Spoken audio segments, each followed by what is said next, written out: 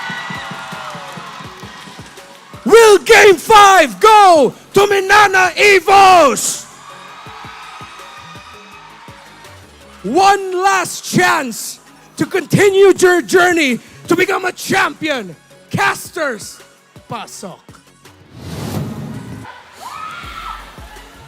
Welcome back to the English Desk. Thank you so much for the breakdown there of that amazing defensive turnaround game for Minana Evos, Renmar. And we can't wait. We've gone from a best of 5 to a best of 3, and now it's a best of 1. It's last game, Game 5, tournament lives here, playoff lives. For all the what's the saying? For all the biscuits. All the biscuits. Yeah. For all the marbles. For all the marbles. I was gonna say, Yeah. are they claiming the biscuits? Are they eating the biscuits? What's going on? Well, in this case, the marbles is an analogy for tournament life. Again, tournament life. Whoever wins moves on to face Fnatic ONIC, waiting right now, and I believe they are in the venue. But whoever loses has to say goodbye. Has to. Your biscuits are gone. Their Where'd your marbles. go? Their marbles are gone. They have to say, you know what, better luck next season. But So, yeah. it could go either way now. I'll have to admit, I was pretty hard on the whole Angela Rome and Leslie debuting, but Minana Evos proved us all wrong. I think the question mark there is, when does that work? When does it activate, right? Like, it was took so a while. erratic. It took a while, but I think the fact that it was a single target roamer on Blacklist made it all the more possible for Blacklist. Well, for Minana rather. Yeah, for Minana. And if you look at this, Oheb leading the average kills here for the regular season, of course, and then you have Kosei, Kalra, Super Marco, Doming.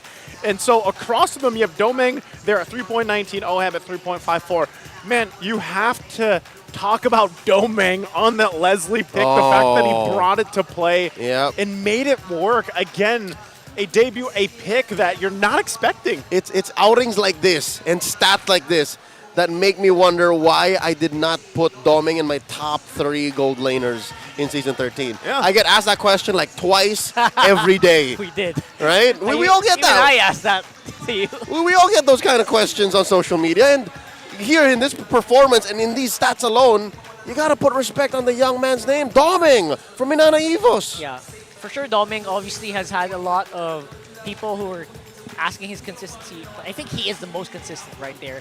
But you also have to look at the people who are, you know, kind of helping him get there. People like Miles, people like Kurt. Let me rephrase that sentence. Doming is the best gold laner at protecting himself in all of Season 13. The win condition. The win, That's right. That should be a built-in keys to victory. Keys to victory. Yep. Yeah. Doming, protect yourself. Yeah, Doming needs to protect Doming. Oh, man. Speaking of, like, look at this from Minana Evos. Team damage dealt per minute. That's a whole lot of damage that Minana Evos pulls off. Mind you, part of the calculation for this is the fact that they have long games in Season 13. They do, yeah. Right? So the amount of damage they're outputting divided, I believe, somehow divided by how long their usual games last. Yeah. Means they're still number 1. I think it's because scrappy. Yeah, it's because it goes to a point where you have to do massive amounts of damage to people who have high HPs because their games go to super long distances. Yep. So Man. yeah, that's inflated. And that's the thing though, is they probably have obviously adopted that identity.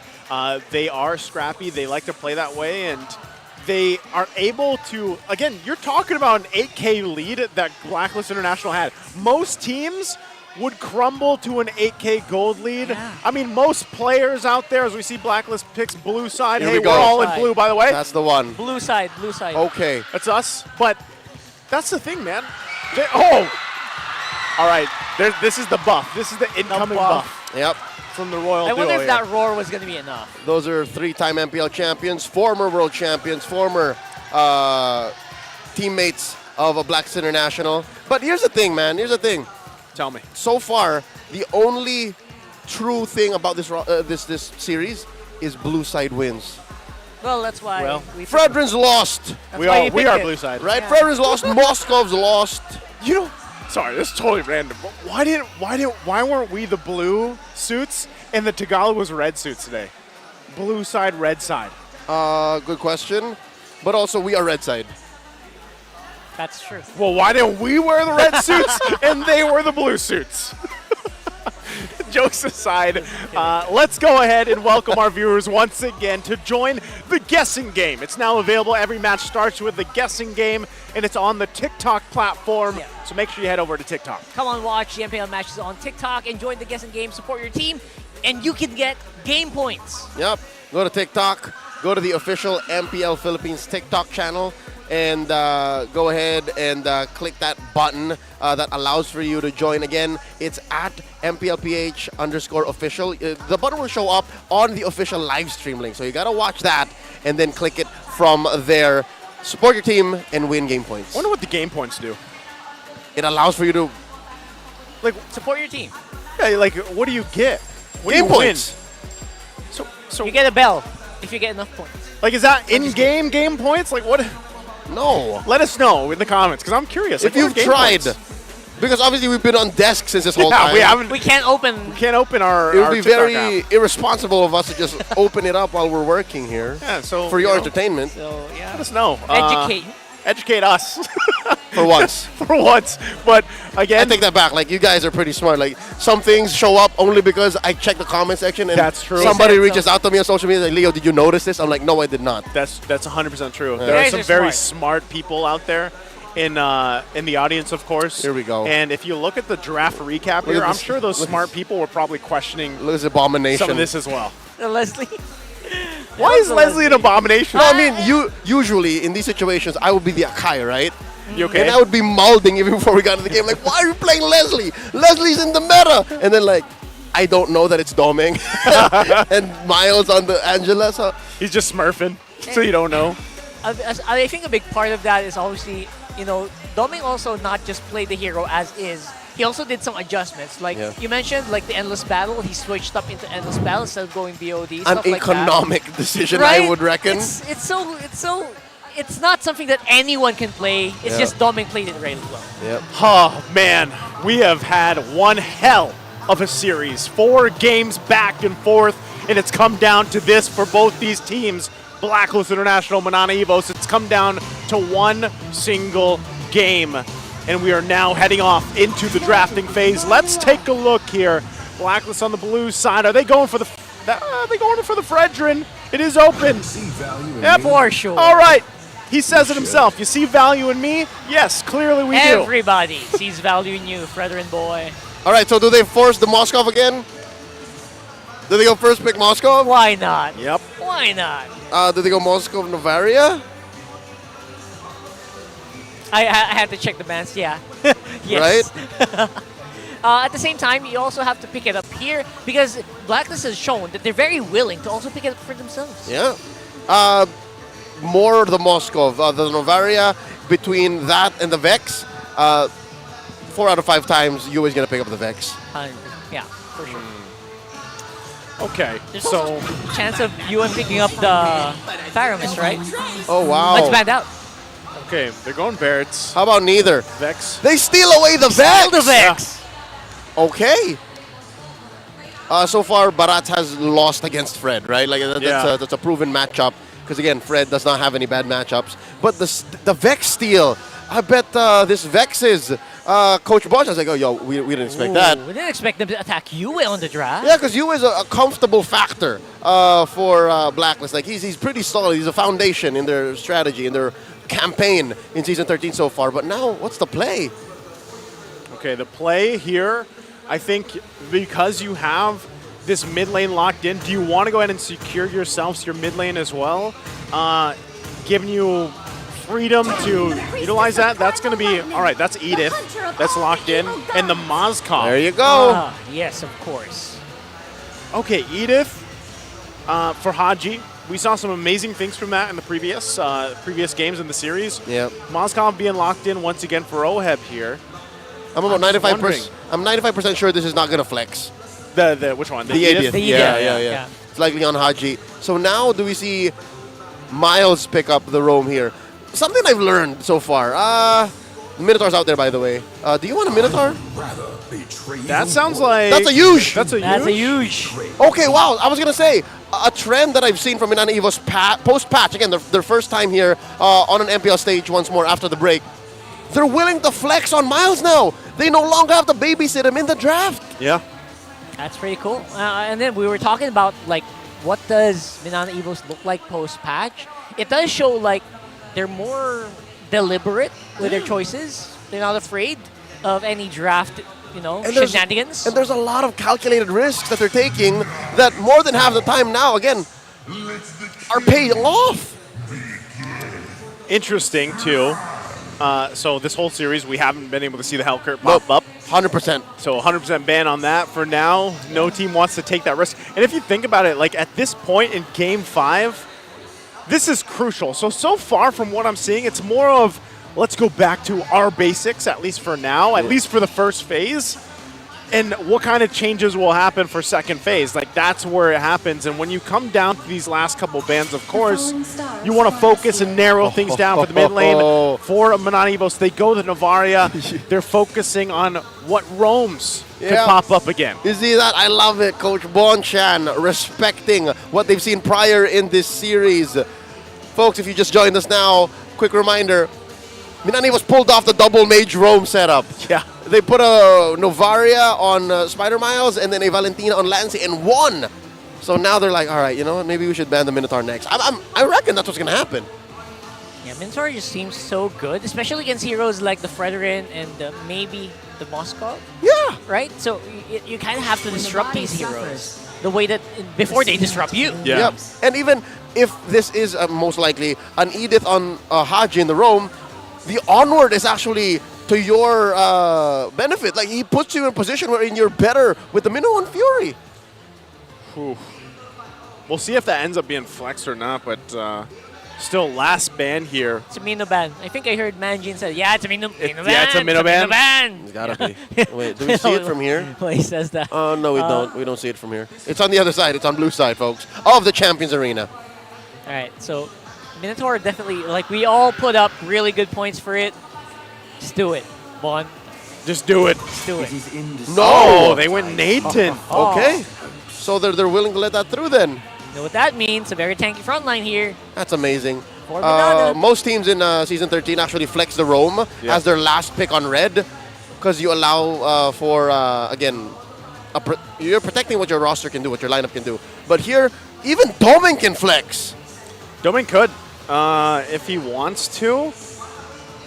But I don't know, man. At this point, it's the bans for the second phase worked out really well, and I think, you know, for gold lane matched up against the Moskov, it's like, do you want to just go the Claude? Do you want to roll that? Again. Oh no, he's gonna do it again.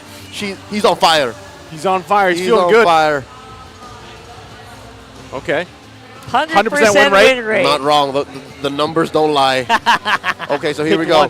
What's getting on Abun Jingjing and what is going to be in viewers' hands? Lilia's still out there. CC is CC banned? Lilia Gord. No, CC's actually open. CC's available. I'm wondering if, too, like with that pickup, Leslie being picked up again, if for some reason we see the Edith flexed.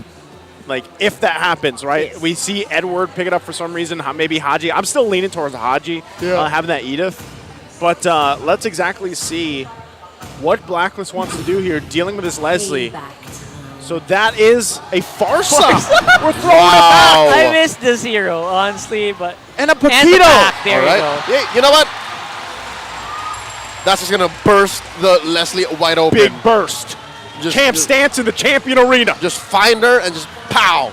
Pacquiao. At the same time, that's also a lot of investment Terry into the Bogard. Leslie. Terry Bogard. That's right. Yeah. It's a lot of investment on the Leslie, and now with this pickup, with these, oh dear Lord, with these two pickups in the last phase of the blue side for Blacklist, they're forcing Minana Evos to think twice about that Leslie pick. It could have been in that last pick, honestly. It could have. It could have. Because this time, too, you don't have a heart guard to help you.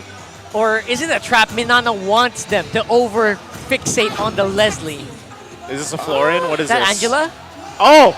Lolita! Wow. Wait.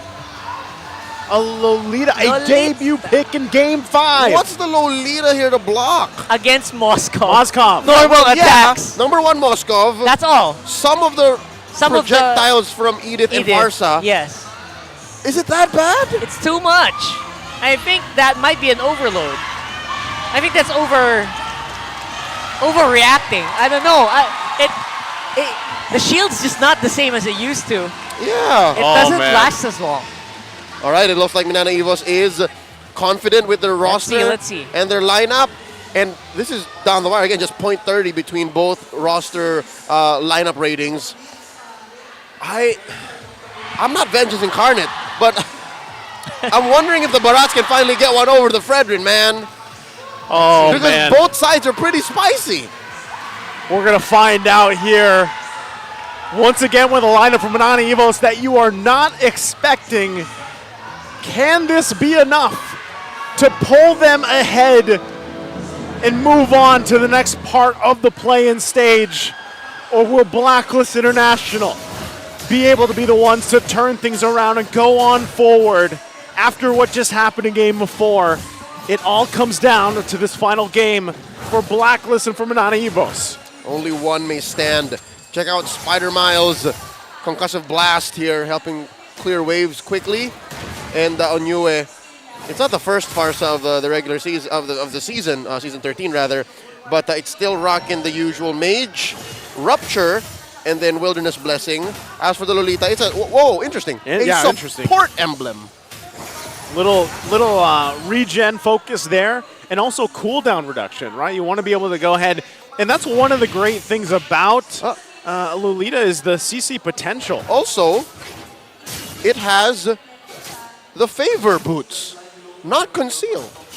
Heal? Yeah. Shields, right? Because she has a Yeah, passive, shields. and then the shield, yeah, the and shield then she heals. can also do it. She also has shield on demand. Oh, all right. Kazin.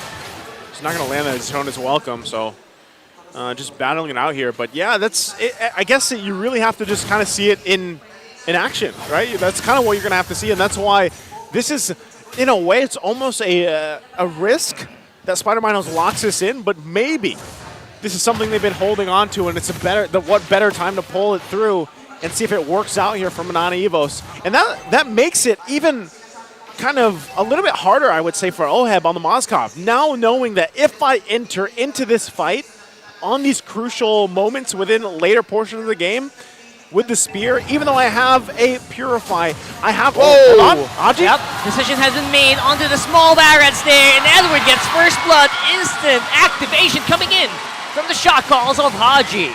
Joseph, you were saying? Yep, and that's most likely going to be a turtle. But again, Oheb will have to work against the shields, obviously being utilized with Spider Miles. That's just going to be an objective for them. What a perfect hero. Oh, Doming still going to be alive. Oh, wow. And then Oheb can just freeze here. Oh, no, he's just bum rush. I think he wants to go for plates. They're going to try to isolate Doming. Oh, just out of range. Just out of range. Barely. Whew, that's calculated. He knows. Oh. He's got to be that far away. Look at all the gold on Oheb now. Well, that's a lot. There we go. Oheb already picking up that first item. Wow. Just a reminder that shield will break after taking 1,000 damage and plus 15% of the total HP of the Lolita. So it's not as good as before. Look at the gold. Obviously it reflects, right? But it's not the effect you're looking for. Anyway, we'll see how that looks later. Thinking about how that... Oh, wait, Oheb. Oheb getting gold in here. Nominal Blast just for good measure. Good Purify. He hit the P, man. He hit the P. Yep. Good usage there, and so they get that out, 80 seconds before he has that next available to him. So he's got to be very defensive here. As you see a lot of this attention now on this bottom side to help Doming up. Again, that's kind of the job. It's like, all right, we have to almost emulate what we did in the previous game to allow Doming to scale up the way he needs to be. I'm wondering if his build path is going to be very similar that we saw in the previous one. Hold on. And there you go, Blacklist. Think, you know what, maybe we can take this fight. And they are going to find Kaizen for their efforts. That's a tight little corridor that even an early game Moscow would love. And this is straight up Ube again. In this 5-game series alone, I think Blacklist has gone Ube and turned the clock. I don't know if it's because of the presence of their former teammates that's allowing for them to do this. Okay, this is... they go in again, Haji! Go straight onto it. Oh my goodness, Doming didn't even last a second there. And it is only going to be a tower kill here for Minana. Oh my goodness gracious. All right, we didn't check in on the XP lane as much, But looking at the XP, looking at the waves, and looking at how Kaizen tried to help Kirk, Edward's doing fine. Edward's actually winning this lane. That's true. Doesn't need as much help as other lanes here. Yeah, so that means he's bobbing and weaving between Kirk's full skill set. Oh, look at right? this. Look at this. Gonna be jumping in, Edward. He's actually in a really bad spot here, but buys just enough time for his teammates to actually get that turtle. Man, what a distraction he is for Edward on this Paquito. We've seen him do it time and time again, and in fashion this time around, of course. It's hard to really find a moment if you're Minana Evos when all these things, not just in one lane, but across the map, are falling apart. And I think Minana Evos, I mean, I believe even in that position they could have killed Edward, right? But even that was a failed rotation. Even that was a failed attempt. So all the more Blacklist barreling on forward. 3,000 gold ahead. And a good chunk of it is on OHEB. 3,000 gold ahead, and with that, look at things falling into place here, item-wise. Dear Lord, 5 minutes in, approaching 6, and he's already got 2 core items. And there you go, they're hunting for Kirk once more. Oh, Kirk. Easy killings, easy pickings, looking like it for Blacklist right now. Kirk had no opportunity to fight, even though he just actually built in his item. And that's the danger of that Paquito locked in for Edward as well. Kirk did not have Petrify off of cooldown. Was like 5 seconds off since he died. So something tells me he was waiting for that. And Blacklist timed well. Again, growing this lead. Approaching 4,000 gold now. And the pressure doesn't let out. The Farsa hunting down that Leslie. It's a tale as old as time. It's happening here again. It makes you wonder, going back to the draft again, they could have held off on that Leslie pick. And they locked it in that first pick of the second phase. And they're getting punished for it here. There are no areas to work on this bottom side. Doming again will be able to spot them out. But look at the turret. It's just going to be demolished by OHEB. They're going stop to stop, man. It's a journey, it's a trip. And they're just taking pictures with turrets and then breaking them down. Something to note, Sensui just built his Guardian helmet. And that's going to allow for him to, unless he took fatal damage, to just keep going. Again, moving from stop to stop. My golly. These feathered airstrikes are hitting like tanks. Yeah, that's something you kind of forget. You don't see Farsa often anymore, but you remember real fast the burst damage, the big dam she provides. And that's 100% turtle take rate for Blacklist in this final game, Game 5. Looking at the items once more. Whoa. He's there trying to look for trouble. Wow, OHEB is up. Fighting back here. OHEB's up 2,000 gold, man. That's a full item. Look up on the mid. Minana looking like they're ready to go for the kill. Kirk close by. Sensui dashes in on him though. And again, the crowd control chain. He can't move. Kirk can't cast the skill, man. What was that? Nothing. Not an ult. Not a petrify. Kirk can't play. Let Kirk play. Let Kirk play. All right. We need him for Minana Evos here. Doming is so far behind. Doming can't farm, man. Oh, wow, the DG on US. Oh, that is He can tough. do it here. Look at that. Oh, my goodness. Look at the damage on the Lolita, even with the shields. That is pure zoning. The Lolita was an odd pick. Its first item, too, was the photo. I wonder what the game plan is here. If you think about it, it's like, all right, we want shields, but what happens when there's just so much damage that the shields don't matter? Yeah, Spider Miles, unfortunately, very much a non-factor at this And point. they just time it out. Look, they see the bulwark and they just let it go. Oh, Edward. Catch Edward, though. Edward. How is he? Okay, here he goes down. The Shot Shaw. Essence. That's right. And there you go. Everyone just make sure that they can protect Yue while he is on Feather Airstrike. Okay, given the fact that this is a 6,000, almost 6.5 lead for Blacklist International, we cannot count out what happened in the previous game. They had an 8K lead, but this feels a little different this time around. This feels like a little more struggle for Minana Evos to actually pull this one on its head again, like pull it over in their favor.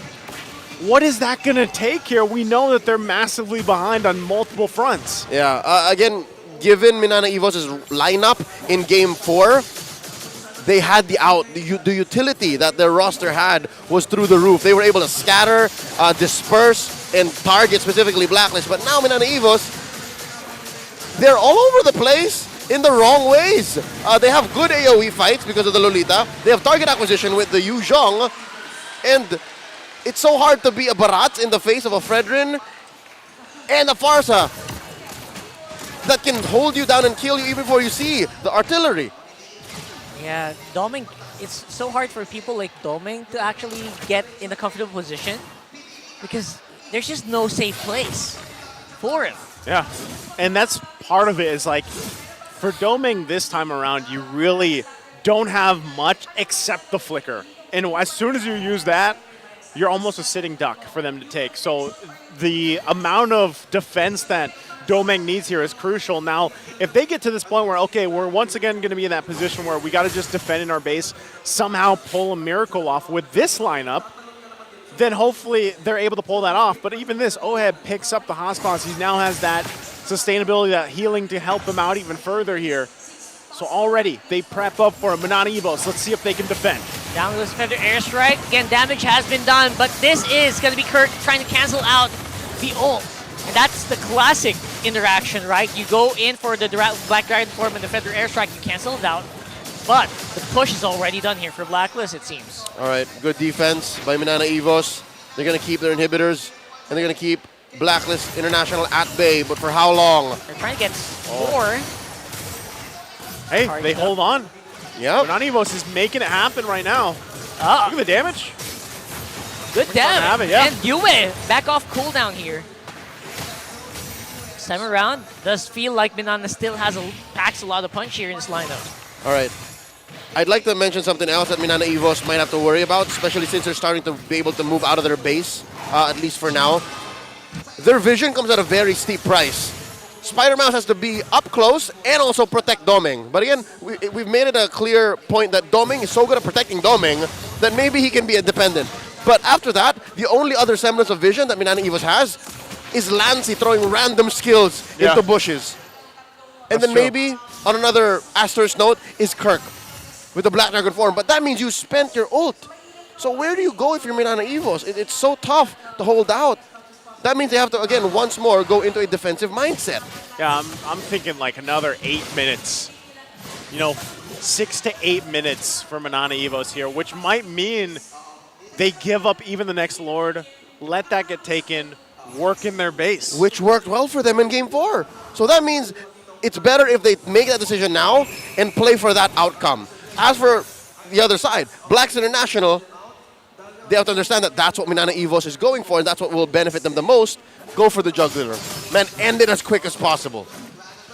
And with that, Lord's going to come up.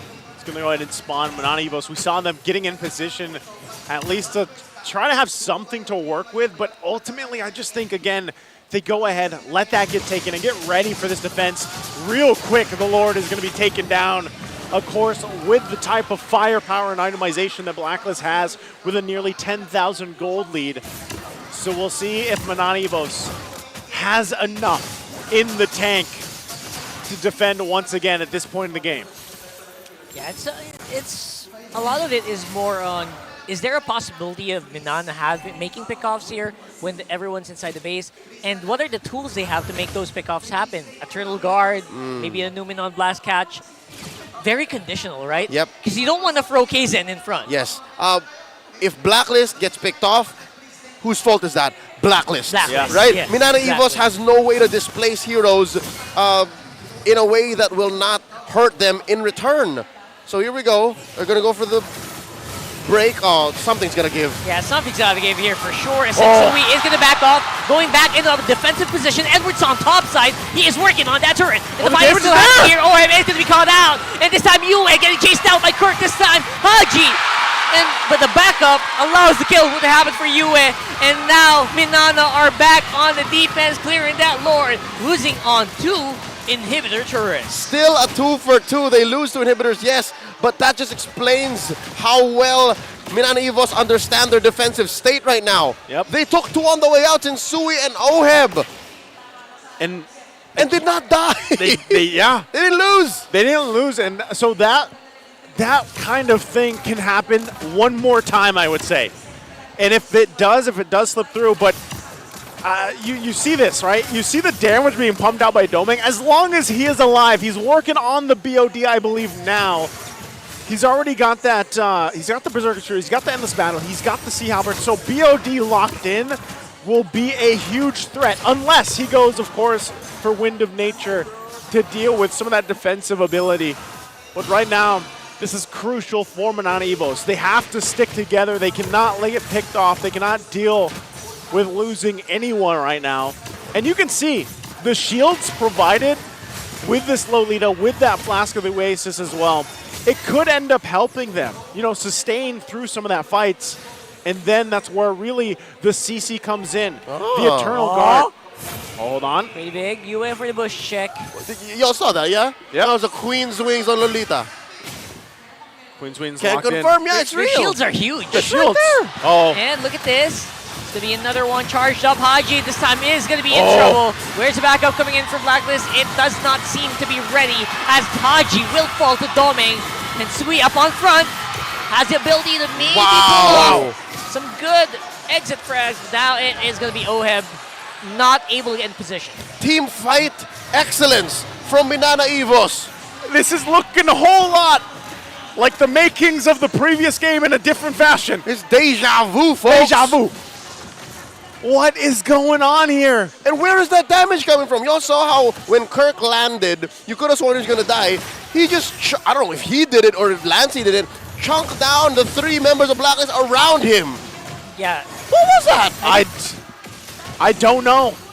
You don't know. But they're going for it. But they're going for it. And right now, it is going to be Blacklist this time around going in first. Oh, but look at Sensui. HP of Sensui not hitting anyone with the Freezer Snap. That's Juggler down. It's 4v5. Kirk falls.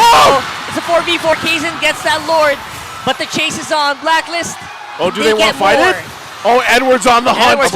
Abu Jingjing. Abu Jingjing looking for Doming maybe. Spotted. But the Lord is going to be there. He had the flicker. He was contemplating.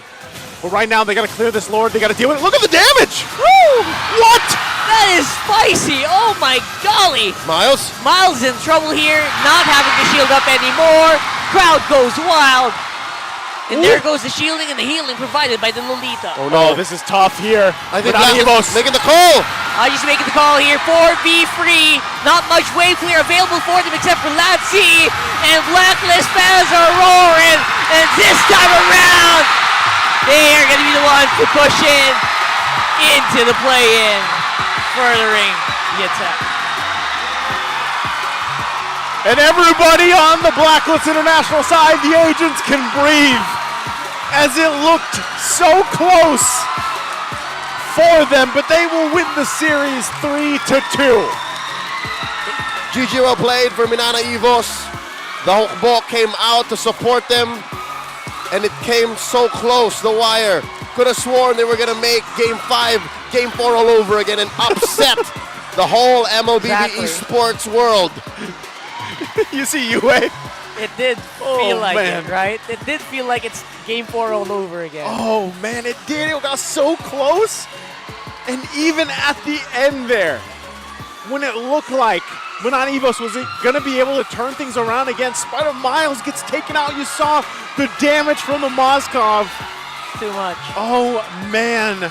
It came down to the wire here. They went all 5 games, all the tricks up their sleeves. The silver bullet Leslie from Doming. Even the Lolita from Spider Miles, which it was so close to working out. And again, there was very little deaths on Spider Miles. I could have sworn I owe him an apology, but today only one team moves forth through the first round of the play-ins. Congratulations to Blacklist International. Man, I got to take a breather for that. I was holding on the edge of my seat. I could have sworn if Miles didn't die there, that could have been good. Well, again, let's go ahead and throw it over on stage with our hosts Hans and Mara to hear from our teams. Thank you, Minana Evos, for giving it your all this season para sa tagumpay. Minana Evos, what is your final message? You're hearing the applauses from everybody in the audience. A final message for this season. Ayun, yung story din, no? Before, kasi we're just manifesting and to be part of the pro scene, no? And sabihin ko na lang din, biggest inspiration namin talaga Blacklist. Bago pa kami nag-start, it's a huge privilege for us to fight in this huge crowd. Grabe yung energy. Sana nag-enjoy. Lahat na pumunta, sulit. Rooting for Blacklist. Thank you so much. Kay Trike. Andyan, tol. Ako, sobrang proud ako sa team. Bumiglas kami. Nalabas namin lahat ng kailangan namin ilabas. No regrets. Diba? Kaya sabi ko, thank you so much talaga sa mga nandito sa venue. And di pa rin, tuloy pa rin yun, pangarap. Thank you sa opportunity. And thank you, Minana Evos. Tuloy pa rin ang inyong pangarap next season. Minana Evos, you may now take your bow. And your journey ends here. Let's give them a big round of applause, everybody.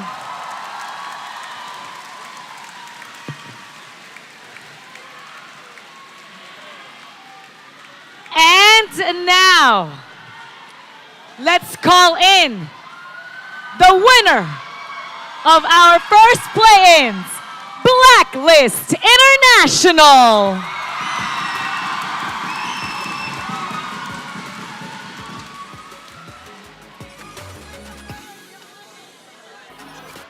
Congratulations to Blacklist International. First off, Sensui, I'm gonna give you the floor. Nagkaroon kayo ng 2 linggong break. Technically, all of the other teams had a 2-week break. Paano kayo naghanda to showcase this kind of play pagdating ng playoffs? Nag-scrim na po kami, tas hindi na rin po kami nag-day off. Tuloy-tuloy lang po yung practice namin. Parang dinedicate po talaga namin yung 2 weeks para sa practice lang. Practice. Hindi ka what they wanted, Mara. Nakuha nila itong panalo nito to continue their run in MPL Philippines. Ohab, congratulations! Now, we've seen a lot of Moskov in this series compared sa ating regular season. How good is Moskov in the meta right now? Kasi parang yung nagiging meta kasi ngayon palakasan ng scaling Kung sino yung mas malakas na scaling hero sa Golden, parang sila yung mas nananalo sa late game Kaya parang naging meta si Moskov kasi maganda yung scaling niya. Nakakapalag siya sa mga scaling na Nathan tsaka Kalod. O tips naman para sa mga manonood natin. Farm lang. Farm lang. Farm lang yan. Yan yung sagot doon. 2 words. This time around, Haji.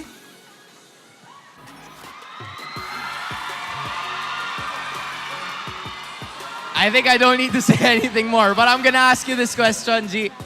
With the gauntlet format, of course you got the win today against Minana Evos, pero hindi pa tapos ang araw ng Blacklist International because in just a few hours or in a few minutes, kakalabanin nyo ang Fnatic ONIC Philippines. How is the team holding up after this win? Kamusta ang mindset ng team? Siguro mindset namin ngayon kailangan muna namin magpahinga Nakapagod. Napagod ka? Oo, napagod. Ngayon na nanalo na kayo sa inyong first match. Would you say na yung mga challenges sa shot calling ng regular season na-solve na ba? Ito na ba ang best mode ng Blacklist International? Tingin ko kulang pa rin kasi nga yun nga, nagkaka-error pa rin kami ganun. Hindi namin masyado maklose yung game. So tingin ko may improve pa kami. May improve pa daw. I see it. Well, I just want to ask one more question from someone with a fresh cut, Edward. We see it. I think kita nilang lahat. Word. Now, I know you guys have played 5 games. Pero para sa'yo ba, how does this feel for you? Is this an advantage for you guys na meron kayong momentum heading into the game mamaya? Or is this the other way around or the complete opposite? What do you think? Siguro, advantage kasi may momentum na kami tsaka nakapag-warm up na ng sobra para mamaya sa ONIC. Seems like they're ready, Mara. Edward, shoutout naman sa lahat ng mga agents here, lahat ng mga fans na nanonood. Shoutout! Shoutout sa inyo, agents. Congratulations once again to Blacklist International. You may now take your bow and take your walk of victory.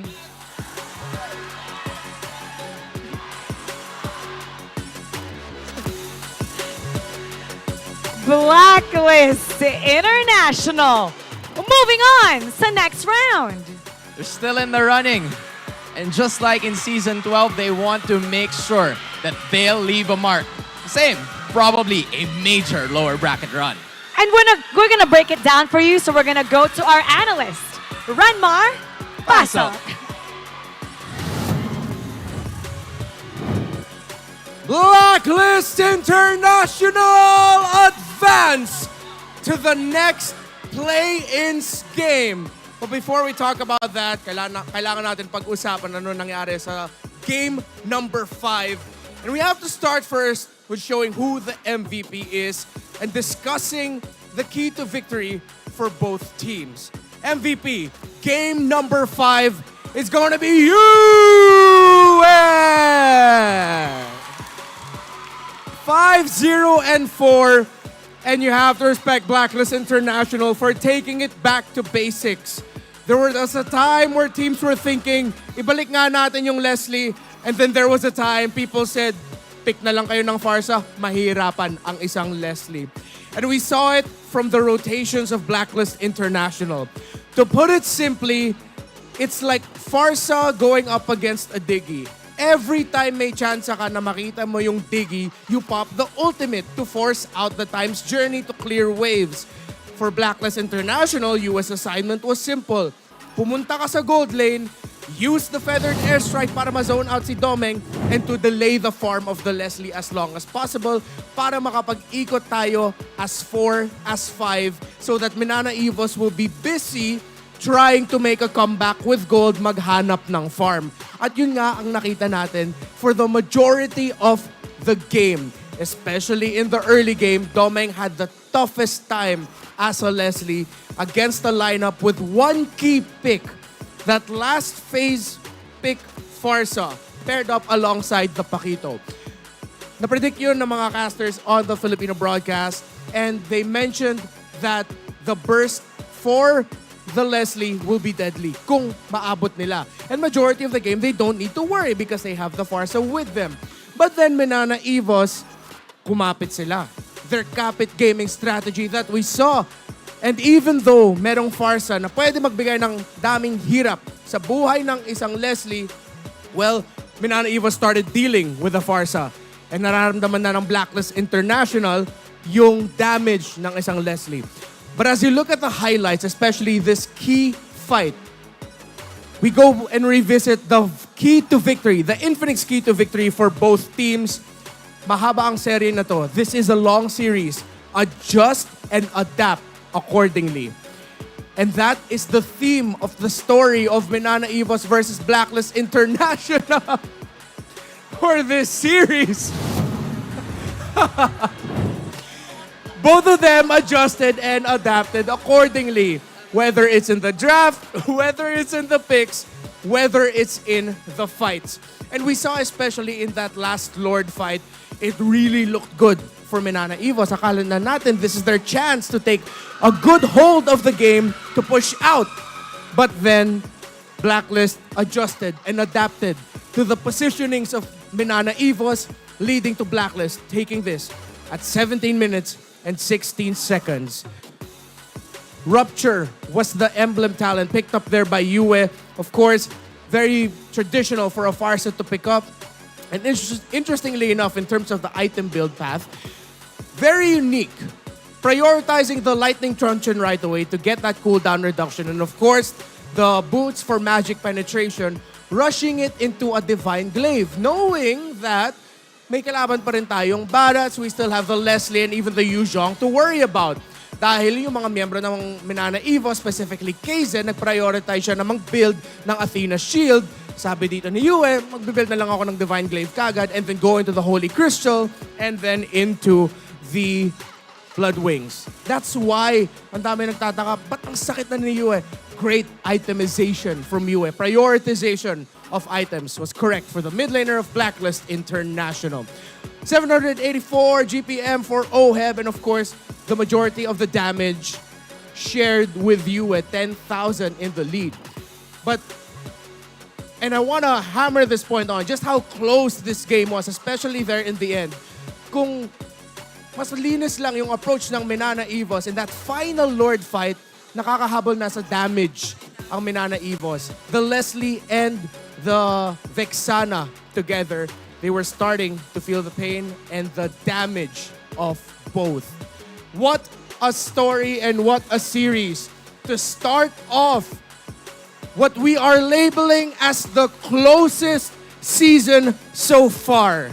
If you doubted that, you were just treated to a 5-game showcase of what it means to fight in MPL Philippines by Minana Evos and Blacklist International. One last bit, we have to revisit the heat map. Saan na ba yun? Heat map, yun no? Late lang onte. It's the rotations of... Guess natin, sino to? Yue? No, Haji, rotations to ni Haji. Yue? Oh, it's Yue. Oh, it's there in the upper right corner, yeah. So for the 5 minutes, Yue, you see here, he was everywhere in the map, prioritizing the objectives at the right time. Yung initial pick-off ng Blacklist International onto Kaizen by minute 2. The first blood of the game came from the fact with great rotationing there. But you look in the lower part of the heat map, there's more of it showing up in the gold lane. Again, that's because of the priority of Yue and Blacklist International to stop that Leslie. If that Leslie free farm, baka iba yung storya ng laban natin. But what happened was, Blacklist International knew what they were up against, knew what they faced, and were able to take the cake. I also really want to commend Haji in this game. The Edith, the confidence, the parang major lack of hesitation on the side of Haji. You don't see him hesitate. He sees a play, he makes it. If he needs to commit the flicker, he will go for it. So, they went ahead and got it. What a series to start off the day, but again, we're not done yet. Because one of the newest organizations, Fnatic ONIC PH, will be facing up against this Blacklist International. So, just a quick checkup on the Champions Arena. Champions Arena, make some noise! Still going good. We still have one more series for the day. The final elimination match in this play-ins round. Blacklist International versus the newly minted Fnatic ONIC Philippines. And I am looking forward to see what else we'll see in terms of strategies, in terms of the drafts, and the gameplay. But before that, let's check up on our two hosts, for they will have a new segment for us leading up to MSC 2024. Mara and Hans, paso. Welcome to See You on MSC, where we'll feature the teams from all over the world who have qualified for the upcoming international tournament happening in Riyadh, Saudi Arabia. And our first stop is North America dahil ang kanilang kampiyon doon ay walang iba kundi ang Bloodthirsty Kings. That's right. Now, Hans, look, we're seeing a lot of stats right here. Take a look at that. And everything seems to be impressive, especially the match and the game win rate. We also have to take note of the hero pool na meron sila. They pull off heroes like the Alpha, Uranus, Hilda, yung mga kamakailan lang para sa atin sa MPL Philippines. Pero ngayon, hindi na natin masyado madalas nakikita. That's interesting. That's right. And after BTK secured their slot for the upcoming MSC 2024, there's been a lot of talks that's noting that it's the return of the NA King, Moba Zane. What do you think about that? That's gonna be big. I mean, siya ang naglagay ng North America in the MLBB map by what he did kamakailan lang nung M3 World Championship. And I'm sure that this is going to be exciting, lalo na para sa kanya, heading forward to another international appearance. Now, aside from him, who else do you think that we should watch out for? Basically, we have to watch out for everyone. Because there's our fellow Filipinos, this is Mielo at si Basic. And you Basic, also have to Mielo, take yes. note of Cole World na nasa roam position and also Mark Cutie in the mid lane. Those 5 are formidable and they really have to watch out for that. Ang galing ng performance. Ang ganda talaga ng performance ni Cole World. Actually, yung mastery niya sa Kaja and Matilda, 100%. That is mastery at its finest. And you also have to take note of the Fred rin, itong si Mobazain at 69% in 16 games. You can't really give a lot of objective-centric junglers to this guy, lalo na kung ganun yung kaya niyang i-pull off. That's right. So we're definitely looking forward to the return of Mobazain in the international scene. Kaya for BTK, MSCU! Supportahan nyo ang ating top 2 teams ng MPL Philippines Season 13, our grand finalists en route sa ating MLBB Mid-Season Cup 2024 in partnership with Esports World Cup. Nagaganapin ngayong July. Dahil maglalaban-laban ang napakaraming mga kupunan doon para sa life-changing na $3 million prize pool. Now, the action hasn't stopped there. For more MLBB, stay tuned only here on MPL Philippines.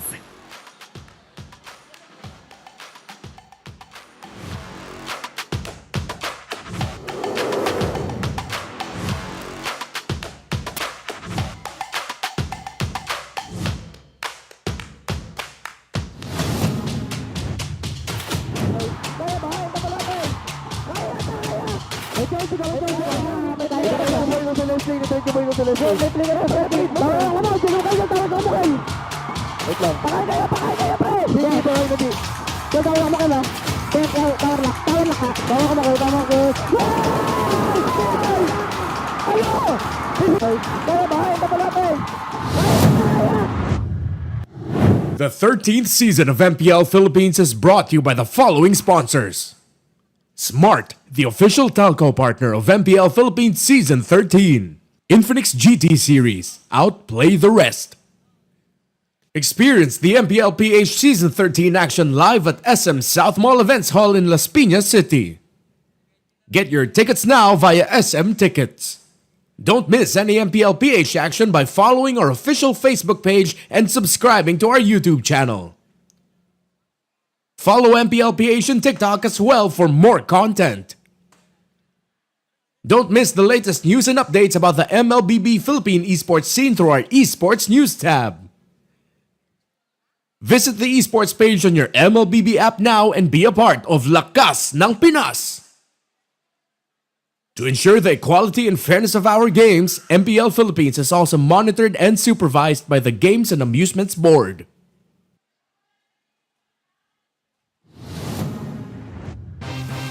Generation Z. Authentic. Real. They thrive in the mundane. But, let's be real, nobody knows what they want. Only they truly understand. For real? Yeah, but that's okay. We get what you need. Guys, where are we going now? Anywhere! Mountain, beach, middle of nowhere! Why? Because we can. Well, let me help out. Smart 5G. Best in 5G coverage experience and best in 5G availability. Oh, wow. Those are a lot of apps. That's fine. When you got Powerall, you could do it all. Multiple apps? No problem.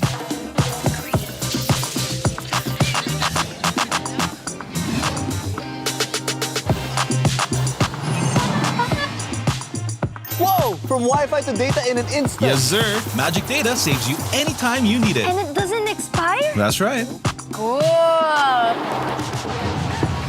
Oh, dead spot. If only you could switch in an instant. Oh, wait. What? eSIM is that easy? For For real kasi. backed up by nationwide coverage. So, yeah, nobody knows what Gen Zs want, but we can keep up with real connection and real fast data. Live for real with Smart 5G plus nationwide LTE, Powerall, Magic Data, and eSIM. You guys pretty much know what we need. Live more today. Generation Z. Authentic. Real. They thrive in the mundane. But, let's be real, nobody knows what they want. Only they truly understand. For real? Yeah, but that's okay. We get what you need. Guys, where are we going now? Anywhere! Mountain, beach, middle of nowhere! Why? Because we can. Well, let me help out. Smart 5G. Best in 5G coverage experience and best in 5G availability. Oh, wow. Those are a lot of apps. That's fine. When you got power off, you could do it all. Multiple apps? No problem.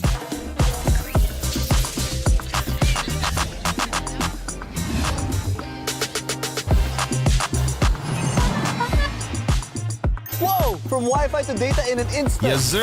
Magic Data. Gets na sila pa rin yung dalawang teams na like all out kahit yung MSC malakas na sila and all that. Pero to think na kahit nasa ibang bansa ka, parang palo ka pa rin. Like sure na may manonood sa'yo. Kasi legit yun eh. Pag grand finals, minsan pag mawawala ka ng gana ng manood. Pero iba dun sa kanila eh. Iba pag Di ba na ano din kayo, may mga nag-watch party din nito eh. Sobrang puno, sobrang puno. Ang lala nitong ano. Kaya rin nasabi ko, en grande. Kasi ramdam ko kahit nasa Indo tayo, Jin, alam kong sa Pilipinas, kahit late na, ang dami pa rin fans, ang dami pa rin nag-gather. Ang dami gagan. 1 hour ahead, di ba? Yung PH. Halos alas 12 na ata natapos yung play na nalala ko sa party. Ang funny pa nun kasi lumalabas talaga sa malaking screen si Kuya Manjin. Yung isa sa memorable na naalala ko dito, yung RRQ versus Blacklist, yun yung pinakamaraming yung pinakamaraming most viewed. Agents versus Kingdom. Parang ganun, 4 point something PCU. Yung time na to, sobrang stress na ng Blacklist. Oo, stress sila dito. Super stress. And I remember seeing Edward talaga nakayuko na siya. Tapos si Venus. Upset na siya dito. Ano eh, gustong-gusto nilang panalunin to, ni Narbon. Gusto nila yung back-to-back M-series. Tapos wala eh. Galing. Ito yung dito natin unang lumabas yung Trevor Blitz draft na kahit anong gawin ng Blacklist. Ito, game. Advantage on the first turtle objective. Ayun na! Gusto na Evos to hold that. Haji with the triple knockup! Kita mo naman ang init ni Imam God. Nag-adjust dito sa south. At nakakuha ng tatlo. Welcome, kinagat. Okay, inuntok. Sinong unang babana? Rigid threat. Nilabas na naman dito. Habang yung Dragon ay nandun ni Dragon Tail. Haji is gonna fall down. Habang lumalaban na yung mga javelins. Imik tayo tatlo para tayo na-stun. Yung play mismo ay, pero nauntok. Ay, nako mo. Ay, nako, alam nilang walang ultimate. Kakasabi mo lang. Ito na yung final blow na meron. Si Edward, nagkakamusan. Ay, yung spear. Bato, heavy jet. Kapiling, 3. Pero sa likod, ito naman yung architect. Silaban natin ngayon sina Yue. Wala si Yue dito. At mukhang dito susugat ang mundo. Tignan natin. Ay, nako mo. Ay, nako. Sa bayan, Bulado. Tignan natin. Nagko-call na ngayon ng Lord. Si Sitsui, pero yung Dragon ay inabangan nila. Inabangan ng Dragon. Make it alive. Can Kurt make it? Pero ayun, Dominic! Okay! Mga ultimates ngayon yung Minana, kaya magkukolab lang sa International and go. Yun yung dot na meron. At yun na rin yung mini-lord na nilabas. Knock-up sessions. Eto na ang Dragon ni Kurt. Pero kakayanin ba ito? Ultimate. What a 25. Haji Miguel, the double kill. At ngayon, mabibita sa an outplay. Transitioning to an endgame. Let's see. Pero walang. Yun, may isang minions lang. Pati-defensaan ba to? Ng side. Minana. Isa na lang! Afar! Umaag pero water! What a prediction mo kay Kurt! Pero look at the top Walang lane! reset. Look at the top lane! Basagan to rin ngayon! Okay, setups coming in. Bloom heal coming in na din. Pero hindi magiging enough ang heal sa na-deal na damage. Okay? May surpresa, Tori ah. Napakaganda item dito. Dahil wala si Dominic, wala na naging Nilapag ka dito, kumukuha ng vision, pero may nilapag! Uy, penalty zone! Bloom heal, mula dito sa side ng Minana. Pero wala ng Bloom heal. Dahil nawala na rin si Kirk. Double kill para kay... Now, looking for a way to get Minana. Evos may heal. Uy, tika lang. Oh, Hem, tingnan natin. Verify. Namumula. Oh my goodness! With the damage output ng ultimate ni Kazen. Nakakuha ng magandang pitas dito ang side ng Minana. At nakubo! Do you believe in miracles? Folks coming in from Spider-Man. Si Aji nandun na. Kazen, binibigyan nila. Kazen, ultimate may Bloom din.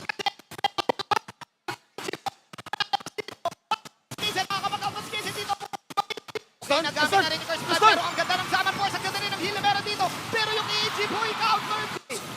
Buhay si Lancy. Kaya pa mag-clear ni Lancy dito, hindi tumama yung Star Shatter. Napa-ultimate na lang. Gagamitin nila yung penalty zone at gagamitin nila yung mini lord. Alam nilang walang stream side ngayon. Ang ganda! ng Minana habang si Casey dito. Pero what a stun na ginawa ni Sensui to counter Kaysen! Ang ganda sana ng block ni Kaysen dito pero na-stun siya. Rin eh. Ayan na! naman!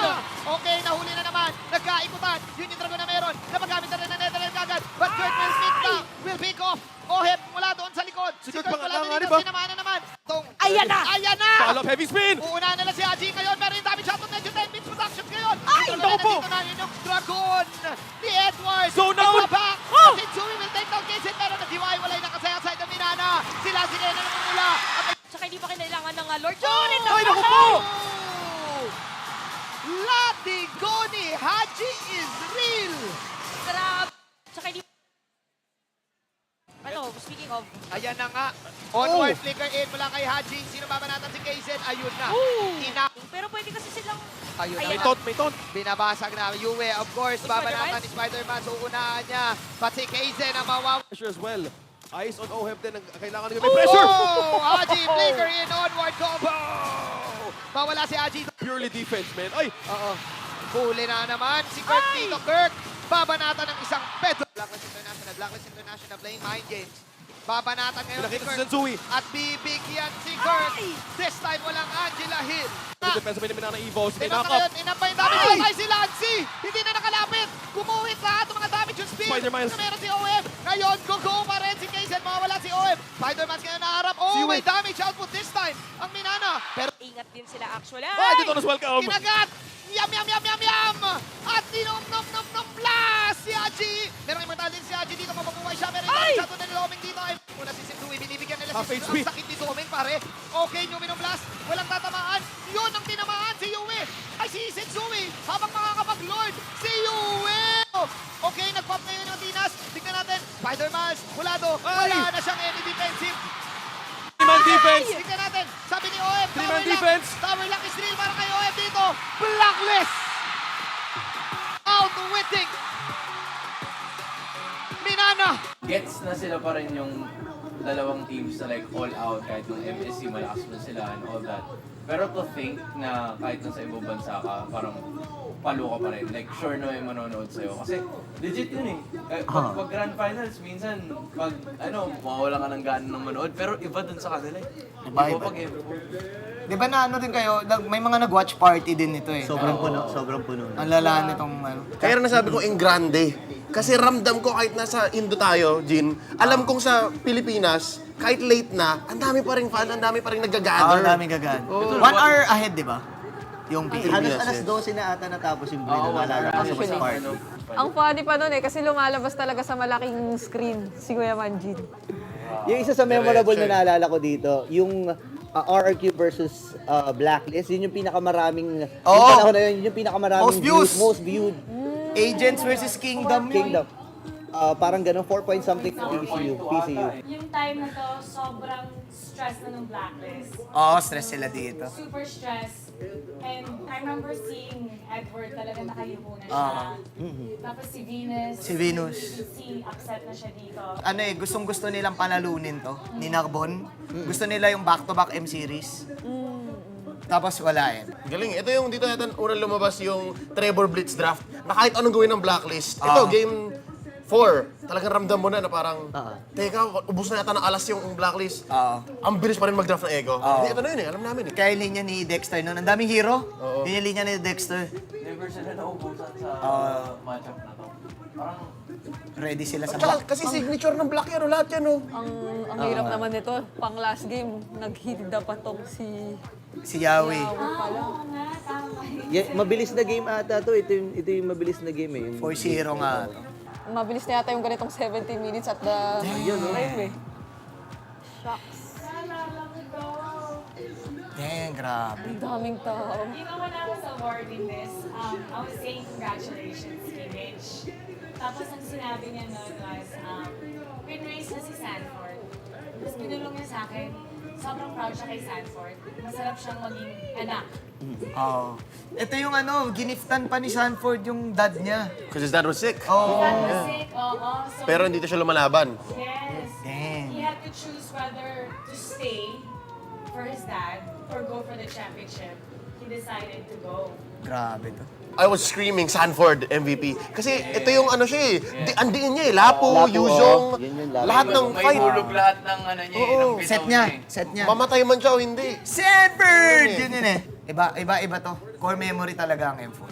Okay, I have a fun trivia for you guys. Did you know na Echo napaka-superstitious? Ano ang Tagalog superstitious? Mapamahiin. Mapamahiin. So kapag may kinain sila, tapos nanalo sila, they need to eat it again. Sabi ni Coach Tekta. Pero kapag may kinain sila, tapos natalo, palit Out na. ng menu. At si Carl Tizzy, sa sobrang, I guess, superstitious and favorite niya, every single day, ang kinakain niya doon, grilled salmon and nasi goreng. For 1,500 pesos every day. Yun yung pampaswerte. Oo. Ang masasabi ko talaga, personal experience, pag hype at passion ng fans, panalo talaga Indo, for me. Talo ang PH. Kasi, naalala ko, bukod doon, kaya akong sabi manghang, binubu talaga yung yung echo, nasa entrance. Hindi ko lang rinig sa broadcast yun eh. Yung bu eh. Hindi, pero... Alam ko merong moment. May moments. As in talagang pagka-entrance sila, tapos parang yung bu na yun, dama mo yung pagka-sports niya na parang, walang personalan, parang, bulang talaga siya. Bulang talaga. Bulang talaga kayo. I remember when I heard that, oh my God, what did it, wow. Pero that's what made it more victorious and triumphant nung nanalo tayo. Kasi binubu tayo. Nung natalo natin, it's like, yes. Bang! Yes. Tapos after nun parang tapos na. Parang everyone, parang may mga nalungkot na natalo, pero parang kasama siya eh. Kasama siya laro eh. Alright, tapos na tayo sa M4. Now, let's reminisce about M5. So, kung may maalala kayo sa M5, you can describe it in one word. How would you describe M5 World Championship? Dikdikan. Dikdikan. Dikdikan. Okay. Wala eh. Yun talaga eh. Sa akin, Rizal. Rizal. Kasi kailangan one word lang eh. Hindi ko Rizal before. Sa Rizal Memorial Stadium. Classic. El Clasico. Yun na lang. El Clasico. El Clasico. Sa akin finale.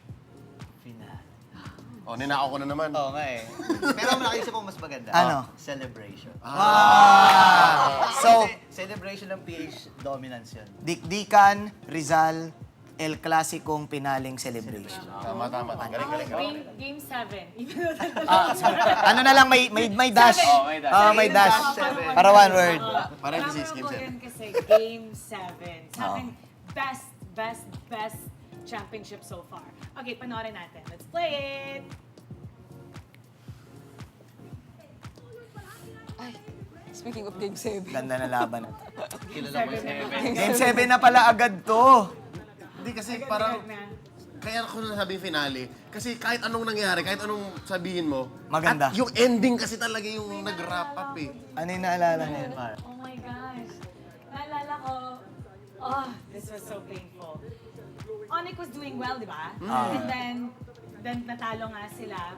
Sa interview dun sa stage, oh my gosh. I had to get them mandatory na to ask them final words. Tapos si Kyrie was already crying. Hindi siya makapagsalita. So, nagsalita na. I think si Coach Yab ba yun? Hindi siya nagsalita. Parang tinap siya. Tapos parang pinapunta na siya sa likod. Pinapunta siya sa likod. So, umiiyak na si Kyrie nun. Nag-celebrate na at lahat yung brand. Na-announce ko na as winner. May awarding pa. I think must have been good 30 minutes. Tapos, naisip ko, nasan sila Coach Yeb? Pagtingin ko, nandun sila sa corner. I went to Coach Yeb and I'm like, Coach Yeb, next year. Yeah. Sabi ni Coach Yeb, meron pa ba? And then, sabi ko, nasan si Kyrie? Umiiyak pa rin si Kyrie sa loob ng room. Nandun pa rin siya, still with his head down. The entire time, everybody was celebrating. Yeah. So parang it was like a triumphant moment for Philippines at the same time. Nakikita mo yung kababayan mo na umiiyak na sobrang tagal. At least 30 minutes, 45 minutes nga ata. Nag-celebrate na lahat. Nandun pa rin siya, hindi siya makagalaw with his head down. Tapos naalala ko, sinisisi niya yung sarili niya na. Yung dive doon sa damo dyan sa riverboat place. Sa right mid. Tsaka feel ko ang laki rin kasi ng expectation sa kanila given that they won MSC. Yung level ng understanding na parang sila na ba yung ultimate threat dun sa dominance that we've been talking about for the longest time. Again, going back to M4, underwhelming yung performance nila nun. Oo. Yun yung naalala ko kasi usap ko si Yebe, parang di kasi namin naalala yung laro namin. Tapos nagpalakas sila ng nagpalakas. MSC. Nami-mental sila nun, no? Oo, M4. nami-mental sila. Tapos ito yung parang in-expect. Kasi galing upper bracket yung ONIC nito eh. Ito yung... Linaglag nila yung brain after a comeback. Yeah. Ay, yung parang naalala ko na storylines kadalasan kahit nung groups pa lang, laging may pagka-Titan na ina-attach. Kasi parang panahon pa yun ng Attack on Titan na finale din. Tapos laging ONIC yung tinatawag na Titan, kasi walang makapagpabagsak. Prime to eh. Prime nung lineup. Tsaka yung season niyan ng season ng ONIC niyan, full domination doon sa Indo. MPL ID. Naging dikdikan lang yung laban nila ng GigFam, pero makikita mo talaga yung lakas ng ONIC doon sa Indo. Kaya agree ako Leo dito sa finale kasi both stories mag-work dito. Ito na ata yun? Hindi pa. Ito. Ay, yung bush, Pops. yes. Ito Kala ko yun. yung ending, pero the bush, yes. So hindi pa to yun? Hindi pa tapos.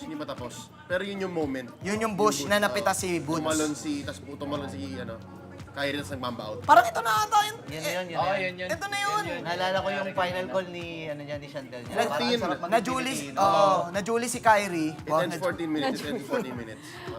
Para sa akin kasi, kaya finale, now knowing what we know this event was 4 or 5 months back? Para sa akin kasi, finale siya kasi ending siya ng isang story. Dalawa. Ending siya ng chapter. Yes. Chapter. And I know in the near future na magre-recover naman yung Onyx. So, ibig sabihin, new page yun. Tayo, we ended our story, and specifically AP Brand's story, na world tour. For Onyx, new chapter lang kasi alam kong magre-recover sila eh. Makita na natin eh. Ito yun. Good conclusion siya.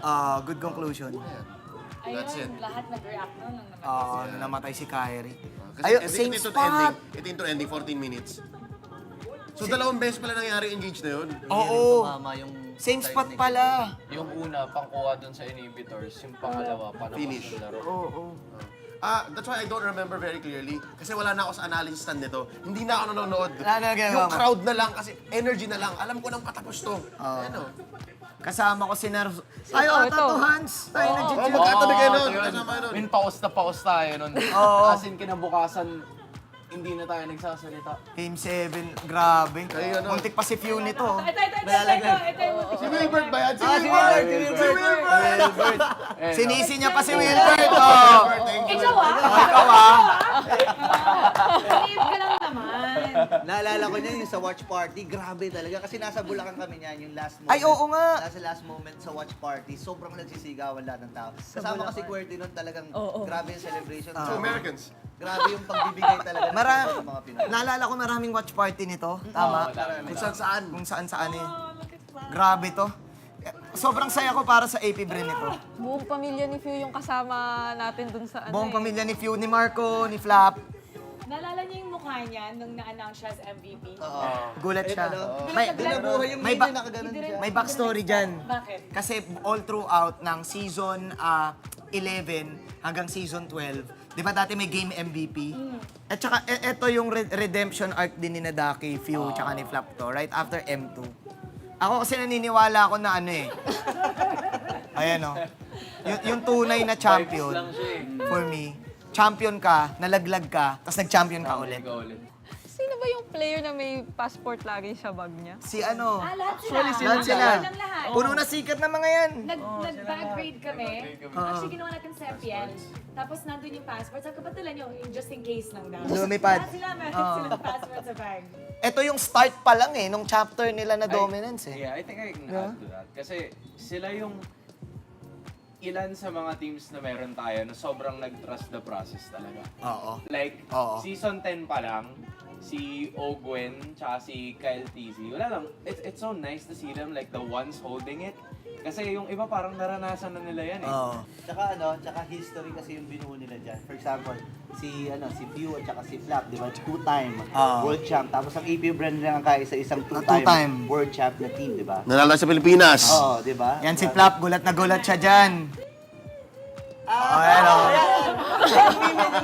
Turn around yan, turn around. Gino-joke nila yan. Never gets Oo. old. Tapos umiyak yung mami niya dito. Oo, katabi natin yung mami niya. Iyakan din ako. Umiyak din tayo. Naluha din ako yan eh. Okay, funny trivia. Did you know na sa sobrang kulit ng AP brand, may 3 players doon? Pinala ni Coach Daki sa puwet. Dahil nagkapikunan yung 3 players. Sa hotel. Naging ganon. I'm not sure. The first one? Sino kaya yung makulit? Hulaan ba natin? Hula ko dyan, una si Flap. Feeling ko si Flap. Flap yung isa. Flap, galawin mo yung baso. Si Flap. Yun lang yung hula natin. Si Flap. Flap. Flap for sure. Flap For sure sure. yan. Makulit. Number one Si yan. Kyle, feeling ko. Basta out si Few, out si Few. Kyle. Out si Few, tsaka si Ogwen for me. Okay. Oh, so sila Kasi tatlo lang. Pando. Pas, Okay. Marco. So may... Pero feeling ko Ogwen. Pwede natin i-ask si Coach Ducky. Para sa kanya napalo sa puwet. To discipline them. Now, speaking of, okay, yung phrase na Pinas lang malakas. Okay? Sabi ng Echo, nung M4, Pinas lang malakas dahil nag-PH to PH sa finals. What are your thoughts on that? Yung Pinas lang malakas na phrase, actually, nagamit lang siya ng M4, pero feeling ko nag-start siya M2 pa lang. Doon pa lang, right after manalo ng World Championship ng Bren Esports nung panahon na yon. So, naging meta shapers Tama, tayo. meta shaper sila. Nuhulma.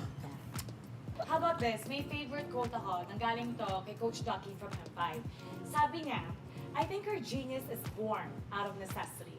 Everyone wants something better for their families. Filipinos are family-centric culture.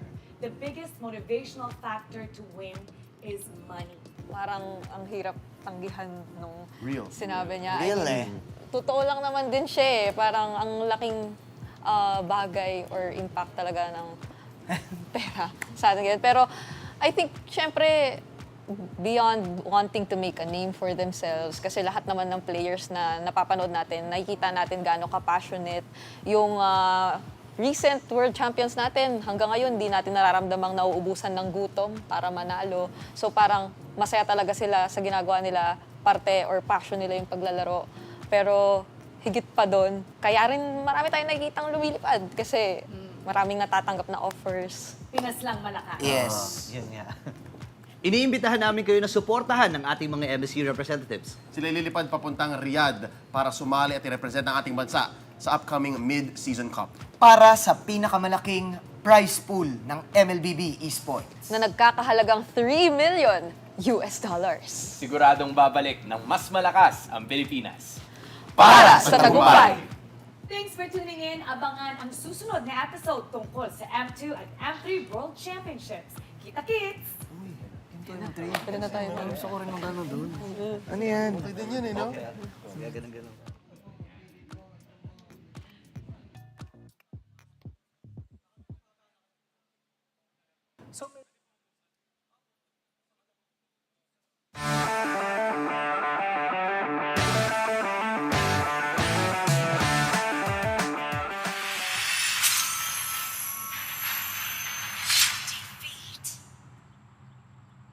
Ano ba to? Feeder? Walang team play? Passive yung SS? Ano ba tong butaw na to? Paano to? Kailangan ko bumawi. Kailangan ko ng...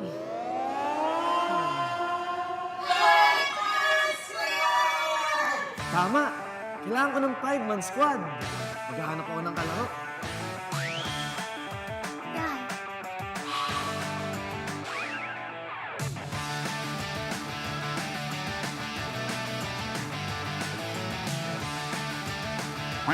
Kapag buto makalaro sa RG, build your own 5-man squad.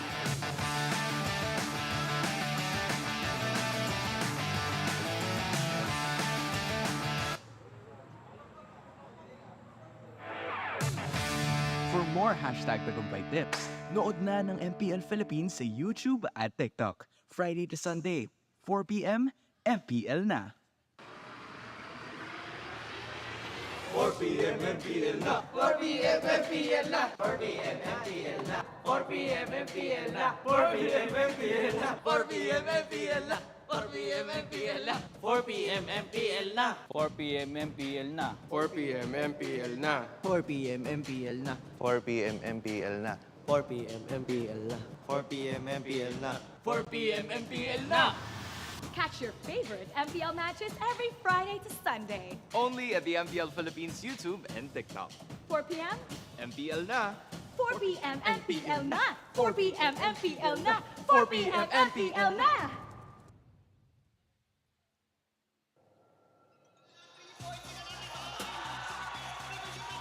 Walong kupunan nung nagsimula. Sinubaybayan natin ang kanilang mga laban. Nagpakita ng lakas sa loob at labas ng laro.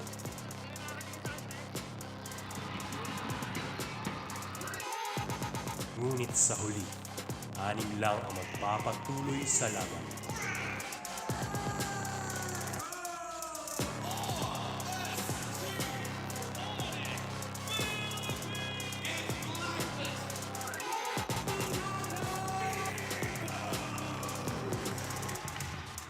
Sino ang magiging kampiyon? Sino ang tunay na magtatagumpay? Abangan ang huling laban para sa tagumpay.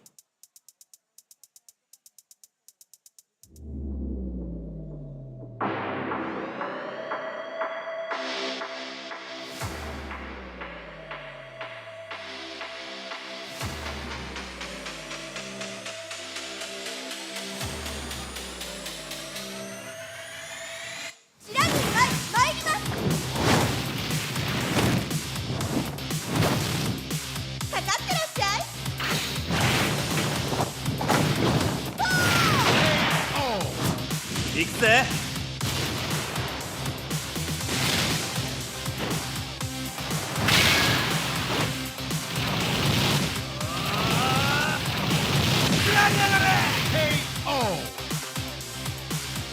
맥시가 지가운다요. Hey, come on, come on.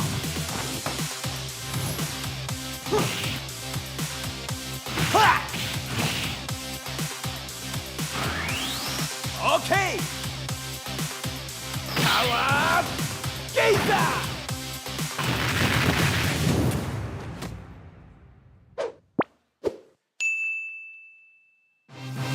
Generation Z. Authentic. Real. They thrive in the mundane. But let's be real, nobody knows what they want. Only they truly understand. For real? Yeah, but that's okay. We get what you need. Guys, where are we going now? Anywhere! Mountain, beach, middle of nowhere! Why? Because we can.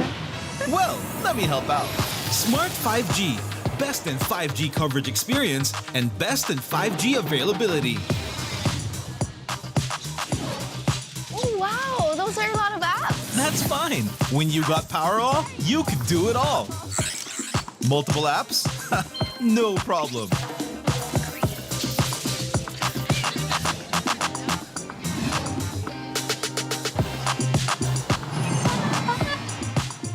Whoa! From Wi-Fi to data in an instant. Yes, sir.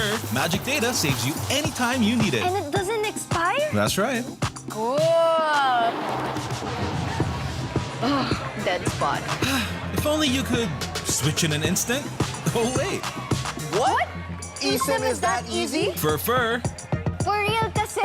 backed up by nationwide coverage. So, yeah, nobody knows what Gen Zs want, but we can keep up with real connection and real fast data. Live for real with Smart 5G plus nationwide LTE, Powerall, Magic Data, and eSIM. You guys pretty much know what we need. Live more today. How to register the Smart Gig Arena. First, go to gigarena.smart on your browser. Click Sign In at the upper right corner and enter your smart mobile number.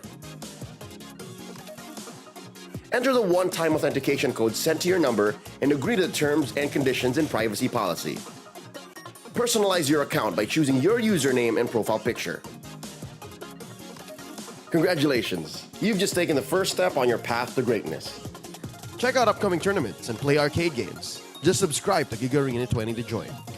To join tournaments, click the Tournaments tab. Find the perfect tournament with the search option.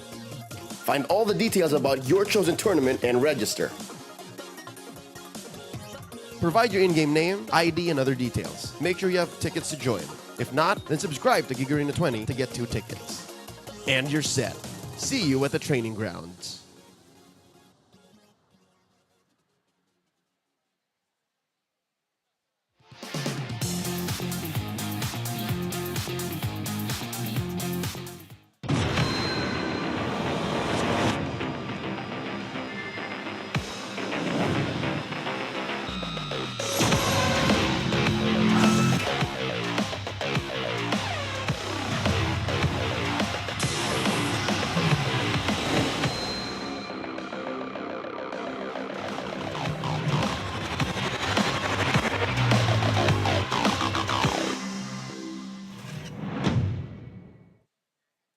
Advantage on the first turtle objective. Ayun na! Tapos Minana Evos gonna hold that.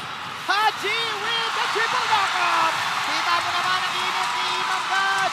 Nag-adjust dito sa south. At nakakuha ng tatlo. Welcome, kinagat. Okay, inundog. Sinong unang babana? Rigid Red, nilabas na naman dito. Habang yung Dragon na doble ni Dragon Tail, Haji is gonna fall down. Habang lumalaban na yung mga javelins. Imik tayo tatlo para tayo na-stun. Yung play mismo. Ay, teka lang. Si Doming. Pero nauntok. Ay, nako ba? Ay, naku, alam nilang walang ultimate. Kakasabi mo lang. Ito na yung final blow na meron. Si Edward, nagkakamusan. Ayun yung spear. Bato, Heavy Jet. Kapiling, 3. Pero sa likod, ito naman yung Architect. Sinabang natin ngayon sina Yue. Wala si Yue dito. At mukhang dito susugod na Monko. Tignan natin. Ay, nako ba? Ay, naku, sa bayan, Bulado. Tignan natin. Nagko-call na ngayon ng Lord. Si Sitsui, pero yung Dragon ay inabangan nila. Inabangan ng Dragon. Make it alive. Can Kurt make it? Pero ayun, si Dominic! Okay! Mga ultimates ngayon yung Minana, kaya magkukulab lang sa International at go. Yun yung dot na meron. At yun na rin yung mini lord na nilabas. Knock-up sessions. Eto na ang Dragon ni Kurt. Pero kakayanin na to. Ultimate. What a 25. Haji Miguel, the double kill. At ngayon, mabibita sa and out play. Transitioning to an end game. Let's see. Pero walang minions. May isang minions lang. Matindepensaan ba to? Ng side. Yung Minana. Isa na lang! Apart!Uma-out pero water! What a prediction mula kay Kurt! Pero look at the top Walang lane. reset. Look at the top lane. Basagan to rin ngayon. Okay, setups coming in. Bloom heal coming in na din. Pero hindi magiging enough ang heal sa na-deal na damage. Okay. May surpresa, Tori, ah. Napakagandang item dito. Dahil wala si Doming. Wala na naging... Tsaka hindi pa kinailangan ng Lord John. Ay, naku po! Latigoni Haji is real! Sarap. Tsaka hindi ng Netherlands. Buhay si Kaisen dito. May damage shot ng Otis si Sensui. Nag-trigger si Tingnan Dominic. natin. Nasa likod si Kurt. Ayun yung hard card. Kung dito ako. Pero yung damage output, the burst output na meron si Dominic. Free hit si Dominic ngayon. Nakakuha din si Lancy. Masyadong na malalim ang side ng Blacklist International 3 heroes lang. Habang si Kaisen. Binuksan na electric fan. Sino target? Si Sensui. Wala nang Curse of Bloom. Pero ang sakit ni Dominic. HP force nila. Ala. nawala na immortality. Gumuguhit. Ow! Fortune. Okay, buy and sell. Ay! Ingat din sila actually. Ay, dito na welcome. Kinagat! Yum, yum, yum, yum, yum! At ninom-nom-nom-nom blast si Haji! Merong immortal din si Haji dito, mapabuhay siya. Pero yung shadow na ni Doming dito ay muna si Sitsui, binibigyan nila si Sitsui. Ang sakit ni Doming, pare. Okay, Numinong blast. Walang tatamaan. Yun ang tinamaan si Yue. Ay, si Sitsui. Habang makakapag-lord, si Yue! Okay, nag-pop na yun yung Tinas. Tignan natin. Spider-Mans, Bulado. Wala na siyang any defensive. 3-man defense. Tignan natin. Sabi ni OF, Three-man defense. Tower lang is real para kay OF dito. Blacklist. Outwitting. Minana. Gets na sila pa rin yung dalawang teams na like all out kahit yung MSC malakas na sila and all that. Pero to think na kahit nasa ibang bansa ka, parang palo ka pa rin. Like sure na may manonood sa'yo. Kasi legit yun eh. Pag grand finals, minsan pag mawawala ka ng gana ng manood. Pero iba dun sa kanila eh. Iba pag Di ba na ano din kayo, may mga nag-watch party din nito eh. Sobrang puno, sobrang puno. Ang lala nitong ano. Kaya nasabi ko in grande. Kasi ramdam ko kahit nasa Indo tayo, Jin, alam kong sa Pilipinas, kahit late na, ang dami pa ring fan, ang dami pa ring nag-gather. Ang daming gagan. 1 hour ahead, di ba? Yung Halos alas 12 na ata natapos yung play na naalala ko sa party. Ang funny pa nun kasi lumalabas talaga sa malaking screen si Kuya Manjin. Yung isa sa memorable na naalala ko dito, yung RRQ versus Blacklist, yun yung pinakamaraming, yung panahon na yun yung pinakamaraming Most views. most viewed. Agents versus Kingdom. Parang ganun, 4 point something PCU. Yung time na to, sobrang stress na ng Blacklist. Oo, stress sila dito. Super stress. And I remember seeing Edward talaga nakayuko na siya. Tapos si Venus. Si Venus. Upset na siya dito. Ano eh, gustong-gusto nilang panalunin to, ni Narbon. Gusto nila yung back-to-back M series.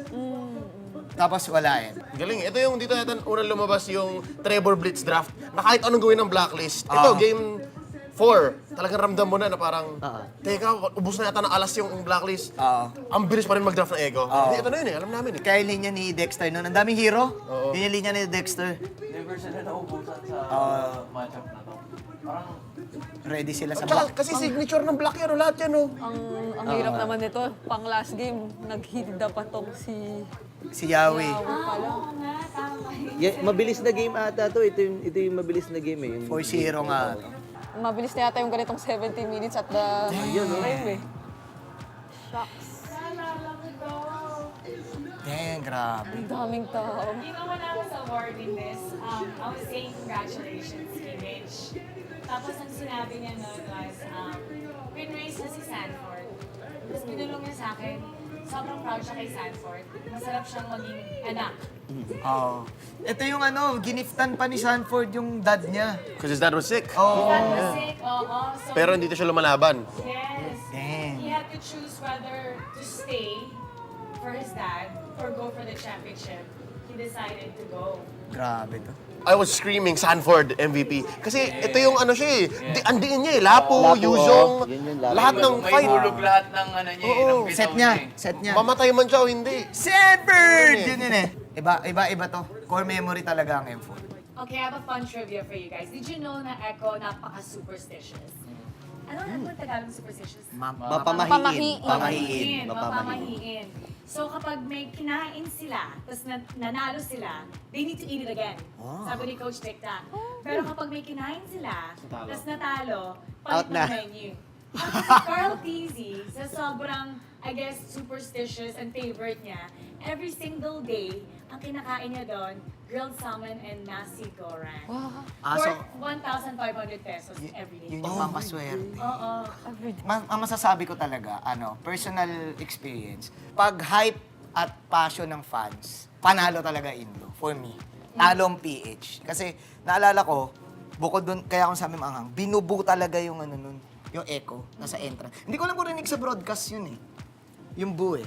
Hindi, pero alam ko merong moment. May moments. As in talagang pagka-entrance nila, tapos parang yung bu na yun, dama mo yung pagka-sports niya na parang, walang personalan, parang, bulang talaga siya. Bulang talaga. Bulang talaga kayo. I remember when I heard that, oh my God, what did it, wow. Pero that's what made it more victorious and triumphant nung nanalo tayo. Kasi binubu tayo. Nung natalo natin, it's like, yes. Bang! Yes. Tapos after nun parang tapos na. Parang everyone, parang may mga nalungkot na natalo, pero parang kasama siya eh. Kasama siya laro eh. Alright, tapos na tayo sa M4. Now, let's reminisce about M5. So, kung may maalala kayo sa M5, you can describe it in one word. How would you describe M5 World Championship? Dikdikan. Dikdikan. Dikdikan. Okay. Wala eh. Yun talaga eh. sa akin, Rizal. Rizal. Kasi kailangan one word lang eh. Hindi ko Sa Rizal Memorial Stadium. Classic. El Clasico. Yun na lang. El Clasico. El Clasico. Sa akin finale. Oh, ninakaw ko na naman. Oo nga eh. Pero nakisip ko mas maganda. Ano? Celebration. So, celebration ng PH dominance yun. Dikdikan, Rizal, El Clasicong pinaling celebration. Tama. Galing. Game 7. Ano na lang, may dash. May dash. Para one word. Parenthesis, game 7. Kasi Game 7. Sa akin, best championship so far. Okay, panoorin natin. Let's play it! Ay, speaking of Game 7. Ganda na laban. Game 7 na pala agad to. Hindi kasi parang, kaya ako nasabing finale, kasi kahit anong nangyari, kahit anong sabihin mo, maganda. At yung ending kasi talaga yung nag-wrap up eh. Ano yung naalala niya? Oh my gosh. Naalala ko, this was so painful. ONIC was doing well, di ba? And then natalo nga sila. Sa interview dun sa stage, oh my gosh. Oo, I had to get them mandatory na to ask them final words. Tapos si Kyrie was already crying. Hindi siya makapagsalita. So, nagsalita na, I think si Coach Yab ba yun? Hindi nagsalita. Parang tinap siya, tapos parang pinapunta na siya sa likod. Pinapunta siya sa likod. So, umiiyak na si Kyrie nun. Nag-celebrate na at lahat yung brand. Na-announce ko na as winner, may awarding pa. I think must have been good 30 minutes. Tapos, naisip ko, nasan sila Coach Yab? Pagtingin ko, nandun sila sa corner. I went to Coach Yab and I'm like, Coach Yab, next year. Yeah. Sabi ni Coach Yab, meron pa ba? And then, sabi ko, nasan si Kyrie? Umiiyak pa rin si Kyrie sa loob ng room. Nandun pa rin siya, still with his head down. The entire time, everybody was celebrating. Yeah. So parang it was like a triumphant moment for Philippines at the same time. Nakikita mo yung kababayan mo Umiiyak. na umiiyak na sobrang tagal. At least 30 minutes, 45 minutes nga ata. Nag-celebrate na lahat. Nandun pa rin siya, hindi siya makagalaw with his head down. Tapos naalala ko, sinisisi niya yung sarili niya na, yung dive doon sa damo dyan. Sa River Bush. Sa right mid. Saka, feel ko ang laki rin kasi ng expectation sa kanila given that they won MSC. Yung level ng understanding na parang sila na ba yung ultimate threat dun sa dominance that we've been talking about for the longest time. Again, going back to M4, underwhelming yung performance nila nun. Yun yung naalala ko kasi usap ko si Yebe, parang di kasi namin naalala yung laro namin. Tapos nagpalakas sila ng nagpalakas. MSC. Nami-mental sila nun, no? Oo, M4. nami-mental sila. Tapos ito yung parang kasi galing upper bracket yung ONIC nito eh. Ito yung... Linaglag nila yung brain after a comeback. Yeah. Yung parang naalala ko na storylines kadalasan kahit nung groups pa lang, laging may pagka-Titan na ina-attach. Kasi parang panahon pa yun ng Attack on Titan na finale din. Tapos laging ONIC yung sinatawag na Titan, kasi walang makapagpabagsak. Prime to eh. Prime nung lineup. Tsaka yung season ng ONIC niyan, full domination doon sa MPL ID. Naging dikdikan lang yung laban nila ng Geek Fam, pero makikita mo talaga yung lakas ng ONIC doon sa Kaya agree ako Leo dito sa finale kasi both stories mag-work dito. Ito na ata yun? Hindi pa. Ito. Ay, yung Bush, yes. Akala ko yung ending, pero After. the Bush, yes. So hindi pa to yun? Hindi pa tapos. Pero yun yung moment. Yun yung Bush na napita si Boots. Tumalon si Kyrie na nagmamba out. Parang ito na ata yun. Yun. Ito na yun. Naalala ko yung final call ni Chantel. Na-Julie si Kyrie. It ends 14 minutes. Para sa akin kasi, kaya finale, now knowing what we know this event was 4 or 5 months back? Para sa akin kasi, finale siya kasi ending siya ng isang story. Dalawa. Ending siya ng chapter. Yes. Chapter. And I know in the near future na magre-recover naman yung ONIC. So, ibig sabihin, new page yun. Tayo, we ended our story, and specifically AP Brand's story, na world tour. For ONIC, new chapter lang kasi alam kong magre-recover sila eh. Makita na natin eh. Ito yun. Good conclusion siya. Good conclusion. That's it. Lahat nag-react nun Nung namatay si Kyrie. Kasi Same ito spot. into ending, 14 minutes. So, dalawang beses pala nangyari engage na yun. Oo. Same spot pala. Yung una, pangkuha dun sa inhibitors. Yung pangalawa, Finish. ng laro. Oo. That's why I don't remember very clearly. Kasi wala na ako sa analysis stand nito. Hindi na ako nanonood. Yung crowd na lang kasi energy na lang. Alam ko nang patapos to. Ano? Kasama ko si Nerf. Tayo ata to, Hans. Tayo nag-jig. Magkatabi kayo nun. Kasama kayo nun. Min paus tayo nun. As in, kinabukasan, hindi na tayo nagsasalita. Game 7, grabe. Muntik pa si Few nito. Ito. Si Wilbert ba yan? Si Wilbert! Sinisi niya pa si Wilbert. Ikaw Believe ka lang naman. Naalala ko niya yung sa watch party, grabe talaga. Kasi nasa Bulacan kami niyan, yung last moment. Ay, oo nga. Nasa last moment sa watch party, sobrang nagsisigawan lahat ng tao. Kasama kasi QWERTY nun talagang grabe yung celebration. So Americans. Grabe yung pagbibigay talaga ng mga Pinoy. Naalala ko maraming watch party nito. Tama. Kung saan eh. Grabe to. Sobrang saya ko para sa AP Bren nito. Buong pamilya ni Few yung kasama natin dun sa Buong pamilya ni Few, ni Marco, ni Flap. Naalala niyo yung mukha niya nung na-announce siya as MVP? Gulat siya. Binabuhay yung may, meme na nakaganon siya. may backstory dyan. Bakit? Kasi all throughout ng season 11 hanggang season 12, di ba dati may game MVP? At saka, eto yung redemption arc din ni Nadaki, Few, tsaka ni Flap to, right after M2.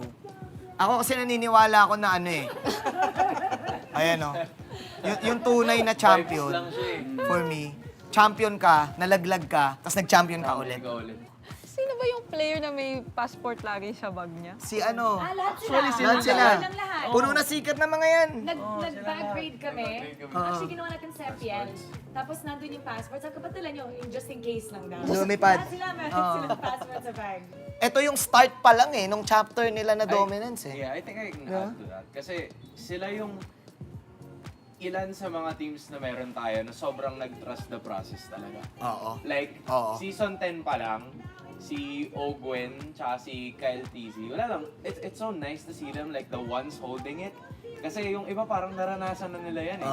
Tsaka history kasi yung binuo nila dyan. For example, si Few at tsaka si Flap, di ba? Two-time world champ. Tapos ang AP brand lang ang kaya sa isang two-time world champ na team, di ba? Nanalo sa Pilipinas. Oo, di ba? Yan si Flap, gulat na gulat siya dyan. Ayan o.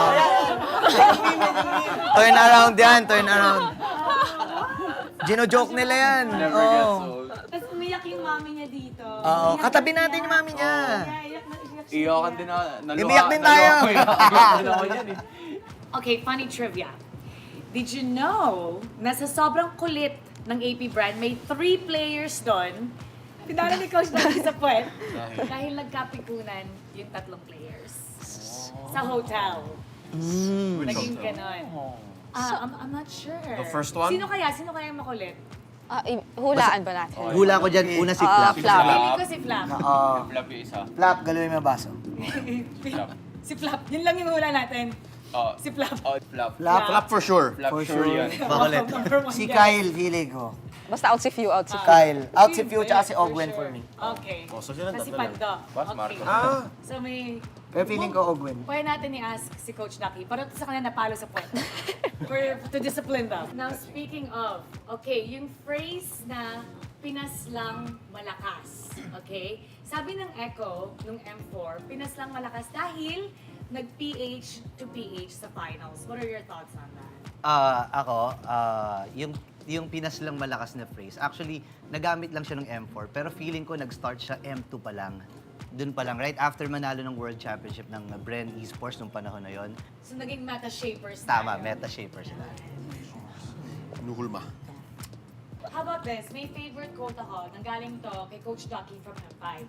Sabi niya, I think our genius is born out of necessity. Everyone wants something better for their families. Filipinos are family-centric culture. The biggest motivational factor to win is money. Parang ang hirap tanggihan nung Real. sinabi niya. Real eh. Totoo lang naman din siya eh. Parang ang laking bagay or impact talaga ng pera sa atin. Pero I think, syempre, beyond wanting to make a name for themselves, kasi lahat naman ng players na napapanood natin, nakikita natin gaano ka-passionate yung recent world champions natin. Hanggang ngayon, di natin nararamdamang nauubusan ng gutom para manalo. So parang masaya talaga sila sa ginagawa nila, parte or passion nila yung paglalaro. Pero higit pa doon, kaya rin marami tayong nakikitang lumilipad kasi maraming natatanggap na offers. Pinas lang malakas. Yes. Yun nga. Iniimbitahan namin kayo na suportahan ng ating mga MSC representatives. Sila ililipad papuntang Riyadh para sumali at i-represent ang ating bansa sa upcoming Mid-Season Cup. Para sa pinakamalaking prize pool ng MLBB Esports. Na nagkakahalagang $3 million. Siguradong babalik ng mas malakas ang Pilipinas. Para sa tagumpay! Thanks for tuning in. Abangan ang susunod na episode tungkol sa M2 at M3 World Championships. Kita-kits! Pwede na tayo. Gusto ko rin ng gano'n doon. Ano yan? Okay din yun eh, no? Ganun.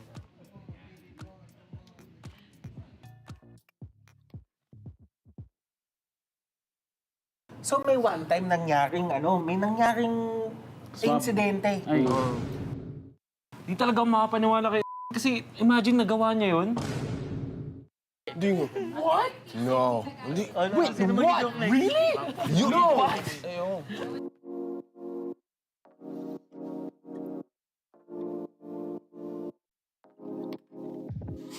Hi everyone! Welcome back to the Philippines' most important championships. Sa ikalawang episode na ito, babalikan natin ang mga laban sa M2 and M3 World Championships na talagang nagpakita ng lakas ng Pinas sa mundo ng MLBB. Handa na ba kayo sa mga epic throwbacks at kakaibang trivia tungkol sa ating mga paboritong teams and casters? Kaya huwag kayong aalis, simulan na natin! Game. Tara. Game. Let's go. Game. Game. M2 World Championship was so memorable from all of us, but if you could take out one word to describe M2, what would that be, Butters? Shocking, unexpected, somewhere along the lines of that siguro. Shocking and unexpected. Unexpected Okay. na lang, sige. Yan. Okay, Para sige. may harapan to. Ano sa'yo? Iconic. Iconic for me dahil ito yung taon kung kailan ako nagsimula sumubaybay sa M-Series at dito nagsimula yung pagka-in love ko sa Mobile Legends.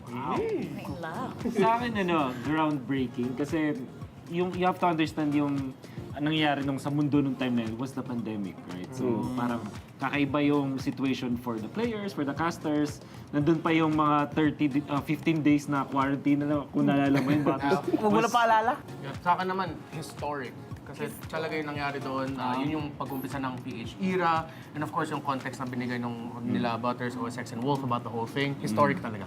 So we're gonna go back to M2. I'm gonna play it right now Mm. and actually want to see your reaction. Oh. Di ko alam na kailangan pala i-explain, pre. Sabi one word kasi. So, one word ka lang talaga. Natatoon tayo. Kilala ko yung nagkakas. Oo, galing yan eh. Grabe naman. Easy ka pa pala nun. Ito yung Game 7. Game 7. Alam niyo yung story nito, nung araw ng broadcast mismo ng Grand Finals na pinag-usapan namin, papalitan namin yung pangalan sa cast ng casters. So sa presentation, imbes na Rep Tara Bluna, it was Rep TZ, Rob TZ. Pati sa nabuo sila Fel TZ nung time na to kasi sobrang naging fan siya nung So kahit sa English broadcasting siya eh. Hanggang ngayon, Lafel TC pa rin siya. Panis, Doc Ribo, Harit, panis. Yung mga era na ang yung metang sikat pa dito. Ang pinaka naalala ko dito, yung sabi nila lahat na ang daming umiling nung pinili yung Minsitar na yan. Kasi nung panahon na yan, syempre si Minsitar alam naman natin na anti-dash, di ba? Pinili yan nung nag-harit bigla si Ribo. So pinaka-counter talaga kay Ribo yan. Kasi ang sabi pa sa akin ni Ribo dyan, nung bandang dulo na, minsan na nga lang ako mag-harit, nag-Minsitar pa kayo. Di talaga siya nag-enjoy dyan kasi may Minsitar nga. Ito grabe. Ang ganda ng laban. Si Carlo. Grabe naman si Ano ba to, hyper carry na Claude? By the way, Ruby Didi is off-laner to, side laner nung time na to. Grak yan na damage build. Tapos ito yung iconic kay Ruby Didi, yung Lunox niya. Ruby Didi. And Baksha was played in the off-lane pa nung mga time na to. Off-lane pa yung tawag natin. Pang counter kay Yusong kasi yan yung panahon na sobrang lakas ng Yusong kasi. Time flies. And then nag-aagawan yung mga teams dito kung makakuha mo yung Brody, tank pa nga yung build-up nung time na yun. Tapos, kaya sobrang lupit ng Burmese Goose. Kasi everybody expected na Indonesia yung parang papalag sa Philippines. Pero sila yung nauna dun sa upper bracket finals. Tapos then umabot pa nga tayo dito sa Game 7. Nobody expected them. Tapos itong si Ruby Didi yung parang naging bida sa Burmese Goose. Kasi imagine, kaisa-isang player na yung pangalan niya naging verb. Sa sobrang iconic niya. Ganun na yung naging impact eh. No? So titignan mo yung lineup nila ngayon, nakikita natin ngayon sa season 13 yun eh. Ito na yung winning moment? Ito na ba yun? Hindi pa ata eh. Hindi pa. Ay, hindi, ito na. Nalala ko, sinigaw ko yun eh. Kuya Moribo eh. Grabe si Carlo. Grabe. Grabe. Lasty Chow. Grabe. And then, nakabili pa si Lasty ng imo. Galing.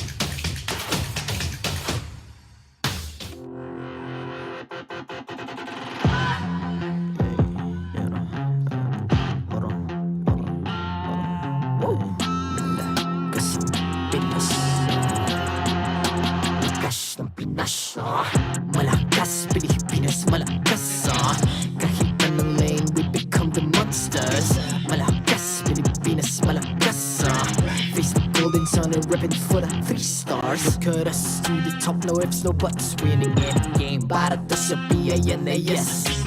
Di mo matitin ang aming boses sa new level. Nasa kalye man o mobile, you know I become a legend.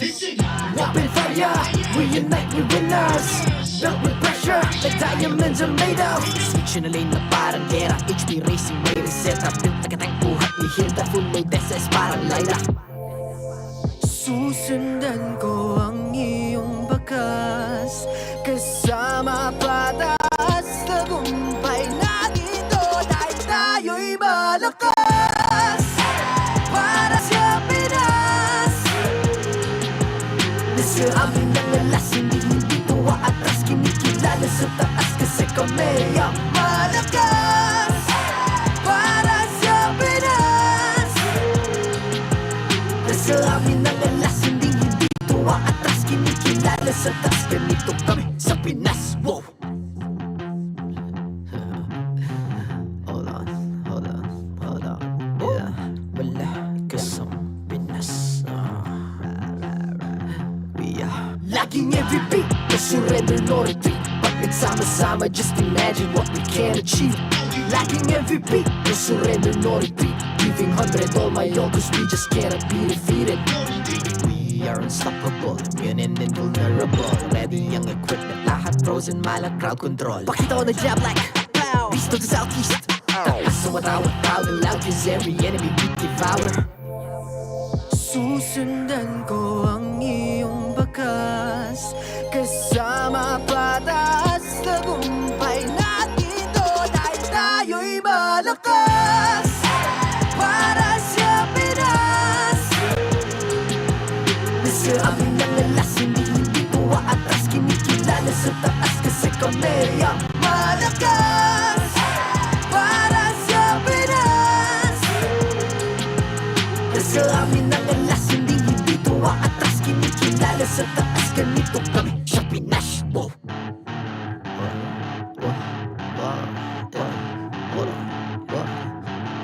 Malakas, Pilipinas, malakas.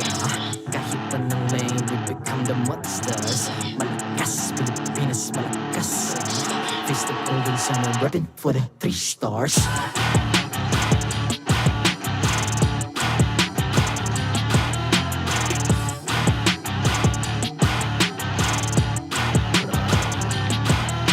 Ang lakas ng Pinas, we unite, be the stars. Ang lakas ng Pinas, we unite, be the stars. Ang lakas ng Pinas, we unite, be the stars. Ang lakas ng Pinas, we the stars. Ang lakas ng Pinas, we unite, we the stars. Ang lakas ng Pinas, we unite, we the stars. Ang lakas ng Pinas, we unite, we the stars. Ang lakas ng Pinas, we the stars.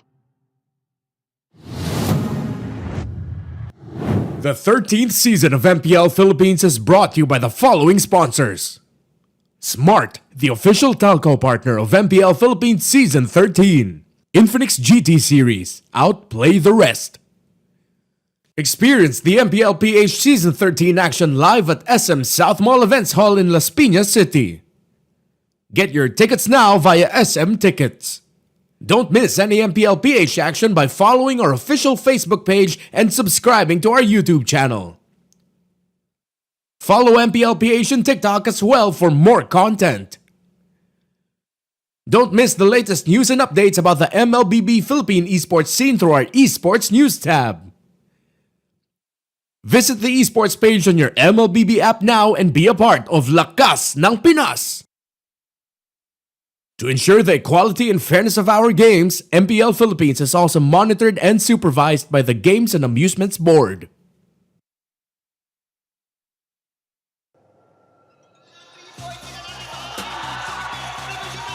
Walong kupunan nung nagsimula. Sinubaybayan natin ang kanilang mga laban. Nagpakita ng lakas. Sa loob at labas ng laro.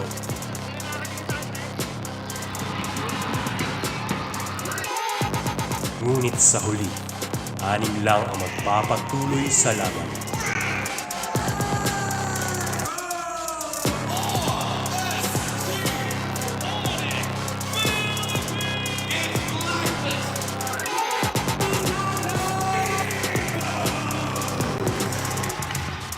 Sino ang magiging kampiyon? Sino ang tunay na magtatagumpay? Abangan ang huling laban para sa tagumpay.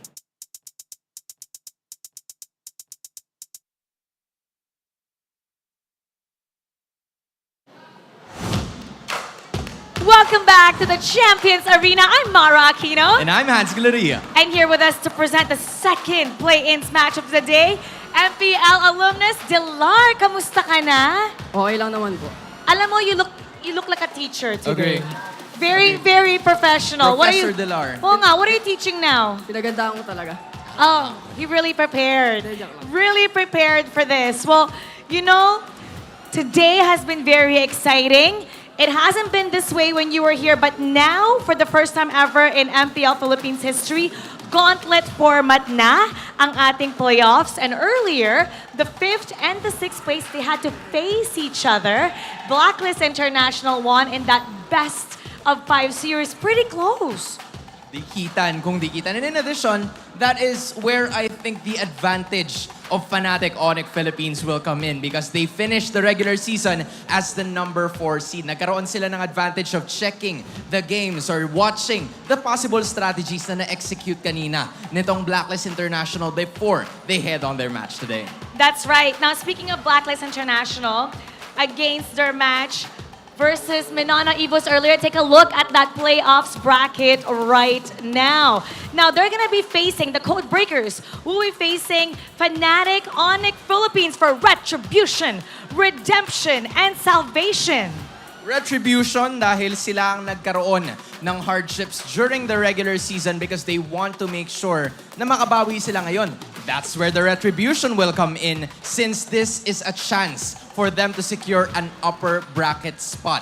But Salvation will also be part of the essence dahil isa sa dalawang teams lamang ang makakapasok and get a chance to continue their spot in the competition.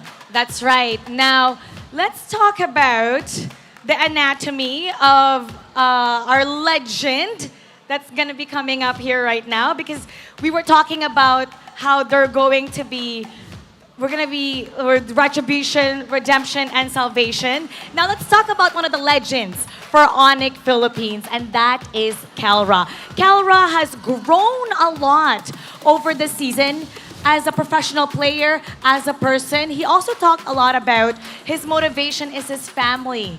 And you know, even the team has been so impressed with them. I mean, take a look at this graphics right now. Being the gold standard, being a Filipino savage, you were definitely right na sobrang dami nang ipinangalan sa kanya. In fact, nagkakaroon pa nga ng mga moments na yun, yung unorthodox hero pool niya. The Freya, the Phobius, something we don't usually see in the gold lane. And then there's also the Moskov na ngayon ay patuloy na at slowly starting to come to a trend. Now, for you, Delar, what makes Calra a legend? Tingin ko kaya sobrang dami din ng mga hero pool niya. Tsaka isa rin siya sa mga gold standard kasi tawag dito, parang hindi siya natatakot matuto. Tapos kahit may mas malakas sa kanya, nagtatanong-tanong pa rin sa kanya. Nagtatanong pa rin siya sa malakas na player na yan. Yun yung maganda sa kanya. Kasi kilala ko rin si Kelre. Kung ano yung hard work niya, basta magtugma lang yung mga kakampi niya sa ginagawa niya. Kaya tingin ko siya yung isa sa gold standard din. Gold standard. I see that. And speaking of which, na-mention mo lahat ng mga bagay na yon. But in terms of this season, napakaraming malalakas na mga gold laners. For this season, even if they're in the 4th seed, ano sa tingin mo yung nagsiseparate sa kanya from all the other gold laners out there? Tingin ko yung aggressiveness sa lane. Tsaka yung ginagawa niyang mga lead para makasabay sa kanya yung mga kakampi niya. No, you have had a chance to play with Calra in the past. Anong masasabi mo? What can you say about his evolution as a player? Tingin ko yung maturity. Maturity? Kasi dati parang solo player yung galaw niya. Ngayon as team na. Ngayon, nag-mature naman talaga si Calra, and everybody can see that. Now, alongside Calra is Escalera, another redemption-seeking Rookie of the Year that turned into a respected captain of the Fnatic ONIC Philippines. And you know yung mga coaches natin, si Coach Etomax, si Coach Why Not, they've been praising him for his contribution to the team's success this season. In fact, during the regular season, we began dubbing Escalera as the magician dahil sa dami ng kanya ilalabas na tricks and also the hero pool. Mind you, I'm talking about the hero pool dahil siya ang ating leader in terms of the most heroes used this season. Hindi biro yung kanyang pinakita doon. Napag-usapan natin si Kelra para sa'yo. What makes Escalera a legend? Si Escalera, kilala ko na yun dati pa lang. Bago ako naging pro player, ayun yung nakakatapat namin nila Venus dati sa mga barangay tournament. Sobrang dami niya talagang hero pool. Kaya dati pa lang, pag nagda-drop kami, kay Escalera rin kami nakatutok. Kaya siya rin kasi parang as a captain ng ONIC Philippines ngayon. Sa kanya talaga nagdidikta yung yung mga play nila. Alright, just a quick one. Gaano ba kahirap maglaro ng sobrang daming heroes on a competitive level here in the pro scene? Sobrang hirap, lalo na ngayon sa season na to. Kasi hindi pwedeng kulang ka sa hero. Kailangan marami ka talagang hero para hindi ka makaka-apekto sa mga kakampi mo kaya sa gagawin yung team play or sa drop. Mas madali rin isip din ng drop yung coach. Season 9 kayo nagtapat ni Escalera. Naalala mo pa yun? So what can you say about his evolution? I mean, he was rookie of the season back then. How much has he improved? What can you say about that? Tingin ko, same pa rin nung level yung pag-iisip niya tsaka yung mga ginagawa niya. Talagang na-highlights lang talaga ngayong season. At saka alam mo, ngayon, pag-usapan natin itong matchup ng Fnatic ONIC Philippines and Blacklist International. Sa franchise history natin sa MPL Playoffs, nagtapat sila twice. And both times, tinalo ng Blacklist International ang ONIC. Do you remember that? Yes po. Okay, take us through if you remember that. Naalala ko talaga yun. Kwento. Ang best kami tinalo. Kwento mo kung ano nangyari doon sa mga hindi nakakaalala. Sa pa lang simula nung lumipat yung sila nung sa Blacklist, doon nagsunod-sunod na yung talo namin Tapos pag nakatapat namin sila, parang kryptonite talaga namin. Kahit nung season 8, nung win streak kami, pero pag sila yung katapat namin, napuputol yung win streak namin. You know, which is the reason why ito ang pagkakataon at ang tsansa ng Fnatic ONIC Philippines to be able to deal that redemption against Blacklist International and maybe turn history around once in a while. Oo nga. Alam mo, tingnan natin kung marirepeat ba yung history or will this be redemption para sa Fnatic ONIC Philippines at sa lahat ng ating mga manonood. You can watch the playoffs of MPL Philippines live here at SM South Mall. Ticketing only starts at 100 pesos. Kaya punta na kayo dito dahil mas lalo kayo makakanood ng intense matches natin here in MPL Philippines. Bago tayo pumunta sa ating laban, Jelar, prediction muna tayo. Ano sa tingin mo yung mananalo? Sino? Magiging 3-0 ba to? What do you think? Ikaw muna mag-predict, Mara. Baka mabasya ko Nako! Okay, feeling ko, game 5. Katulad kanina, game 5. Sa akin yung pagkaka-analyze ko pag nanalo yung Blacklist ng game 1, tingin ko 3-1 yan, tapos Blacklist yung panalo. Tapos kapag dikit lang yung laban, tingin ko Blacklist pa rin, tapos 3-2. Pero honest yun honest lang. Depende kasi Ang ganda kasi ng laruan tsaka ng drop ng Blacklist nung laban ng Minana Titignan natin kung magkakatotoo ba ang ating prediction. Kaya simulan na natin ang ating laban ng Blacklist International and Fnatic ONIC Philippines. This is now time. Will it be redemption para sa Fnatic ONIC Philippines or will it be Blacklist International once again? Casters, pasok! After 5 intense games to kick us off for the playoffs, they have to do it again. It's Blacklist International and, of course, Fnatic ONIC Philippines to head off into battle once again. Welcome to the English Desk. I'm Naisu, this is Rockhart and Leo, and we are in the Champions Arena. How we feeling? To be honest, a little out of breath still from that previous series where a lot of people swore that was a free one, but that's true. Minana really brought the game to Blacklist. That makes two of us, but that's a different story for Blacklist International, which is about a hand's length away from me. I had a conversation with Delar prior to going on here, and he said if you go 5 games in a series that starts today, you go in, all the better. Like, this is good for Blacklist. Well, let's find out. Let's welcome the Marshals out on stage for us once again to bring us into the match for the fairness and integrity of the game. It's our boys, Jeff, Chico, Patrick, Wilbert, and they are ready. They're locked and loaded. Let's go ahead and welcome the teams out onto the stage. The Super Fam made their goal clear to win it all. The first step to redeem their loss against the team that eliminated them last season. Is it upper bracket time for Fnatic ONIC Philippines?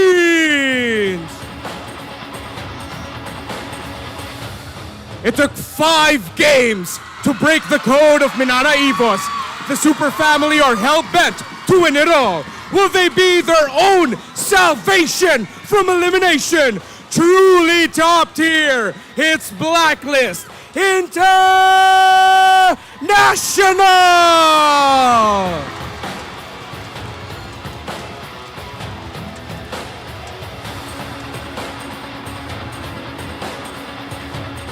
This legendary duel between old rivals, Fnatic ONIC Philippines Blacklist International, will be coached by Coach Why Not on the side of Fnatic ONIC Philippines. And for Blacklist International, Coach Bonchan.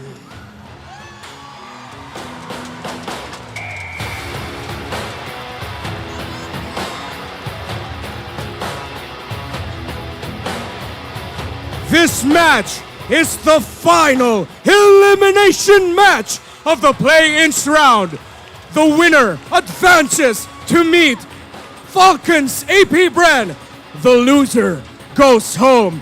Champions Arena, make some noise for these 2 legendary squads.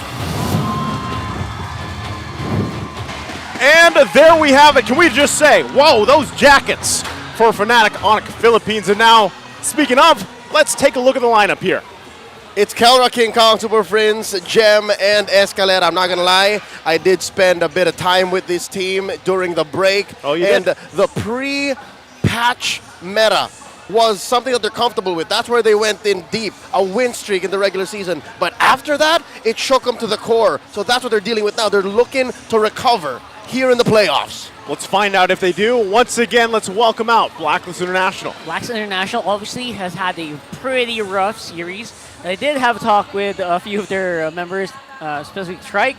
He said, you know what, we'll smile a little bit, but we can't really smile all the way, so we know we can still go home after this. It's not the member, he's the boss.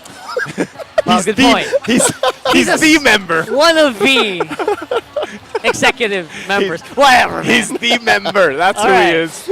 And, you know, as we take a look at the head-to-head here, again, hey, if you joined the last series, you were on the edge of your seats to that game number 5. And I'm sure that, you know, Blacklist International can take a lot that they learn from that. And you also have to keep in mind that, hey, they have momentum right now. That's one thing for sure. Going 5 games in a series, taking a little break, refresh the best you can, and then jump back right into it. ONIC Philippines, on the other hand, Fnatic ONIC Philippines, they got to build back up here. Now, quick take on the stats you just saw.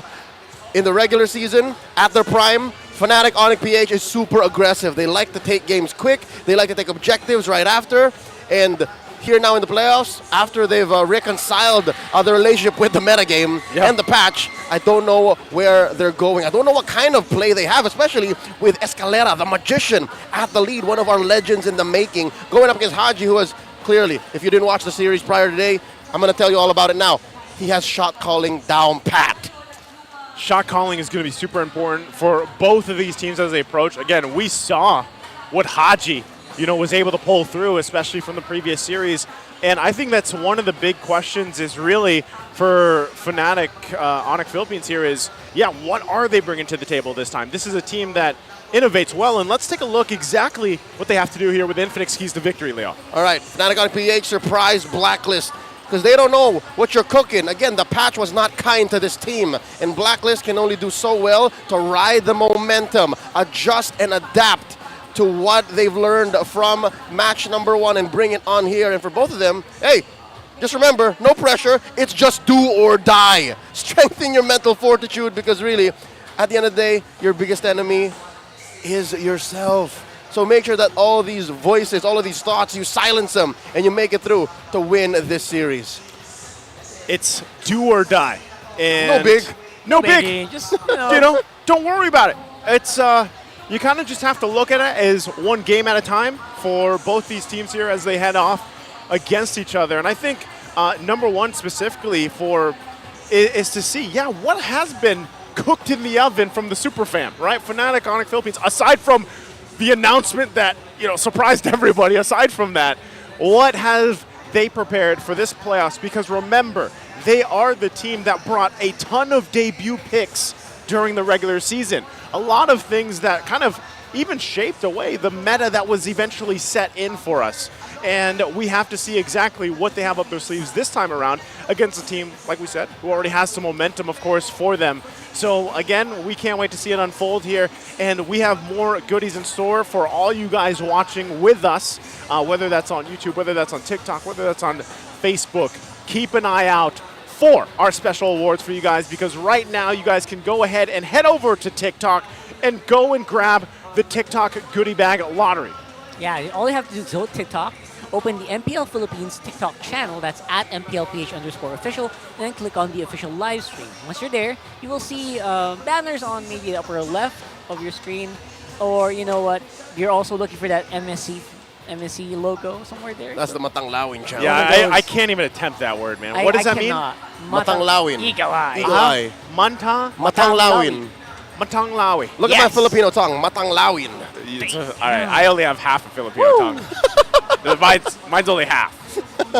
So, but yeah, keep an eye out for that as well. Diamonds, of course, up for grabs. FNOP is going to go ahead and go for the blue side. FNOP. We got to get used to that, guys. Check it out. FNOP. 100% blue side wins. Wait. Yes. 100%100% blue side today in the wins playoffs. today. That's right. Huh. That's interesting. That Why do you is think very that is? interesting. We've gone full circle. We've returned to the state of the metagame in week 1 of the season. Yeah. And blue side now has an unhealthy win rate. Well, let's see. I think most of it boils down to just that swing, right? That last swing has caught a few of our games by surprise. That's right. in the previous. Red side flex pick, last pick, is not as strong anymore. I think we've come to the point where the patch has been solved, and it comes down to execution. And when two teams are equally matched, especially when it comes down to the wire, whoever gets the better draft at the start is usually who comes out. So, so far, what do we define as the better draft? Fredrin? Yep. Well, number one, whoever rocks the Fred. Yeah. Fredrin. That's number one. Moscow. Next is whoever gets their hands on the Moskov or the Harith. Okay. And then Matilda is also still 100% contest rate. Yeah. And any game that has Angela, if I'm not mistaken, also won. So if you can put Angela on the hands of Super Friends, then maybe we can get cooking. Is Fredrin 4 out of 5 today in the games today? Yeah, I got banned in one game last series. So Yeah. three wins, 1 loss. Correct. All right. And with that, this is, of course, King Kong we have to talk about, right? So I feel like there's... Now, I don't know if this will happen with these two teams, of course, going against each other, but again, we didn't get to see Helkert at all. So he's probably either still perma-banned. Yeah. I'm just going to assume he's just taken out every single time by a team because they don't want to deal with it. But here's the thing. I'm not exactly sure what the numbers are, but Helkert usually sees bans in the second phase. Yeah. So if I had this conversation backstage. If ever there's a team I think risky enough in the playoffs, that's risky enough, that's bold enough, first pick to play the Helkert, boldness is going to be Fnatic ONIC PH. You think it's them? Escalera. You saw Escalera 0 pool, bro. I was gonna say. Oh my goodness. It's deep. Jojo has 14 heroes. 14. Make that make sense. 14 heroes in the roam role. He did not switch roles all throughout season 13, ladies and gentlemen. He has just played roam role, and he has 14 unique heroes picked. And what better hero to add to that than the Roam Helkert? That sounds fun. That sounds like a lot of fun. If they want to go that route, right? But that's the other thing, too. Considering the fact that jungle-wise, King Kong, yes, he's opted for these utility junglers that work out well for them, but he plays them very aggressively, and I think when you're matching him against Sensui, that ultra instinct that we talked about even before. We saw the statistic for Sensui having the top steals for Lords and Turtles. King Kong, on the other hand, is one of those junglers who he is also very aggressive and actually can steal quite a like big moment objectives, you know. And with that, I'm just wondering if he actually opts for something other than the Fredrin, the Barretts. What else do we see often? The Baksha. The Baksha. Martise, once in a while, like you like to call him, you know, and it's the right way. Yeah, that's the right way to do it.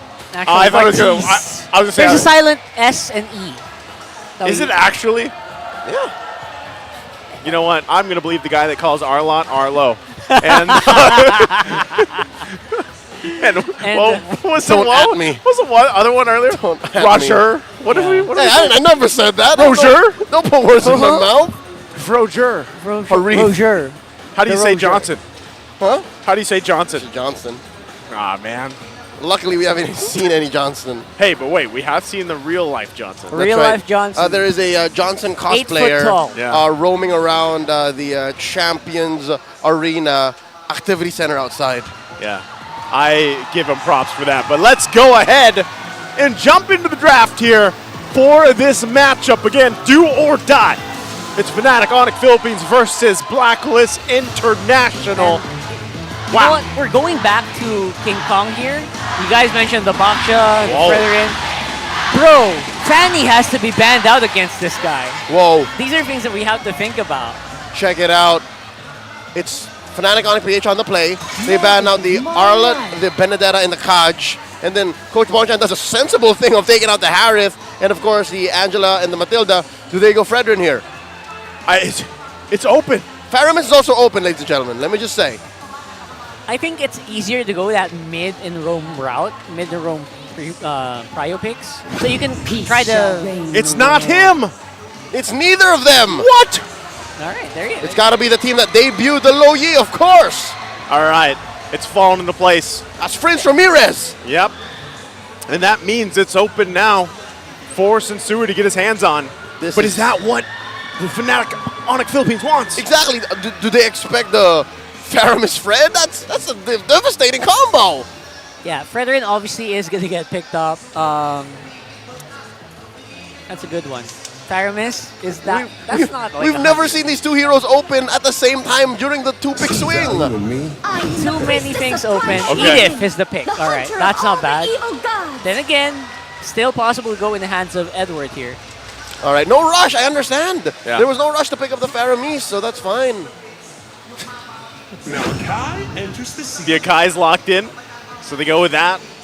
What's the next option here I going to think be? the Akai is a better answer to the Fred than the Baksha. And, you know, it's great when you don't have to worry about a Kaja, which they banned out. Because remember, from the previous series, that's what we saw. We saw the attempt to get the heavy spin on into at least the vicinity to have the retry battle go on. But when you get pulled by the Kaja, you have no hope. That's it. That's it. So there it is. Claude going to be locked in as well. Classic killer hero. You know, all you have to do, technically, if you're in a team with killer, is just allow him to just survive the laning phase, maybe 8 minutes. You know what I call that, Rockhart? What? I know I've said it on the desk It's with a you a couple GLE. times. That's right. That's the gold lane experience. Yeah. Exactly. The GLE. Enjoy. And what's amazing about Kelra's time in Fnatic ONIC PH is it's very different from his previous team. With his previous team, it was like a 95-5 split on effort. Yeah. This time around, I'd say he's sharing a good amount of the pressure with Super Prince, with Escalera, with King Kong. Everyone. And then you have the Silent Worker in Gem, right? It's like evenly distributed. Exactly. So ideally, it's like a 60, 20, 20, you know what I mean? It's evenly distributed. It's still on Kelra, but here we go. Closing up the first phase for Blacklist, of course, it's US signature Vixana. And there's the Hellcurt. All right, no shenanigans. No shenanigans. No shenanigans today, my friends. Man, there's going to be one team that just picks it up first pick. I have a feeling through playoffs. Someone's going to do it. Now, these last bans, wow, interesting, too. They actually take out the Ling ban. They know, hey, this is King Kong. And it's not beyond Escalera to just go ahead and say, you know, give me the Akai. Yeah. That's right. Oh, this is so much fun, man. If you're drafting against it, though, obviously it's a lot of pressure. Because, again, Fanny is still pretty much a thing.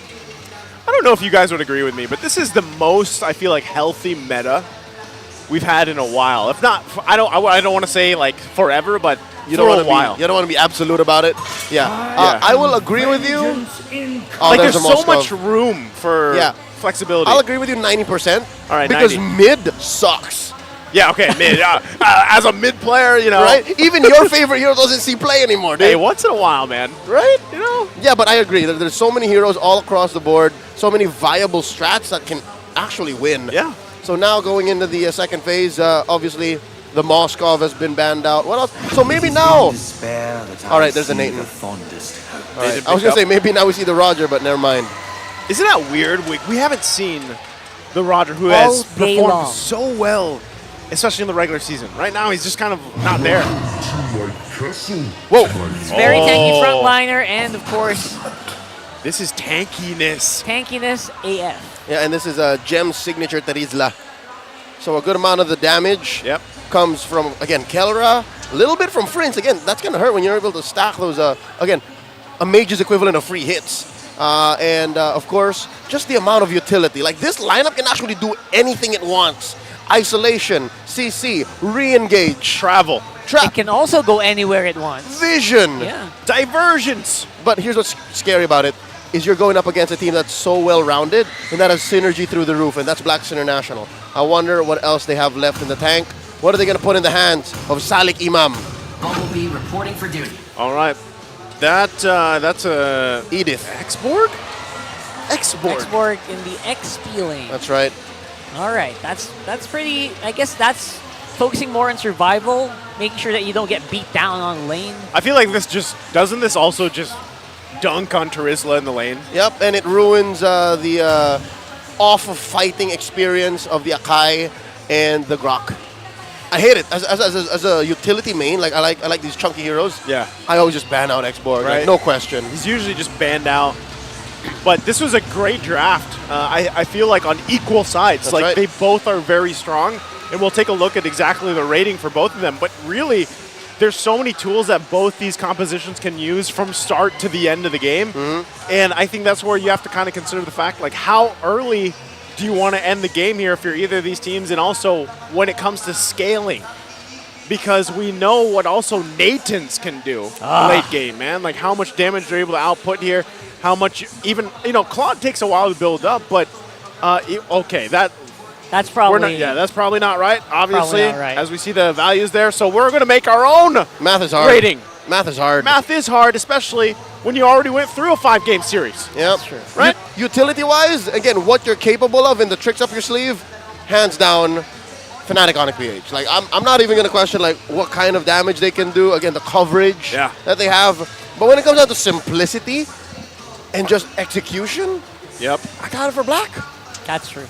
Like literally everything is just you press an ult near someone. Yep. So many things happen, and make sure that Oheb doesn't die. Sounds like an easy plan. Just make the call. Honestly, although I like the X-Borg pick itself, I am very 50-50 on it in the hands of a guy like Edward. I feel like you have to utilize the mechanics of a person like Edward. I agree. That's a little wasted on an X-Borg. Yeah, there's It's like so much. How Edward can you do a last insanity? You know what I mean? So, there's so like much. that's about it. That's about what he's got. There's But so much Abun Jingjing can do, man. we'll There's only see. so much, right? Like the range that you can control the flames. Yeah, because What like is that? if you miss the positioning on the last insanity, and I'm assuming he has a flicker too. Yeah. Like, what do? You can't do Edward things after that. Or We'll maybe see. he can. Maybe he's going to prove us wrong, right? I think Hopefully. either way. So we're going to have a little troubleshooting here on Blacklist International side as they get us situated. And another good look at what we opened the day with. If you guys missed the, I don't know what to call that, champion ceremony? the change of the champions the arena. trophy laying ceremony. The trophies. Let's just call it the flex, huh? yeah. Let's call Let's call it an it apple is. an apple. Oh, LFG Abu Jing Jing. looking for group. If you guys get the reference, I know you play the games that I play. Oh my gosh, they're praying to Saint Chantel here for game 5. Oh man, of Seriously. course. Oh, that explains everything. It's Chantel. All right, so one more look at the draft again. Chantel and Brigida's here. It did go by quickly. Oh no, that's why. On point, on point. Now Camera knows what's Burrito's here too. Come on. Burrito? And is that Coach Midnight? Coach. That was Coach Midnight. Coach Midnight of BTK fame. BTK out Coach there? C9 Midnight? Hey, Possibly? Oh, sorry. unconfirmed. Unconfirmed. Yeah, On rumors. I do hear he is also a caster in his free time. Is he? Only on Saturdays. On occasions. Yep. Okay. So again, one more look at the draft. Again, folks, the reason why this is how we break down the draft is because, yeah, conceptually speaking, on a role-per-role basis, Blacklist has such an easy time at executing, right? Yep. Look at the space that the Vexana has, the burst in CC she has, compared to the Lu Yi that you have to coordinate, that you have to set up to find those angles with. But now that we introduced the angles that Fnatic ONIC PH can attack from, they have that in spades. They're just so versatile. It's that versatility that is going to work in their favor if, again, depending on especially how the early game goes. And when I'm looking at early game potential, I think the amount of CC available to Blacklist International, I'm talking about the Eternal Guard alone. Eternal Guard, the Edith. Whoa. I don't think you can do that on. Well, you know, it's basically our Santa They're not Claus. playing, so it's okay. Yeah, it's all right. But no, going back to it, I think the early game pressure is going to be great here from Blacklist lineup. We'll see how it all turns out. Once again, welcome, ladies and gentlemen, to the second match of the day. One of the teams going home here, Blacklist International or Fnatic ONIC Philippines, as they get us situated for game number 1 in this best of 5, a do-or-die situation. All right, that's a purple start for both of our junglers, and there's very little leashing, to be honest. There's a babysitting cooperative here down bottom for Kelra, and yeah, this is gonna be tough for OEB. They're gonna just space him out. Look, he can't even farm. Oh, that's actually huge. That's probably one He minion missed out on denied. so much. As long as he gets the gold cart, he should be fine. Yeah. But yeah, that's a pretty good start here. And obviously, we haven't seen what Super Prince can do yet. You don't want to group up in mid as much because you're going to get duality procs over and over. All right, and what makes it worse, especially here in the first few minutes of the game, is there's a Master Assassin on the young Dwayne Pilas. That Claude is rocking Master Assassin. So unless they send someone home down bottom to protect OEB to help him out, it's going to be tough for him to farm. Okay, and with that, this little bit of poking going on here too, and I think it's right. You got to put Haji here, so of course OHEB doesn't continue to get bullied. Of course, they'll have to go ahead and rotate. That's good reaction. Y'all saw that. It was anime-esque. Anime-esque. But hey, both that lane, both the gold laners here, of course, in a way, want that gold lane experience. Yeah, for the meantime, obviously, we will see. We haven't seen any big King Kong movements yet, but expect that to happen, to change soon, as we are going to see a very, very quiet start to the turn. This is, hold up. Look at that poke. Oh, Firagar, we're out. All right, Edward now hits level 4 first before Gem. Here's the thing, this is a relatively more quiet game and maybe series compared to how Blacklist and Minana went at it. You remember that? Oh yeah. They were going for kills minute 1. That's what I said. Oh, hold on, jump in. Starts off with the Bentley zone and the wild charge. Haji, they take care of Imam and he goes down for first blood. Not to mention taking that turtle on the way out. Good start there. They get the objective, they get the kill for Fnatic ONIC Philippines, and with that too, you can see this. Even Kelra still really trying to dominate this lane against OHEB, but that's a great start for Fnatic ONIC. I got to give it to Escalera. He went for Haji. He knows he's the more valuable target in that moment. And why, right? You usually say, oh no, it's supposed to be Yue. It's supposed to be Sensui even. No, at this point in the game, it's Haji who has 2 free CCs that are non-ults. So if you take that down out of the equation for Blacks International this early on, then you're in for an easy turtle take. That's what happened. That's true. So at this point, you know, and we were talking about this before that turtle fight broke out, it's been relatively quiet, but now with this bit of a lead that they already have, You can see how much they want to move it around the map. Not to mention, oh, hold on. Kelra. This time around, it's going to be Blacklist or being very proactive, trying to get some damage onto Kelra here. We're out of here. Big movement, special delivery all the way back to the bottom. You see the mastery on the mechanics on the Filipino Savage? He could have panicked and pressed the Purify, but he's like, nope, I know I'm not going to die. Yeah, I can walk. Understands the limits. Yeah. And even on the diversion, he knows that he could have gotten swung at by the Eternal Guard. And he's like, nope. Yeah. Prince says, you know what, we're going to get out of here. That's we're fine. Mastery and knowledge of your opponents, the cooldowns. Game sense. It really does form together into a really good package that makes the Filipino Savage who he is. Yep, which makes this matchup all the more, again, hold up. Oh, okay. Oheb getting the lockdown here from all angles. Gonna go down once more, the Escalera's power here. And no one can walk out easy. Another Guardian's Barrier popping up. Slow down UN Haji. And they just walk out like that? Like, that was so many things thrown at Oheb that even the entropy wasn't enough to save him. Oh, go in again. Full common calculated. Kelra goes down through the guard. They get payback. All that he took. A moment of vulnerability. It seems like Kelra may have forgotten where he was. That's a moment. We overestimated the amount of power they have, but here comes Gem, diving in with penalty zone. Haji's on the side, already on Primal Wrath. Good damage all across the board. Relatively safe, still gonna come out with the turtle. No contest. Objective secured. Again, great positioning here. If you just watch Fnatic ONIC Philippines, the way that they move around the objective and even force Sensui, again, on a Fredrin, who is known for being able to dance, was not able to get in position that they wanted to for that. So now, 2 objectives in their hands. And Blacklist, although they found at least, Kelra earlier on, we'll see how they respond to this. How have the items fallen into place? All right, so far you got about 200 gold up on Kelra. I'd say that's just under significant, right? Like it won't really matter up until I would say if they take this down, then that's gonna matter. All right, that matters. He understood the pressure of what went down about a minute ago, and he's like, I have to make up for it. So with that said, I like that Gem also picked up the Radiant Armor. I think Escalera and King Kong should also beeline their way into building Radiant Armor rather now than later, right? Because that's what? All magic for them. Oh my goodness, look at that! 3 people being knocked around there by King Kong's heavy spin, and now he's going to be one who is answered immediately. Oh, they jump in!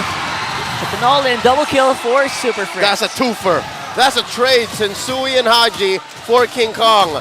And I reckon King Kong could have gotten away with it if it wasn't for that wall. If not the wall, I'm not so sure if the Ursa was still there. Oh, the headbutt! Edward! Big damage! Delay damage! Oh! Revenge! Jeez Louise! And they say Gem is the weak link. And they say Gem is the weak link. How about them? That's the body of Gem. The body of Gem. The BOJ. The BOJ. Folks, on record, Gem is currently the oldest active MLBB player in MPL Philippines Season 13, and his mechanics are up to par against Ancient Zero. Yeah, you got to feel good about that if you're Gem, and now with that, look at the lead that they have for Fnatic ONIC Philippines, and with that, they're going to go ahead and just grab themselves another objective. There's no contest that can happen from Blacklist International for this. They got to get prepped and ready for the Lord here, 2 minutes away. 7 minutes in, about 3,000 gold ahead, Fnatic ONIC PH. Can I just say, and I say this on behalf of all of the MLBB fans who are specifically watching MPL-PH season in, season out, I gotta say, I am at home. This is the familiar pace and the macro that the Philippines is known for. It's a game of inches. It's a game of small objectives and little kills where it matters. Because look at that! They know that they don't need to kill anyone from Blacklist to take that tier 1. They don't have to fight if they don't want to. And a lot of times they're actually just responding to the attempts of Blacklist. And usually it's Fnatic ONIC Philippines that's pulling out on top right now. Kelra gonna check that, spots him out, and even so fires much off! damage going into the body of Oheb has. Gives entry to get away. Haji. And now Haji, the pressure, gets taken up and overwhelmed by Fnatic ONIC. Escalera saves Kelra! That was a layered engage. Into a re-engage, into a retreat, and they're not even done! Yeah, they're going straight up to that turret, get as much gold and as much damage as they can on that turret. Alright, check it out. Abun Jingjing down bottom. Making quick work. Another Quick rotation. Look at this diversion. Got another move to catch that wave. Sense Gem. Go get him, Gem. Dude. see the utility? See the utility? It's like, alright, I know it's going to take you like 20, 30 seconds to get down there. I got you. I'll just cut it in half. Yeah. They don't need these fights. They can just play the gold game, and they're winning it. Efficiency-wise, going across the map, like they're getting each and every single gold on the map as much as they can. And they're getting 4.6k gold lead without even any major team fights. Yeah, I mean, half of these kills on Fnatic ONIC PH are their kills, and then the others are just responses from Blacklist. Yeah. And they're still going. Again, now this time, Kelra's job, I don't know what his turret damage is going to be for this game, but it's out of this world right now as another turret's going to fall there on the bottom side. And with that, Lord is now up. And look at the advantage in terms of space that Fnatic ONIC PH has here. So Blacklist International, it looks like they still want to contest it. They still want to go in, try to dance this off. Yeah, nothing comes for free. Nothing comes for free, especially since Yue hasn't died yet. He's one of the cores, one of the main reasons why and how Blacklist might be able to clap back here. 5,000 gold, that's nothing to scoff at. But mind you, remember, Blacklist has a lot of CC. But they haven't timed out Kelra's Purify, so they know they're counting out on it. They're waiting until they get the signal, and then they can lean hard. That should be the signal right there. Good positioning already from everyone on Fnatic ONIC. That Guardian Sparrow makes sure that it's going to be hard for OHEB to get in without the entropy. And now there's going to be a check here. Obviously, no one's going to go down there. That's a fake out. It will be the Lord pick. Lord.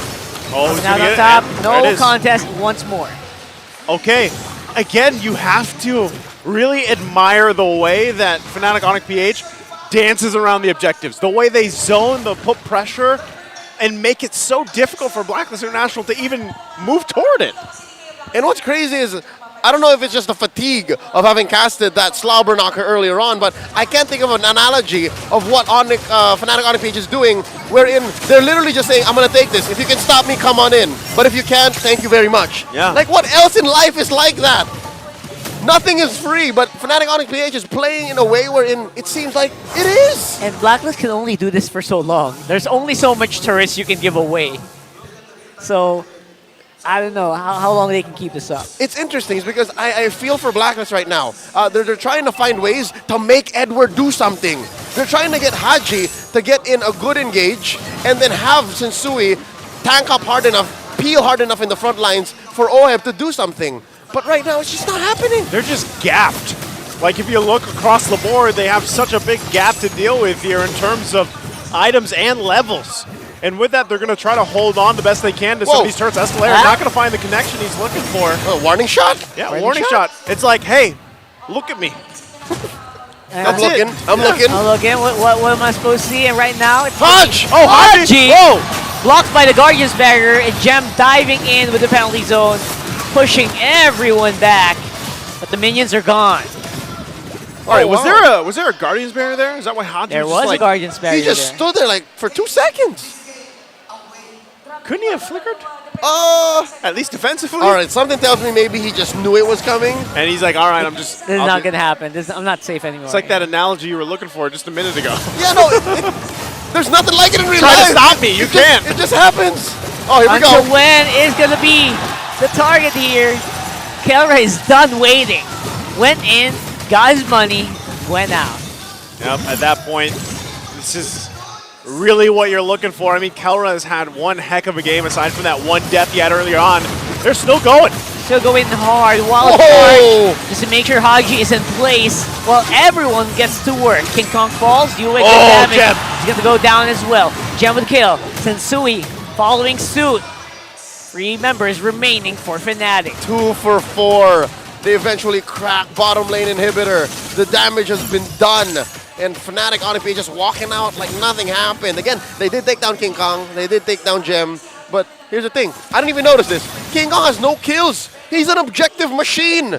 That doesn't count in a shutdown. There's very little gold turnover for Black. Fnatic ONIC PH still sitting at about 7, 8K gold. And that's what I'm saying. King Kong as a player has really developed over the seasons from when we've seen him previously to where he is now, because he either plays games like this where he's pure just, let me get these objectives, or he's playing a utility tank or even aggressive utility tank and getting kill after kill. So right now it's mostly just, hey, I trust Escalera and Gem to be that front line that we need, and we're fine with that. I can focus on the dances with these Lords, with those turtles earlier on.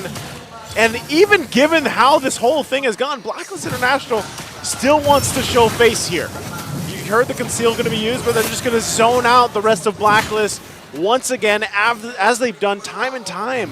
Sensui's still looking for an angle to enter. I still don't know how long they can keep this up, but right now they know that they cannot give this away for free. And the reset here, just trying to gauge how much they can push it. Wow. And right now, it has been removed. Firaga armor in one sweep. That's a early first insanity there.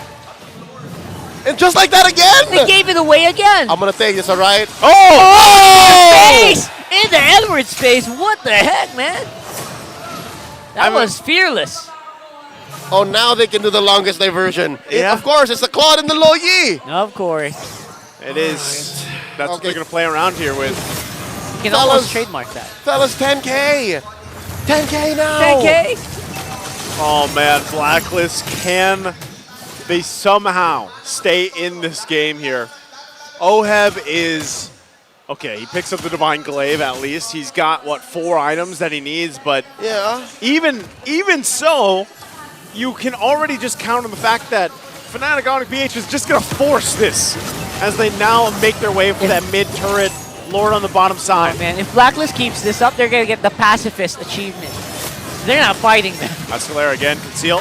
Trying to go hard here. Oheb, I don't think he has the damage. Maybe that's why they're kind of just waiting it out, waiting for ONIC PH to make a move, and now Fnatic are going to fight it out. Oheb with the entropy, doing enough damage to take out one, but not going to be enough to take out Kelra. And just like that, they're going to fizzle out. Fnatic ONIC Philippines get game number 1. And man, oh man, have they prepared for playoffs.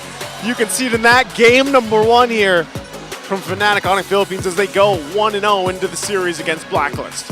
Yeah, I'm going to say now, the only real foil to Fredrin is Akai. Yeah. That's it. Those are your 2 junglers on top of the food chain. I feel like it could have been easily... It's so scary because it's the most simple solution to a hero that has been dominating our league for how many years now? Akai. Who'd have thought? He's like a mainstay for so long, and even though you've had Fredrin come in now and he's been Mr. Popular for the longest time, Akai is just like, how does it work? 2 years now. 2 years, Fred. 2 years, Fred. Popular Fredrin. You're the Fredrin. But here's old reliable. That guy who's always going to listen to you when you have problems is the Dragon Warrior. The Dragon Warrior. He went from dancing like a hurricane to just dancing heavily. Dude, the utility that ONIC PH has, and again, that one question mark, that little blank that I was afraid of, that's why I was not so sure of leaning hard into this draft, is because it relies on so much communication, synergy, and execution. And it's been a while, but this is a super fam we're talking about. Roll per roll, lane per lane. Pound for pound, these are the best players that you can find all around the world. They didn't really change much, did they? Like, they had some tweaking to do, tweaking, some polishing, but here, they schlocked it in! Schlocked in, man! Schlocked in. That's what it is. I don't know if that's going to become a thing during playoffs, but hey, it is now. That's what it is now, right? But let's go ahead and once again have this broken down by our analyst, Renmar, to really take us through this game number 1.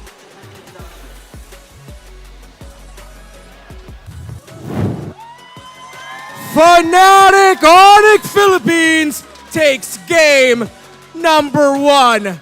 And in dominating fashion, I'm already excited to find out kung sino nga yung magiging MVP dito.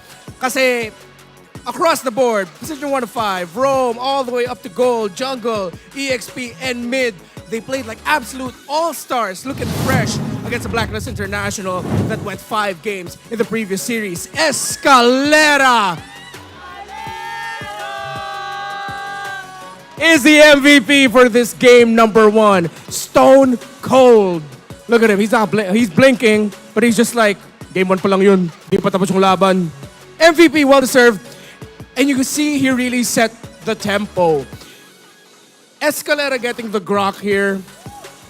A signature pickup all the way back in his TNC Pro Team days. Now up here with ONIC PH. Even in last season, this is one of the best picks for Escalera because it allows him to play aggressively. Escalera shines the most pag nakakapag-invade siya, pag nakakakita siya ng vision para sa team, when he can read the rotations of the opposing enemy roamer and jungler. Doon pinakamasaya si Escalera, and of course, whoever he's paired up with in the mid lane in this scenario, it's Super Friends. Escalera and Super Friends make one of the most deadliest roam mid duos in MPL Philippines Season 13. At naramdaman yun ni Oheb. This Nathan was given a lot of focus by Fnatic ONIC Philippines. Kasi nakita natin in multiple games throughout Season 13, Oheb, late game Nathan, or an early scaling Nathan, well, sobrang hirap actually to face up against Blacklist International when they have the Nathan with them. Pero pag binigyan mo ng attention yung gold lane, pinahirapan mo yung pag-farm ni Oheb, then Fnatic ONIC PH will be able to ride it out because Blacklist International will be too focused onto making sure na yung Nathan nila ay makakalabas. This is how bad it got in terms of the lead.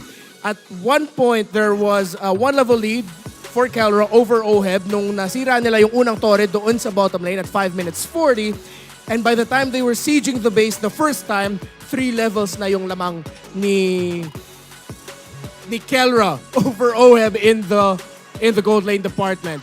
And all of that happened again because of sharp rotations from ONIC Philippines, who got their signature Low Yi in the first pick.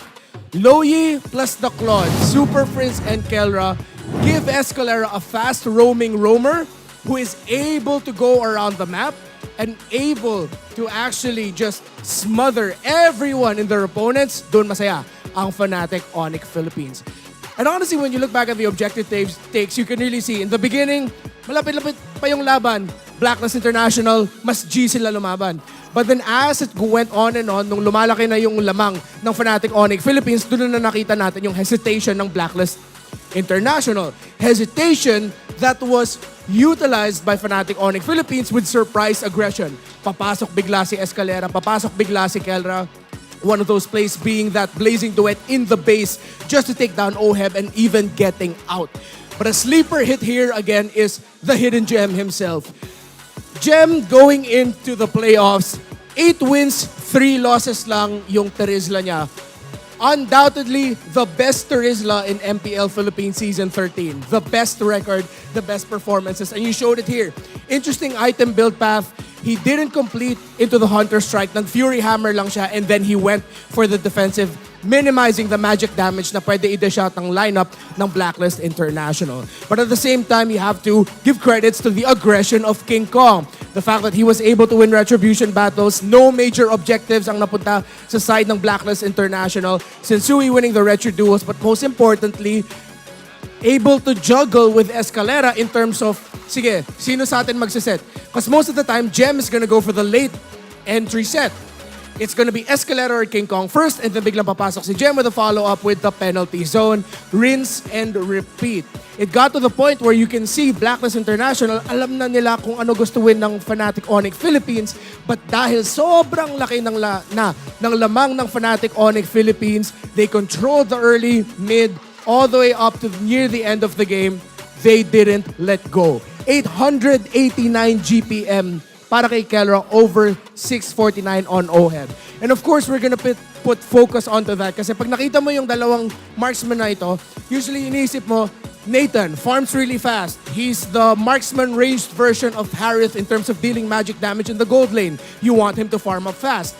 A Claude with 889 GPM at 15 minutes and 36 seconds really just shows how massive the lead was already for Fnatic ONIC Philippines, dominating game number 1.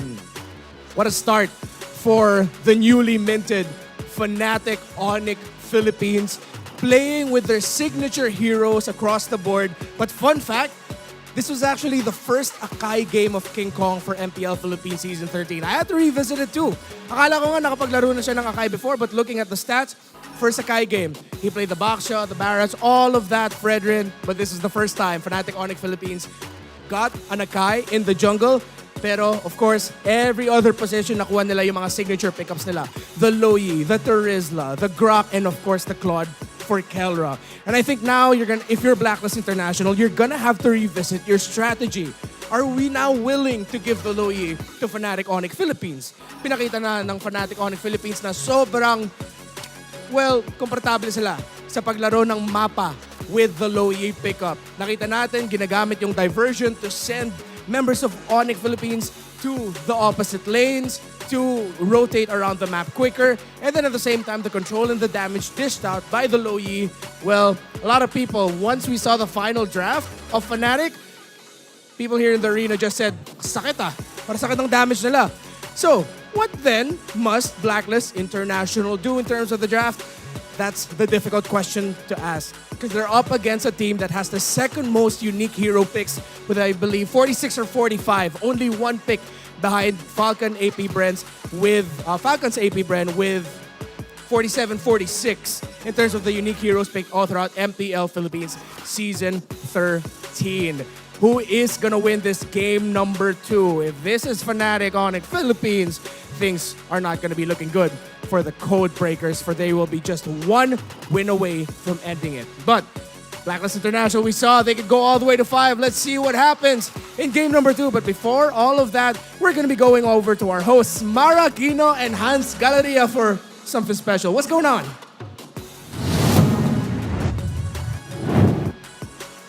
Thank you, Renmar. My oh my, Fnatic ONIC Philippines. So smooth with that game. I mean, an incredible performance by Escalera yung nakita natin with his Grok, intensely showcased kung ano yung kanya na ipakita within. And now it's time to talk to the talents from the Bahasa Indonesia broadcast. Mirko, KB, how you guys doing? Hi, Mirko. Hi, KB. Are you guys there? I think they can hear us. They're somewhat prepared right now. They're chilling. They're nodding. They're nodding. What do you think is on their minds? I think Mirko is saying, yes, we're doing great. There he's Mara, hello waving. Hans, we're doing great. There you go. Can you guys hear us now? Now we can hear you. Yeah, we do. All right. I just want to say I'm very sorry for the first match, because, it's all JP's fault. He muted our mics. Well, you know what? Sorry. Mirko's got some jokes, and I'll give him that. Okay, Mirko, I want to ask you, okay, and KB as well, what do you think of the first match between Blacklist and ONIC? Or Fnatic ONIC PH? I think Keller is giving his best with the draft and with the items management. I think I love the item composition when he choose Magic Blade and then Athena Shield. He giving a full respect for Oheb. So he play like a fighter. And he got a winning condition. And they shut down Blacklist International so deep on the first game. What about you, Mirko? Yeah, I think it's quite similar for me. I think for Fnatic ONIC PH, they played really well. I think the drafts were also that they got were just really, really good. They got the Loyi, the Claude in the first phase with the Akai too, and it shut down Blacklist International completely. I think what Renmar said was just spot on, man. I agree with that guy. He's smart. Now, seeing how the match is going, are you guys seeing any similarities in terms of play style with Indonesia and Philippines? I think there's a lot of difference if we talk about MPL ID and MPL Philippines. Talk about MPL ID, there's a lot of players who want to take high risk if you play on the MPL ID. But on MPL Philippines, I think there's a lot of calculating, there's a lot of consideration before you doing this, something happen before the Lord objective or something that bigs on your disadvantage or advantage. So there's a lot of calculating on MPL Philippines siding or compared to MPL ID. You know what? I like that. Thinking before doing. Now, for you two, I want to ask you, with the way Game 1 went, do you think Fnatic ONIC Philippines will continue to ride the momentum, or do you think Blacklist International will get themselves back on track in this game number 2? You guys can take my prediction with a grain of salt. I don't know if the curse is active or if the bless is active. So, the agents might be happy, the Sonic might be happy. It really depends. I think Fnatic ONIC Philippines will take it 3-0. Oh. Is that a curse? I don't know. Let's see if the mirror curse, is still strong. How about for you, KB? I think ONIC Philippines will go, but with 3-1. So I don't agree with Mirko. Blacklist, I think they will stall one game away ONIC Philippines. Let's see if your predictions are correct. Thank you guys so much. I hope you're having an easy time and a great time casting the Philippine broadcast. Thank you so much. And now we're gonna go back to our casters so we can go to game number 2. Casters, pasok. Hey, there we go. It was great to finally hear from our guys over there doing the Bahasa stream, KB and Mirko, and we heard the very courageous either Mirror Curse or Mirror Bless. The 3-0 is what he's saying. The Mirror Diction is what I call it. Yeah. The Mirror Cast. The Mirror News. He's basically Mirror Cast. The Mirror Guess. Mirror Guess. Mirror. Well, we'll see if it happens. Again, we have a stronger energy here, and that is Chantel and Brigida. Yeah, you can't. I don't know what we want to call that, but that's a force of nature. That's a force of nature. That is inexplicable. What do they call that again? Is it Saint Chantel or what? Saint Chantel. The mother of all series. Mother of all series. Chantel is in the building and across from us. So we'll see if we end up going. And their prodigy. Guys, if this ends up 1-1, I don't know. I think we are going 5 games. Like, if this is not a 2-0 right now for Fnatic ONIC Philippines for the next game, I think we are going 5 games. I'll throw that out there. Yeah, right. if this goes 2-0, then all the more it might be a sweep. As they say in the Philippines, list it down. Yeah. This has nothing to do with my own personal predictions. It's just what we saw in game 1. Yeah, that was a very clean game. That was almost too clean. And after some contemplation, a part of me thinks maybe Escalera actually is stone cold right now. Like, I could have sworn that they just did that whole bit for the MVP shot, but maybe he is just in the zone. He is. He played like he was in the zone. So, hey, you guys can also join your friends because MLB's first rank party, it started. Join the frenzy of rank party bonuses now. Rank party, man. Enjoy loads of activities and free rewards all the way from May 11 to June 21. That's more than a month's time of the rank party frenzy. Woo! Don't miss out on this incredible rank of time with tons of free rewards waiting for you to claim. Rank party. Woo! Is that in the game or like No, are we I just made that up right now. What do you mean? I thought maybe there was like a little sound effect or something in rank Is there party. a sound effect? Yeah. Woo! Have you guys not been playing? Let's head to the draft. I play with sounds off. People screamed in game. Well, hey, join the rank party now because right now we're 3 seconds away from jumping into the draft of game number 2. Loving the drone shots, by the way. I reckon this is Blacklist on the blue this time around. Okay. Yeah, and a quick recap, since there was no time, we had to hear from KB and Mirko. When the body suffers, there was a Angela, Matilda, and Harith ban first, but they were red this time around. There's a Swaparoo, Angela, Grok, and Loyi. Dear Lord, Super Princess Loyi. Now that's a force of nature. Here's the pickup on the Fred. That's the old Fred. Oh, what's left out here? Faramis. Good old reliable. Faramis Akai. Faramis Akai. On a 50% win rate today. Well, you did say the Akai is the answer for the Fred. That's right. And, I would just 100% agree with I was going to say Escalera ban or the Grok, because not only was he engaging left and right, but he was peeling for Kelra left and right on point. So I'm wondering what's going to go in the hands of Escalera once again. There's the Akai. There it is. Like we talked about. Leo mentioned is probably the best thing to pick up against this Fredrin pick. I will choose my own. He's actually going through. This is the first time we're seeing Arlo all day. Arlo. ONIC, Really? Fnatic ONIC, they banned the Arlo while they were on blue earlier in game 1, and now that it's open, this is a flex. I gotta say, this is a flex. Like, you don't know if it's going on Escalera, you don't know if it's going on Gem. But again, they are going off of this tangent, this principle of utility. They can do so much with just these 2 heroes. And that's the thing is, like, if you feel like, hey, that Grok was a pain, this Arlot is a different pain.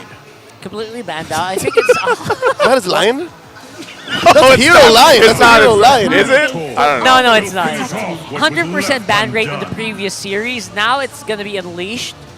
I mean, obviously there wasn't any major changes that was done to Arlot. No, not at all. So teams just realized, you know what, this is too good to start off fights. And when you do start off fights, there's a really high percentage you come out on top. Yep. Okay, there's a Nathan. And do you see the speed at which Etomax and Why Not are drafting? The last time I saw a draft this quick was with Coach Treb. And that's called the Trevor Blitz draft. Look at this. Blitz. Not more than 10 seconds and they already have the Nathan. So I said they know the game plan. They know what they want to do here.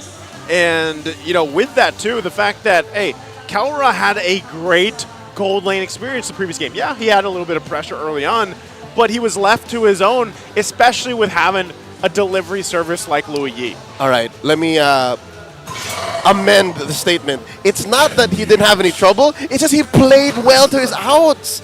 Blacklist couldn't get to him. He's the savage after all. Yeah. Well, all of that was happening. Obviously, that was like when King Kong was going ham, Escalera just wild charging in your faces. It was quite hard to keep track of the Claude for a majority of that game. Was Renmar mentioning this? Was that King Kong's first game on the Akai? I know it says a 100% win rate.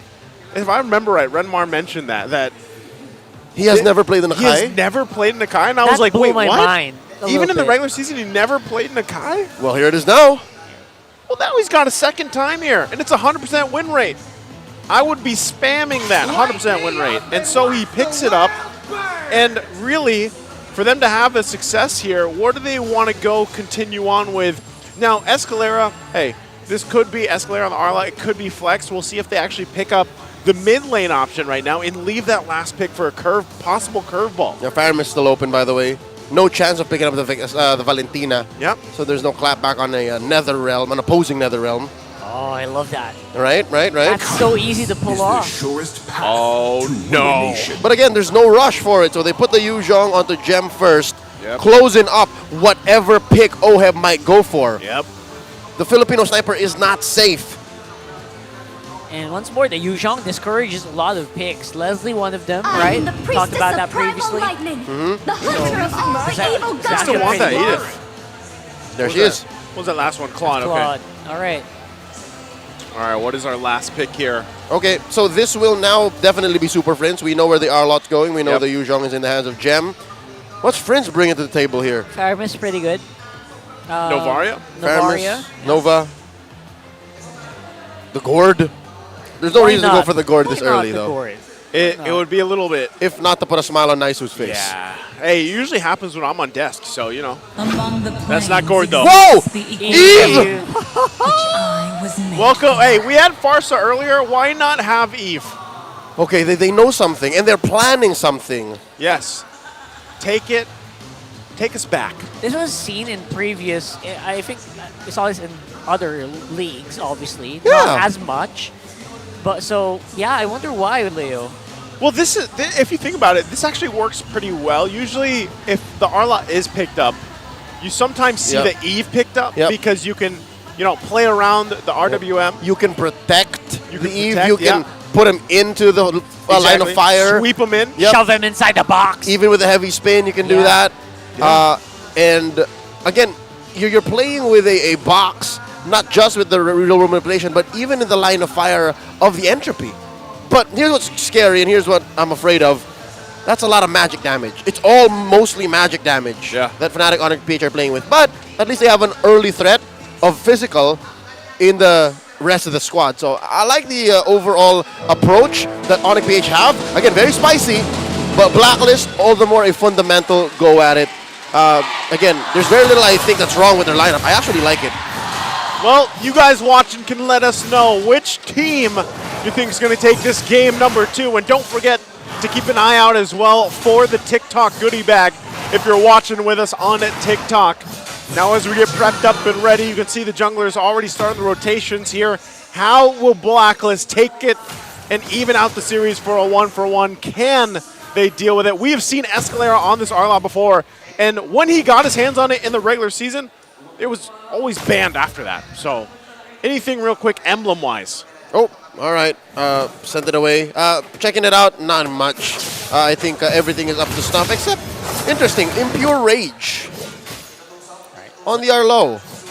Huh. Oh, yeah. Small bits of percent damage. And, of course, unlimited mana. But that's already It also helps the fact that he was also on the common emblem anyways.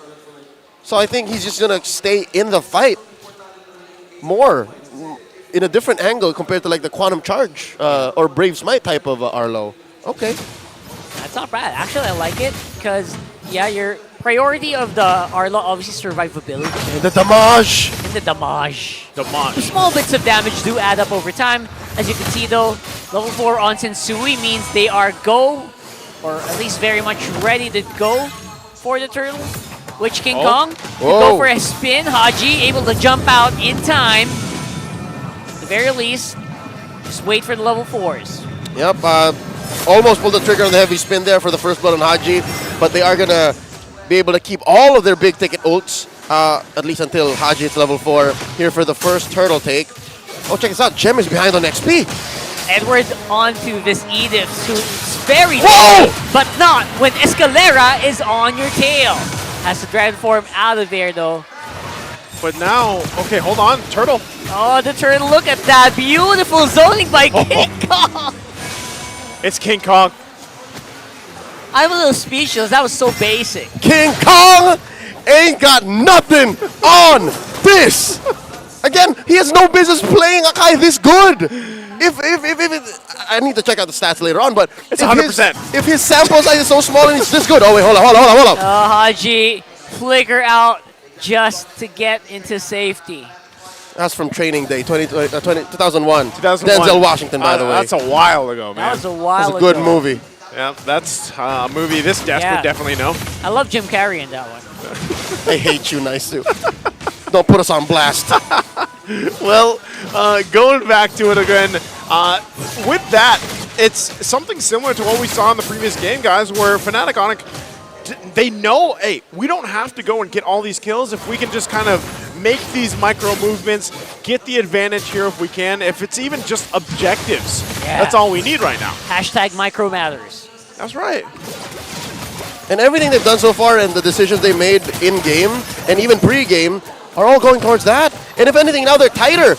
Because again, if you'll remember, around this time in Game 1, there were already some kills from Blacklist that punished Fnatic ONIC. But here, this time, it's like it's a tight ship they're running. Look, King Kong's ready for this. Well, aside from Sensui, who's having a bad time, obviously, everything else seems to be in order for Blacklist. Okay. Or on track, at least. Just straight up taking that small camp. Oh! There you go, the flicker with the slice and dice. No victims whatsoever. So that's flicker gone for Escalera for 2 minutes. Let's see what Blacklist can do with that. And now as we head into turtle number 2. All right. It came at the price of US Flicker too. Yep, So it's an F for F. F and F, yeah. So they got that down, but so given that, with his turtle take, you're still going to see Fnatic ONIC deal with positioning here. They have to kind of wait for the RWM. They might try to stall this out unless they give it up here. So it should be up in just a little bit. We'll see if they really take this slowly, but the information's there. Half health though for now.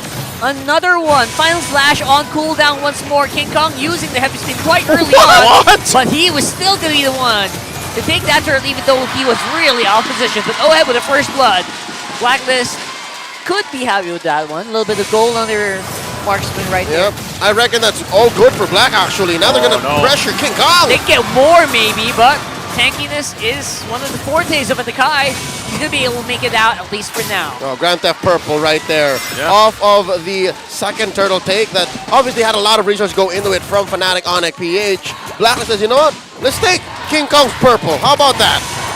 They had to take something. They can't keep just like having King Kong do what he was doing the past couple minutes and not get punished for it. So finally, Blacklist International will find an answer. Items are kind of falling into place, these first items being picked up here. Yep, about 400 gold ahead is Kelra over Oheb.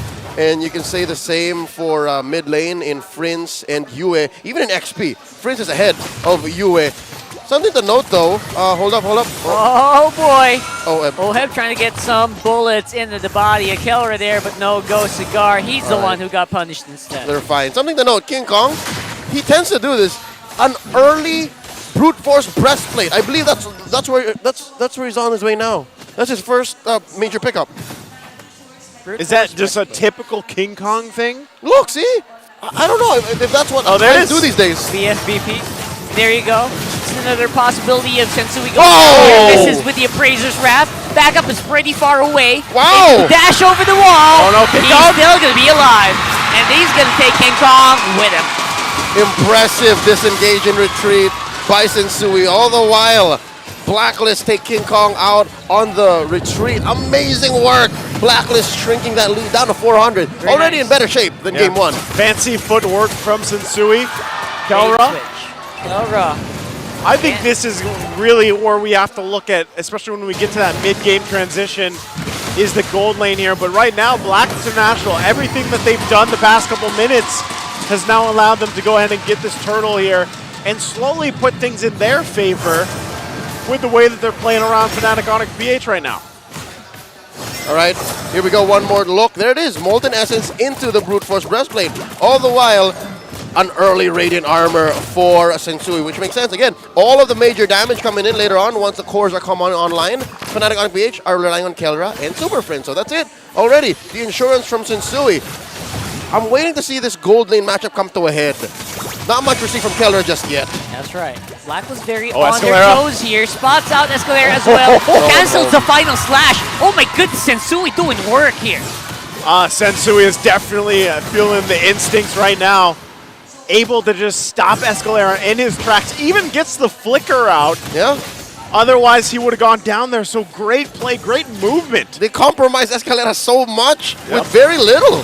And now they could get something done here on the bottom side, but definitely not that tower. Keller is so good on the clear. Top side, though, is a different story. Okay. Looks like Edward actually committed the Primal Wrath there. Yeah, he had to use it. Still has his flicker, though. Gets and right tower. now, yeah. It's really just Blacklist International now doing what we saw from Fnatic the previous game. Hold on! You are going to get locked in here, but not even the real-world manipulation can save him. Since oh! Of course, with the Praise Wrath, good enough damage, but not enough takedown Super Prince. Now the follow-up is strong here, coming in from Blacklist. Gem! Non-stop aggression here, Edward. Trying to see if he can get some damage on the Gem and Super Friends, but it's going to be a bit too late. That is going to be 3 for 2. Oh! And a flicker in for Edward! My goodness me! And that's why they call him Legend Zero. Abun Jingjing coming in. No one expected him to go that deep. That's what people want to see from Edward. Unfortunately, he wasn't able to do stuff like that on the export in the previous game, but Doesn't he allow pulled for it through with the Edith, and we've seen him pick it up so many times tonight alone. And so with that, Blacklist International finds themselves in a great lead here. That's impressive. Going into this Lord. See what we mean, though, right? The micro we're talking about. Right, man. he needs that. And now he's about 1,500 gold ahead of Gem. And Gem actually had to spend that Petrify full combo. Oh, Conceal. Conceal here, spotted out by Haji. Gonna wait up a little bit. Edward's close by, waiting in the wings. Oh, they're going. They're pulling the And trigger. They're gonna fight this time around. Everyone knocked out by the Lord, but Kelra gets that Lord now. Oh, that's costly. Follow-up There's damage Oheb. is gonna be stronger here as Oheb did just arrive. He still has the Blazing Duet. He's looking for the chance to use it, and there. Whoa! But beautiful timing from King Kong stops them in Gem. their tracks. Following it up here is gonna be Gem. Feels like he can take it. But will he though? Fight is strong. That is a 2 for none. Boom! Punch back by Sensui. What? Feelings were hurt. Words were said. Regrets were had. Off of the back of a single Appraiser's Wrath. Fnatic ONIC PH. They just got checked. They just got checked. That's a reality check, man. You never So do that against a fully stacked up Fred. And the rubber band snaps. That's underestimation against a Fredrin, man. That's all I can say. Look at this guy. Look at the him. heart Oh, of man. this boy, fighting it out up to the very end, keeping it together. And here comes the cavalry. We're seeing him RWF? fight under that turret. Real world manipulation going to be ignored completely here. Okay. Lots of ultimates being used up, but it's going to be a stalemate for now. Blacklist Okay. 2K ahead. All right, this is straight on just violence. This is. It's a frenzy. Oh, look at this, Oh, look at no. this. On Concealed concealed. play again? Oh, they're looking for King Kong looking for someone, but the concealed play will fail. And now the chase is Oh, on. no. Haji, will he use it? Even the Flickers flicker out. being used by Escalera just to make sure everyone is running off the safety. The compression is too much. And the Oh, they go back in! What? Counter punch is so strong here from Jim. Edward, Primal Wrath. Good damage. Oh, wow. Oh my goodness, they are not stopping. Whoa, whoa, whoa, whoa. When is Oh, it this is gonna going. stop? Okay, All right, counter still there. The back, the back, the back, the feint on the feint. Absolute cinema, as they like to call it. Man, the back and forth, and no one goes down. That last minute sequence is what it would feel like if Shutter Island had a sequel. And it doesn't. And there's a reason why it doesn't. What year was that? I wish I could tell you off the top. I just don't know. 2003, I think. It stars Mark Ruffalo. That's right. It stars Leonardo DiCaprio. Hey, there's a couple different versions. It's not Shudder from the Malaysian. It's Thai, movie. bro. That's a Thai movie. It's Thai and American. That's a horror film. That's not That's it. right. I'm talking That's about the different. suspense thriller. Suspense thriller Shudder category. Island. Yep. There you go. That's right. Well, right Daniel now, Latest. Oh, here we go. this is a thriller. This game number 2. Yeah. Right now, Blacklist International still has that lead, but man, you are seeing exactly what the lineup from both the teams are able to pull off here. Yep. And why still Eve is actually really great for a lot of these fights and a lot of this type of play, able to cut things off and keep things in that box, of course. Look at the damage dealt as well from Calra and Super Prince. And now the Lord Dance starts up once again. Calra making his way to this. Okay, he's coming from an Half angle. He's coming from an angle. Interesting angle. Escalera on the back. He reveals himself. He's seen. Lord, still a fourth of the health here. Watch King Kong. King Kong, watch him. Look at the wave on the Watch bottom. Escalera. Oh! Down deep here. Calera once more with the Lord take. Oh. His damage is way through the roof here. But the punchback can be strong here for Black. Let's see if they'll go for it.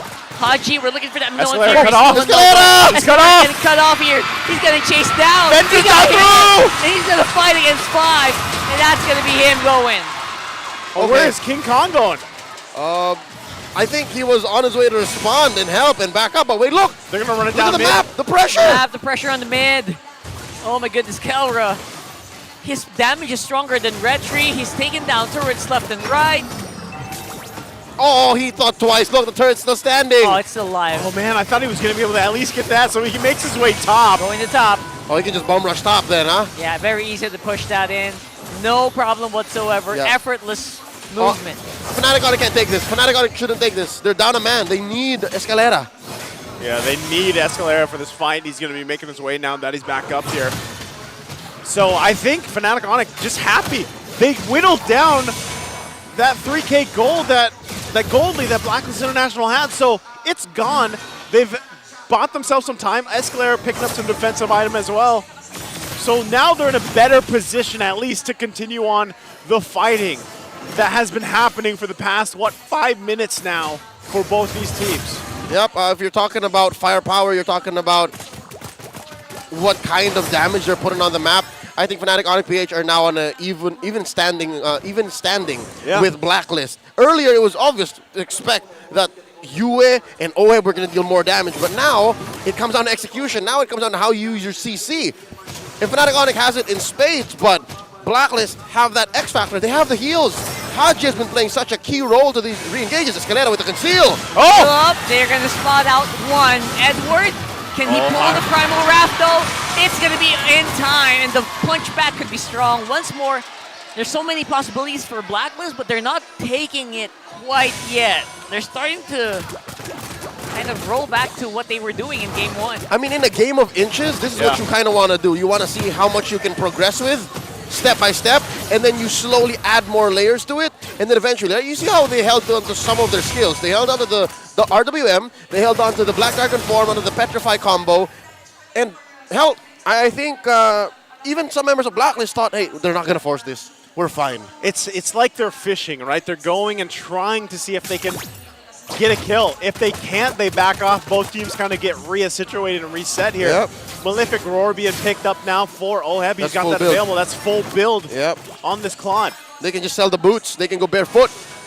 We got a real-time win rate. Is that the 50-50? Toss a coin, That's will the ya? 50-50. That's the 50-50. Okay.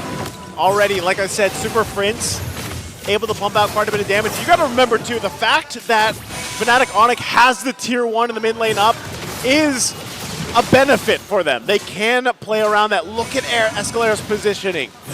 Keep an eye on him as this Lord Dance gets started up. Where is he to go this time as the fight breaks out? Whoa! Escalera looking for an angle here, but he catches Yue, dodges out of no. it into the real world. He catches Kelra! Kelra's down! Oh my goodness, and now it's a 3v5. That was a disastrous engage for Fnatic ONIC PH. Blacklist obviously saw where the soft side, where the weak side of that flank was, and they went straight for the jugular, taking down Kelra, taking down Escalera. Yeah. Fnatic ONIC PH could not have handled that. Now Blacklist has a Lord. Blacklist way ahead once more, 3K again. That broke down so badly for Fnatic ONIC here. And the miss on the final slash, Yue dodging and recovering almost immediately. It's almost like Escalera didn't do anything there. Yeah, he wanted to, but then he didn't catch, what did he catch? Yue, that was it, but then he got caught out. And then Kelra goes down, so it's just, it had the idea, but it just fell apart. And I could have sworn it was bad when it was a defensive heavy spin. Yeah. As soon as I was talking, oh no, this is bad. Yeah. This is bad. As an Akai, you treat your heavy spin like a Purify. Yep. You treat it like it's your lifeline, because that's how you win and lose team fights. Okay, with this, Fnatic ONIC Philippines going to have to go ahead and be on this defense, defend their base the best they can. They already lost quite a few turrets. They're going to lose this tier 2 as well on the top side. They have great defenses, though, on the high ground when you look at it. How will they play this out? Will Blacklist International force a fight here? Lord charges in. Oh, they're going to get cracked open, huh?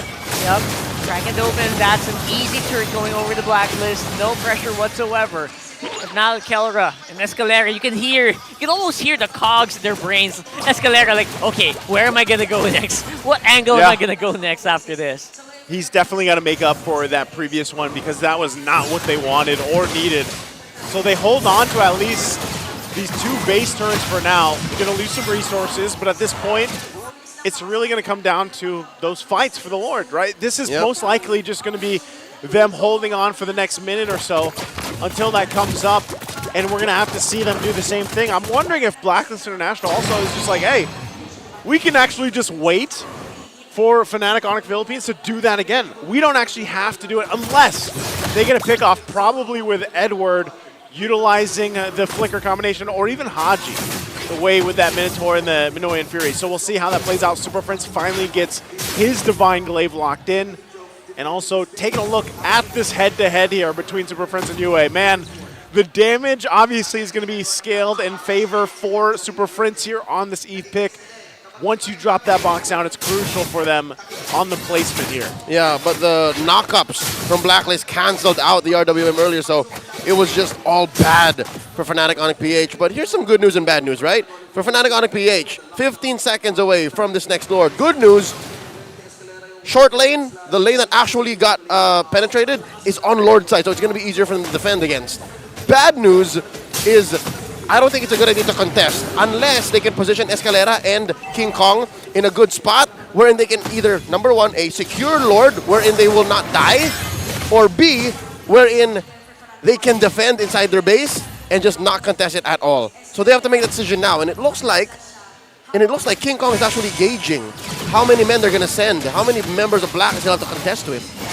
That puts so much pressure on Escalera once more to make sure that your setup is proper, that you're getting into the right timing. But Edward going in ham, and down goes Escalera without doing anything at all. Once more, it's a 4v5 on the Lord. Makes you wonder, did they not check that bush? Apparently, I think Escalera was on the way, but he got caught off on the way, man. That's tough. That's a small brush, by the way. That's tough. So you're just back at that once again. Fnatic ONIC Philippines going to have to be on the defensive. Escalera will be up by the time they push into the base, but still, you're seeing how quickly he's being worked on and taken care of. All right, it looks like Blacklist forced Fnatic ONIC PH to choose an option. You have to just let go of the Lord and defend. Which I think is better in the grander scheme of things for Fnatic ONIC PH, is because at least now they can plan for that ahead. Yeah. It's not something that they have to go off of when there's just like 2 dudes left on the map. At least now they can do it on a 5-man scale. So as we wait for that Lord to go ahead and spawn up, it's going to go to top side. Push in. Fnatic ONIC trying to get what they can, especially on Kelra. It's crucial that Kelra obviously doesn't get picked off here. That's one of the advantages, too, of being in this base. They might be able to pull through. Again, they have to work through even the immortalities that are on this side of Blacklist International between Edward and Sensui, who are already these heroes that are tough to take down. So it starts up. Lord now top side, walking in. Should be able to get it taken care of really quickly with this lineup that they have, but it's up to them. Haji jumps in. Oh, kind of a fake Minoan Fury there. Checks him out. Lord gonna get taken out quite easily, to be honest. And now, successful defense. Didn't really need too much pressure here. Surprisingly, 6.5k on the goal. Man, I didn't know Blacklist was that far ahead. Well paced. And again, Fnatic ONIC PH is no they're no strangers to defending. They know, but as the game goes longer, this is going for clearly Blacklist. Blacklist has played, on average, the longest games in all of Season 13 so far. And Fnatic ONIC PH, they like to play fast. So now their endurance and their patience are getting tested. Which is, it's funny that we're saying that because how many games, how many minutes just today has Blacklist International played? And talk about a test of endurance, test of mental strength that they have to go through, even with this kind of lead, knowing that, hey, when we get a Lord, it gets quickly taken care of and cleared out, and then we have to wait again. So still, it's up to Blacklist International playing around with this lead that they have, and for Fnatic ONIC PH to either find a moment before the Lord even comes up, hopefully it's not the same thing that happens to Escalera, or unless they just keep defending, but until how long can they keep defending and clearing those lanes, clearing that Lord before Blacklist International is like, you know what, we're going to have to force it. We're going to just go in. I could have sworn it was that last time. It's because it was an evolved Lord. Yeah. So there was extra damage on them if they forced the fight. But here, I think this should be a contestable Lord. Something tells me what happened to Escalera earlier will not happen again. Won't happen again. I mean, what better teacher than experience, right? Like, now they know, let's throw skills in bushes so that we make sure that Edward just doesn't pop up and kill us. Fool me once. Probably that's the once. Well, right this now, Lord is up. Yep, Lord is up. Push check by Edward. Making sure that they are all good to go. Although they did spot out a lot of people for Fnatic. That's a signal. They want to go and contest. Now it's a reset. This is like Leo said, this one they want to contest, they want to be able to play around this, and it's different this time too for Fnatic ONIC PH because of this side of the map, and they'll play around that. Still also keep an eye on that top side. That lane will be pushing a little bit, they'll have to deal with it too. Check out that Y bush. Yep, relatively quite safe to contest right now. That Y bush is so deadly. Gem and Escalera, that's a scary duo. Gem can activate Dragon Dragon form soon. Killer getting in good position right now to go for Entropy, and there you go. There it is! Seal. It's a lot of people being knocked up here, but it's going to be Haji with the Lord. What? And the kill happening one by one. Blacklist going on the chase here. Killer evaporates. That's it. That's got to be it. That should be it, right? The Gem all alone, 5 members of Blacklist, and Lord in tow. 50 seconds on the clock. The agents. They're just going to push it up. Very That's happy it. to take this. They are showing up strong. They're showing the proud. We're getting 1-1 on the scoreboard. The night is still young. And the agents are feeling it. And so is Blacklist International. Evening out the series. It's 1-1 now. And man, I'm almost feeling that 5 games coming again. All right, so we are denied the sweep. No sweeps today. All right, neither team is going to have to wallow in the fact that, hey, that was an easy victory. the fact that this game went, what, 24, 25 minutes? Yeah. That was amazing. I'm proud of how Blacklist kept their composure. And now I'm wondering how well can Fnatic ONIC PH recover from that? Because there were so many frustrating moments from that game wherein you're like, we could have done that. And if anything, that last team fight was worse than that free pick off on Escalera. It was honestly so easy to lose that, right? For if you're looking at the composition of ONIC, it feels so deadly. Yeah. It's like anyone can blow up anyone anytime. I'm actually just surprised with that last team fight, like how fast too that they went down. Even like again, Escalera, Calra even. They just got taken care of so quickly. You know what's worse? Is from that Y bush, the ambush from Fnatic ONIC PH should have been it. Because if you remember, the first knock-up from the Lord was for Fnatic ONIC PH. 3 people up for right? Blacklist. And then they survived somehow. And then after that, it's ONIC PH who got knocked up and then Blacklist won. Oh, man. Well, the man with the brains is going to have to break this one down. Let's go ahead and throw it over to our solo analyst, Renmar. Investors, welcome back to the Analyst. Ako po si Reptar. And, well, one of the things that we saw a lot in that previous game number 2, fights. Ang daming laban nakita natin. Fighting for objectives, fighting for everything before objectives, fight around the objectives. 2 teams who understand that very well. And in this game, Yue, his role here as the Vexana, to be able to dish out the damage that he could dish out. Sorry, Yue, you got me, man. MVP of the game, 2-1-11. And very clutch with the Terrifies. And of course, the burst damage combo coming out from the Vexana with the Eternal Guardian coming down. Vexana has become one of the best mid laners, if not, well, yeah, one of the best mid laners in MPL Philippines Season 13, just how fast she can scale. But most importantly, gaano kabilis mag-clear ng minion waves sa gitna ng mapa ang isang Vexana. Paired up with a Minotaur that of course would have Concussive Blast means that you would have a lineup that is very good with clearing the middle of the map. Meaning na mas mabilis ka makakaikot sa mapa.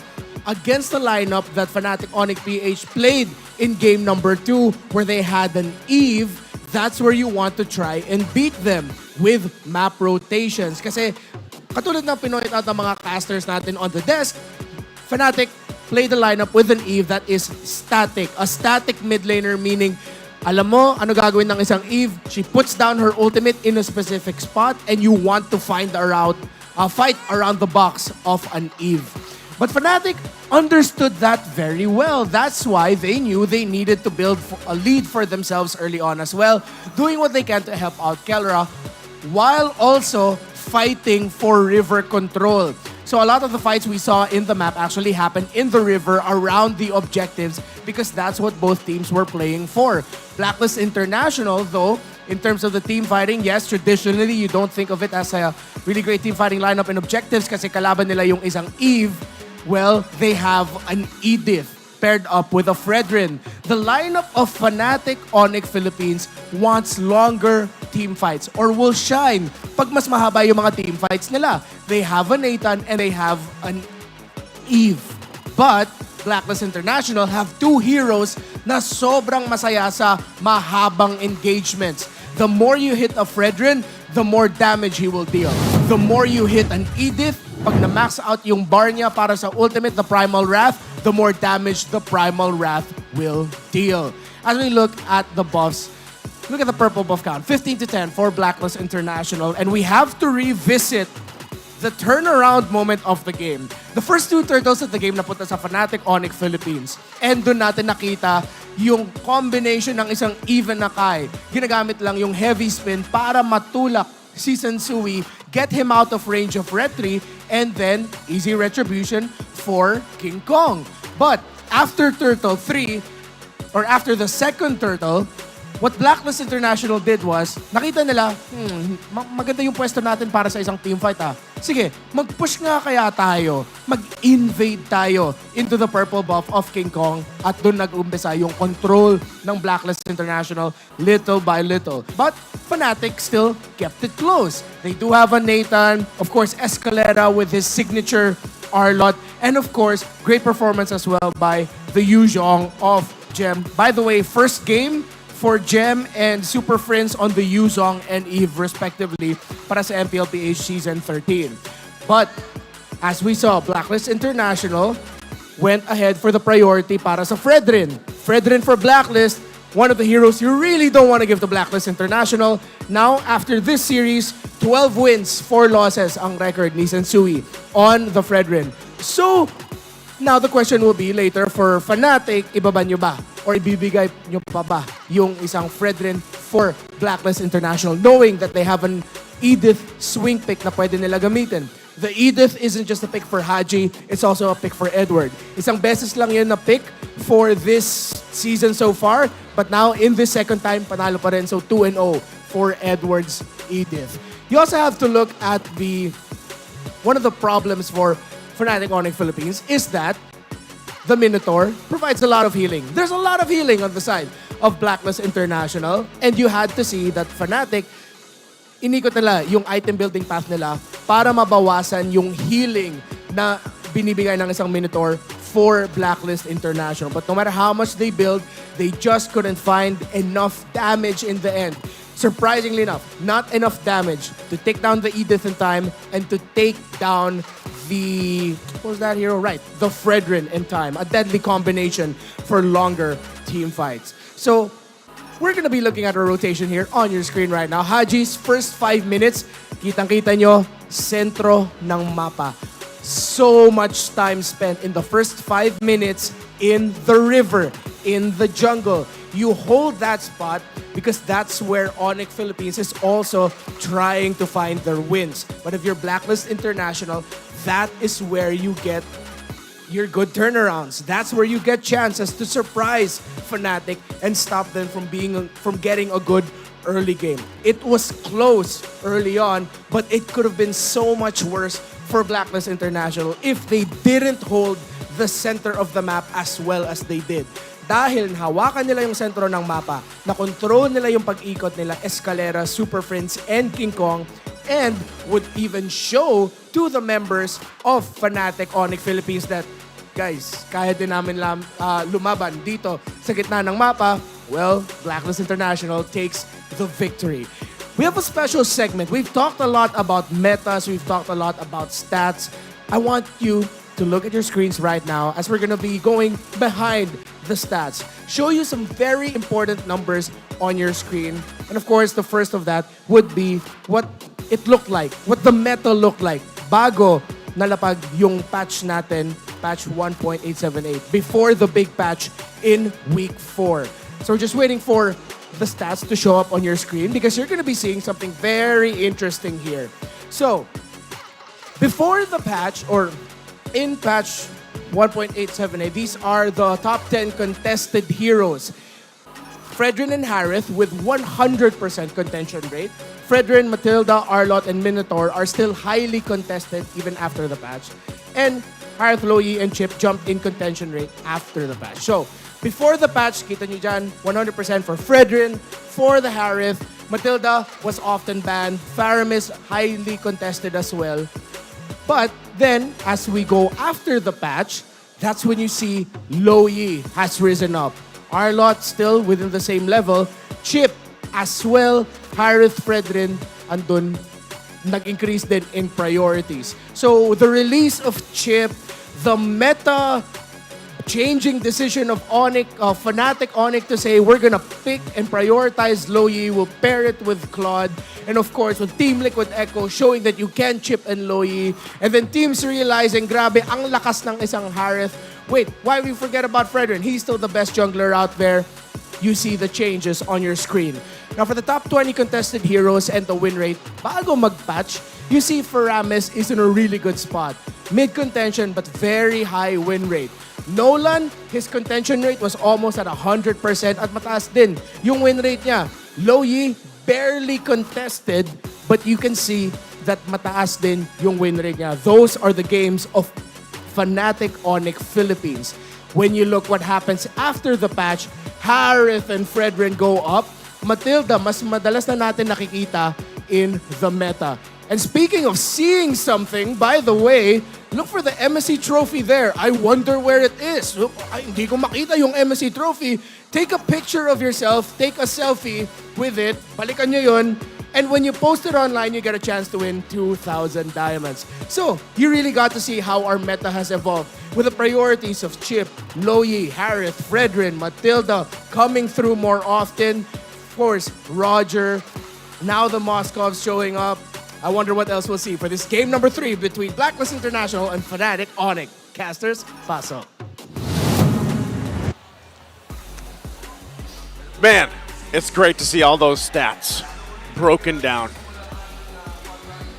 Stats don't lie. I don't know what you were trying to say, but stats I don't know. lie. Stats don't lie. Stats don't lie, bro. It was the pre-patch and patch comparison. Yeah.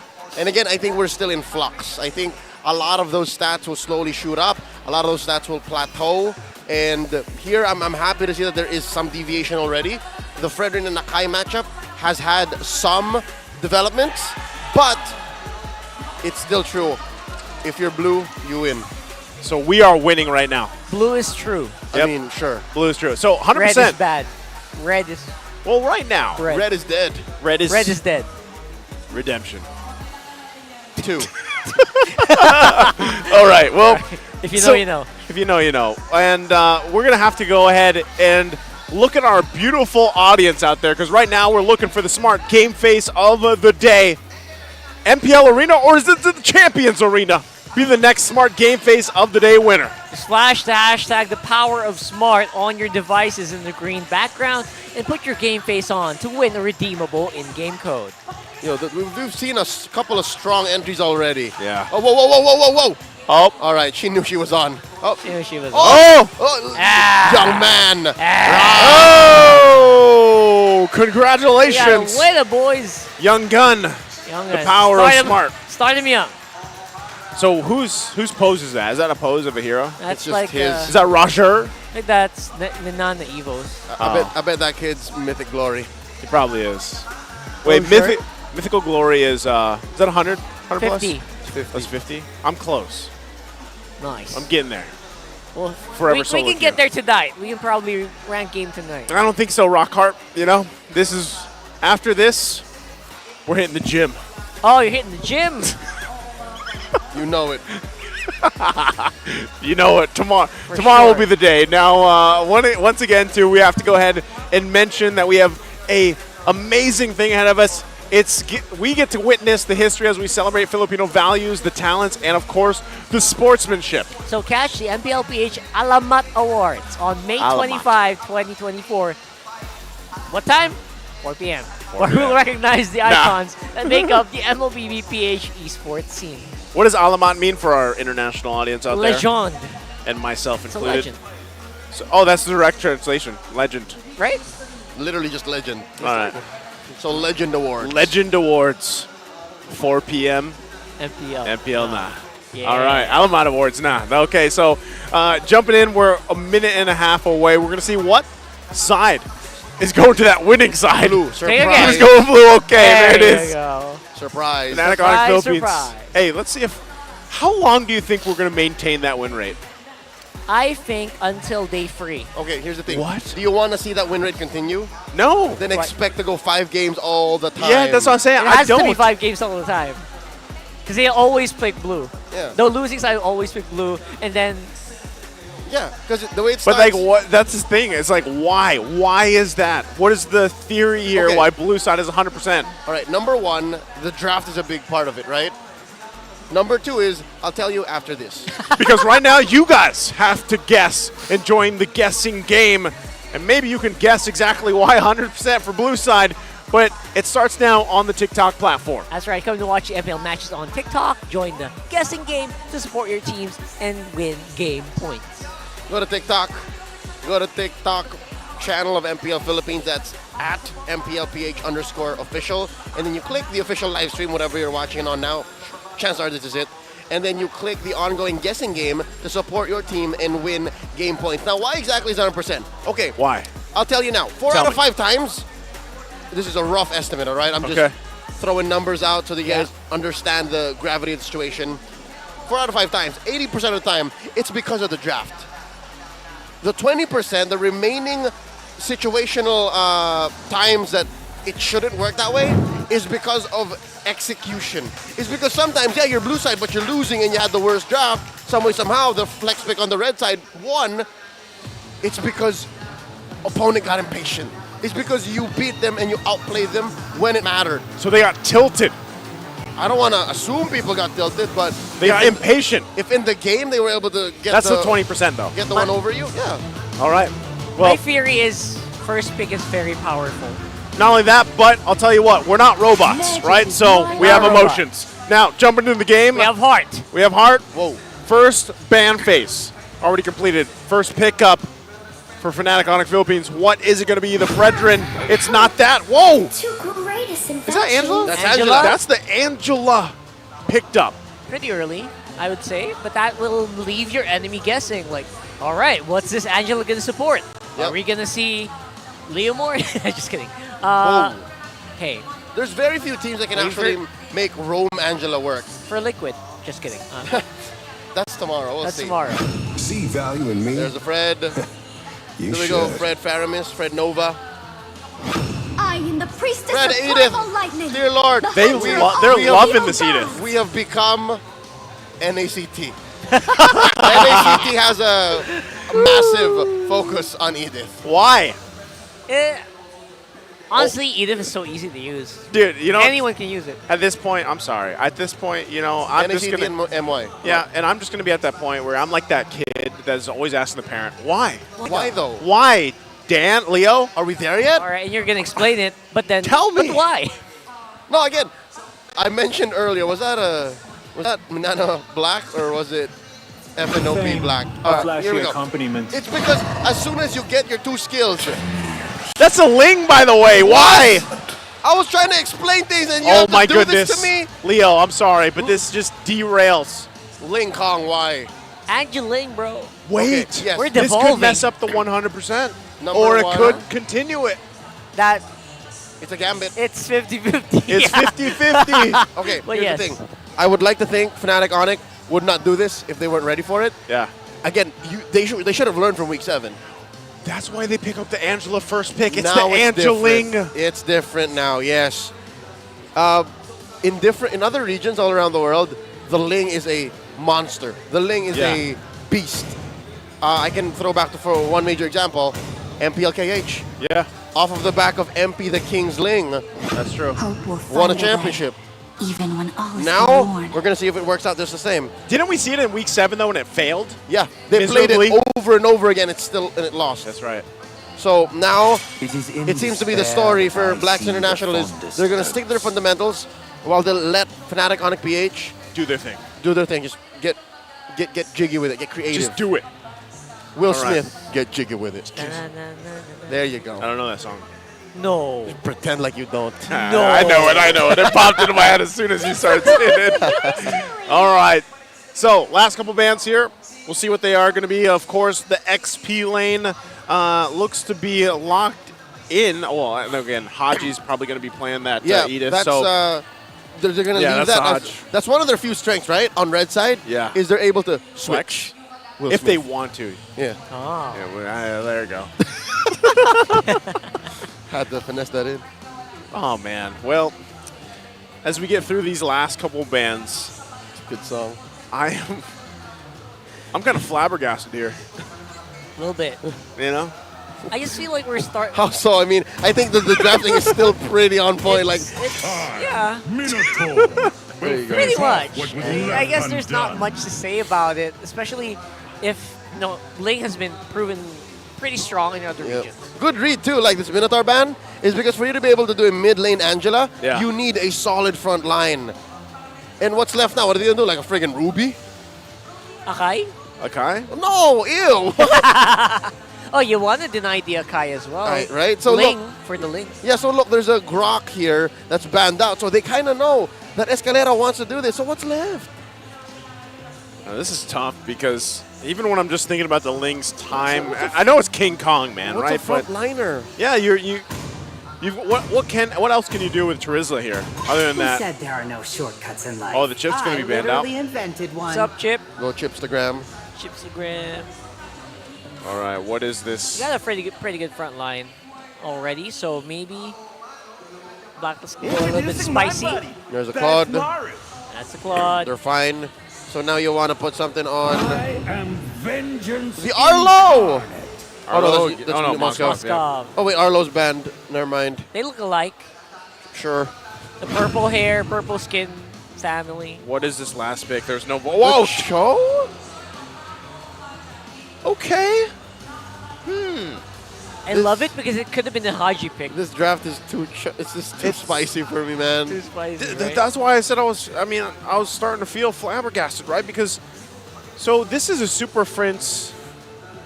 Angeling, yeah. Sam, Super Prince, Angela, and even back in regular season weren't statistically like the mid lane Angelas. They showed up more. They showed up more, but what the success rate of it? Everyone was like 1 and 2. Yeah. Or 0 and X. Yeah. So I'm wondering what changed in the 2+ week gap that we had where they prepared for playoffs. Well, to be fair, Angela's always been a mainstay band.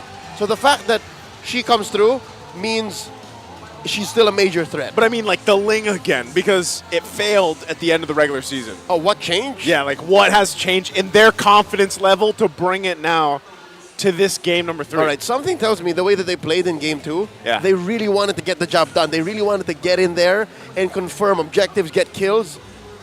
I think something snapped and said, you know what, Coach Tony says, oh, you really want to play like that, huh? Let's do the Angeling. Yeah, and this is also Get in kind there. of a heat check for this comp. If they want to run it, They can afford to. Yeah. They can do it. Right, this is the perfect time to do it. It's better now than game 4. Yes. Sure. It's better now than match point. That's true. There you go. That's right. Take a look at it. Because of the spiciness, it spiked in terms of the The lineup index. rating. Look at that. The next was like, all right, I like it as well. Almost times 2, almost twice the rating on Blacklist. Yeah. It's because of what they're capable of. Again, there's so much utility, but when it comes down to fundamentals and just lane per lane, I like what Blacklist is bringing. Well, let's find out here. Again, a great lineup, a great composition for both teams this time around, but I know people have been waiting to see King Kong on this Ling, paired up with Angela as well. It's a game 3. Who's going to take the lead in the series? Will it be Fnatic, ONIC Philippines, or Blacklist International as they approach their 8th game tonight? Wow. Again, a quick throwback. I had a conversation with Delar earlier on. He says if you play this long, it's all for you. It's momentum. Check it out. Support emblem onto Sensui. He really wants to get those dashes in and out. Okay. I guess one thing, too, that we have to kind of look at is the amount of CC available for Blacklist International. I'm talking about the time and time again, UA that has had his hands on this Vexana pick, able to play around it. Haji as well, playing with the Edith. There's so much available here, and I feel like that's going to make things a little more difficult for Fnatic ONIC PH to approach the objective fights. You really have to be timing your things correctly. I mean, Escalera picking up a Cho, and we've seen, guys, the way the Cho plays now in the current meta, it can work. There are obviously players that make this work and pull it off, but still, later on in the game, it gets that much harder to pull that Way of the Dragon perfect pick off, especially, again, when you're talking about here, Ohab's got the Purify, he's got this Claude pick, so it's going to be a little bit difficult to find the targets here. We'll see if Escalera is able to pull that off, go back to that Stone Cold that we saw back from game 1. Oh, so yeah. Turtle now forms up here in just a couple seconds. Level 4s waiting to come online here for a couple members for both teams. Oh, Prince missed the card, I think. Oh, Yeah, wow. That's massive. Now it's Prince suffering some damage here. Oh, my goodness. Even with the heals from the Angela, they don't seem to be able to sustain that long. And now the fight's happening around the turtle area. This is going to be crucial. Oh, no. King Kong? Oh, he makes it out. Oh, my goodness. That was close. Is that not a Taylor time? Nice jumping in, coming in from Gem. But the answer is still here. Blacklist still has some firepower left in the barrel. They're going to shoot. They're going to shoot in the direction that they want. And they're going to catch Super Frizz. They're going to catch 3 members of Fnatic ONIC. Oh, look, man. They make a beeline straight for the purple. Not even Turtle. That is a lot. Oh, it's the start of the resource war. and they're choking out King Kong. Look, he's not even going to get the touch of purple now. If Blacklist has their way, King Kong is going to be starved. And so that's why I'm saying it's the risk is already from the first second of the game. But when you have something like that happen around your first objective, that is going to just be a snowball effect of pressure from Blacklist International towards this lineup from Fnatic ONIC PH. And you can see it already unfold here. Of course, the gold laners just doing their own thing. But you really have to keep an eye on how they kind of recalibrate from this, from the last couple minutes here. And even across the map, right? Even Kelra is affected by what happened all the way up top. He's down 300 gold from Oheb. Obviously something that you can kind of just recover from, right? But if you're thinking about what heroes they're using, Kelra should be so good at dueling in this lane. Yeah, he could force those purifies like randomly. Right. But instead, he's just forced to play it safe because who knows where else Black might rotate. They're way ahead. Speaking of ahead, Edward with that 2-0, he already got that Hunter Strike available to him, so that matchup now in that lane against Gem is highly in his favor, and he's just going to continue to whittle down Gem there in that XP lane. So we'll see how that kind of unfolds if they're able to stop Edward from continuing to snowball. Dude, I feel so bad for King Kong. Look, he was trying to look for some creeps. Yeah, literally something. Something. There's no one there. There's nothing there. Oh, the resource starvation. Look at this. He might have to just rely on the hard guard to go in and try to get the purple. They're getting ready. Oh, no. Try to go for it, but they miss. He clicked the retribution to no avail. I think he hit someone. That's the worst. He hit a hero with the retro. So, I don't know, man. This is always like, you know, when people are just like, yeah, bring the assassins back, like, do that.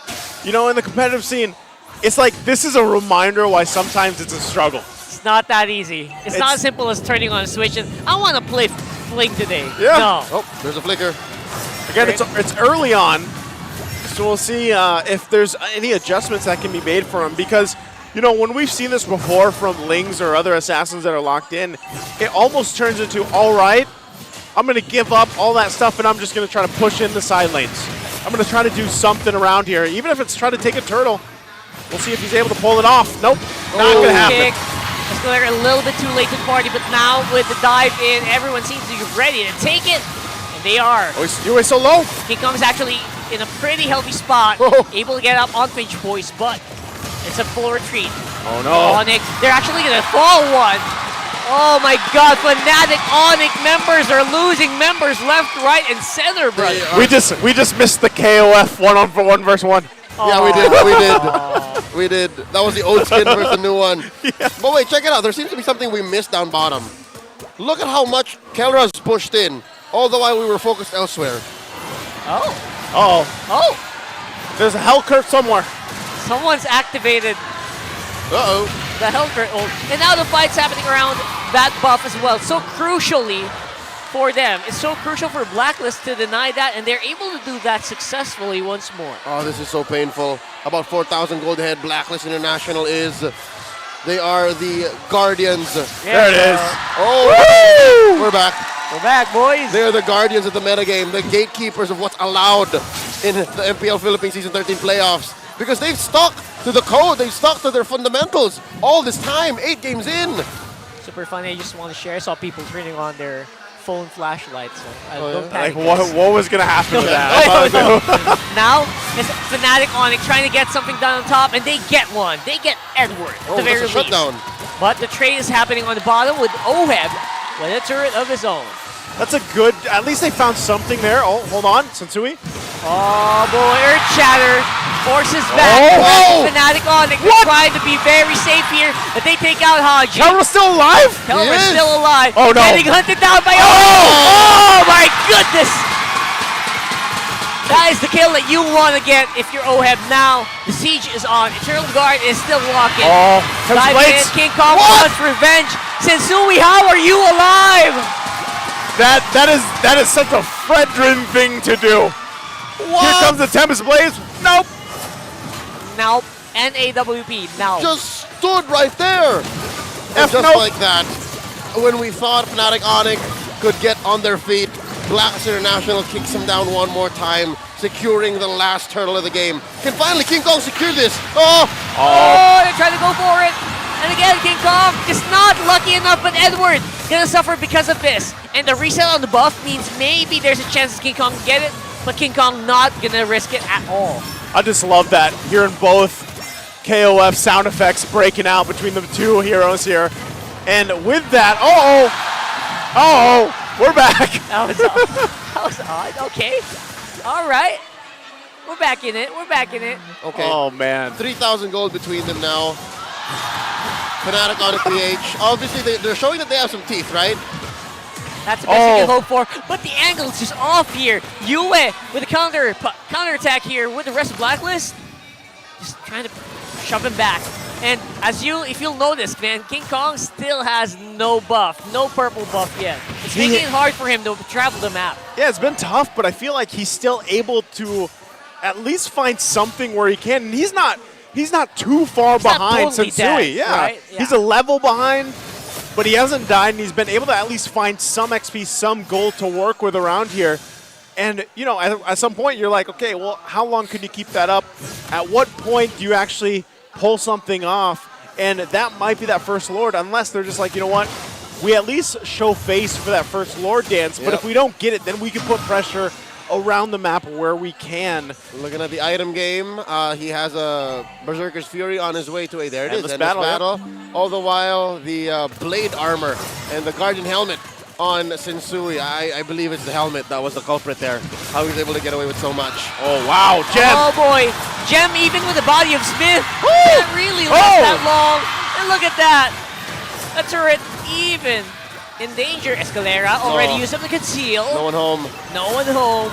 Tower fall. Oh, Oheb in front. Oh, my goodness. Kicks him Oheb, away. stop. Oh, my goodness. No one can stop this guy now. That is tough. Again, when you're just getting shot after shot, the corrosive scythe is there for Oheb. Oh! And now King Kong. King Kong. He's in trouble. Oh, no. Not going to be there in time. These micro mistakes, these little millimeters that Blacklist are able to punish turn into inches, turn into miles, and now they are primed to win going into the mid game, going into the late game now. Oh.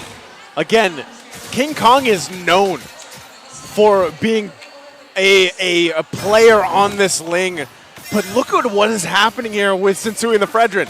They know how to punish him exactly the way they need to, and he's having a difficult time really playing this to full potential. So now they got to deal with this Lord. Mid lane push. Fnatic ONIC PH, how long can they hold on to these base turrets as the tier 2s get pushed in? Here's the problem, gentlemen. Here's the problem. Fnatic ONIC PH, they have really bad wave clear.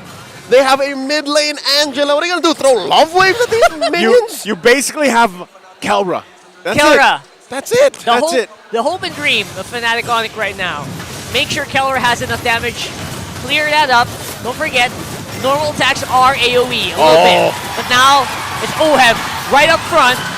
Penalty zone activated by Gem. No go. Escalera on the back trying to look for somebody. Also no joy. Oh, man. King Kong, all he could do was watch. Yep. And again, the reason why Escalera had to throw his body at Blacklist, and oh, wait, what? Oh, boy. King Kong, he's running out. Oh, Edward! He's running out of energy. Oh, my goodness. Tempest of Blaze comes in clutch in that last moment. This is a miserable situation for Fnatic ONIC PH. Your cores have to protect the jungler. That's what a travesty. What a turn of events. Oh, Gem again. The body of Smith can only keep him alive for so long. Blacklist International are on fire. Yes, Look at this, the spicy. concealed play. Oh, they're hunting flings. Get out of here, King Kong, get out of here. Get out of here, bro. Again, the push now top. King Kong waiting patiently. I'm not sure what he's going to be able to pull off here.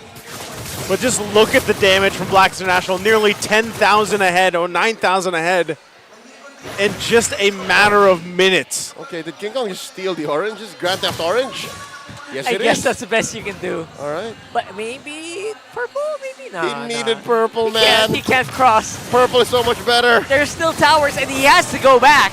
The rest of the team really needs him. Inhibitor turret number 3 goes down on top. All this time he could have spent it to get the purple though. Yeah, purple was there for Blacklist side. Was it really going to do that much impact though, I guess? That's what he's thinking.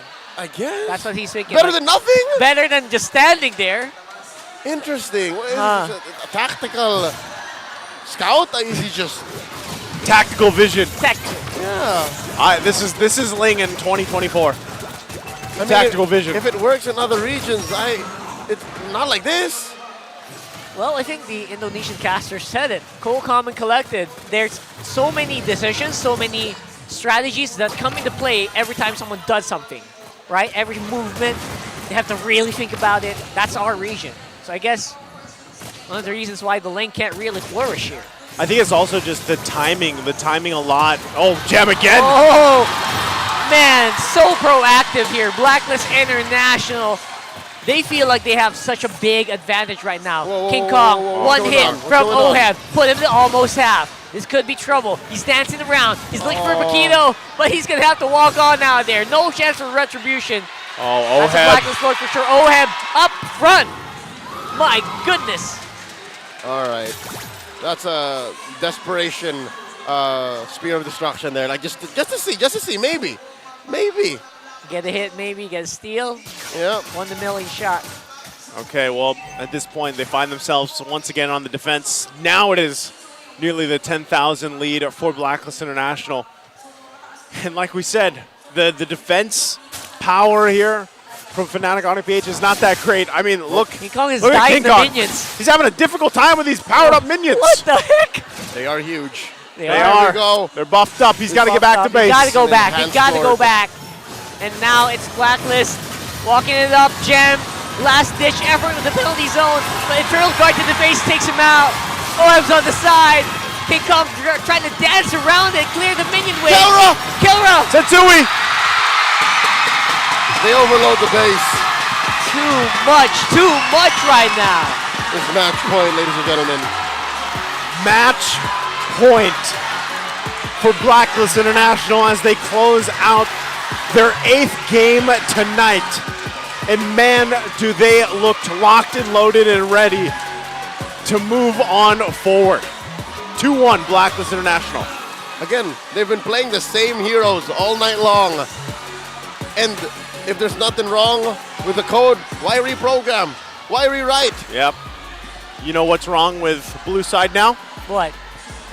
What's wrong, Leo? Ling.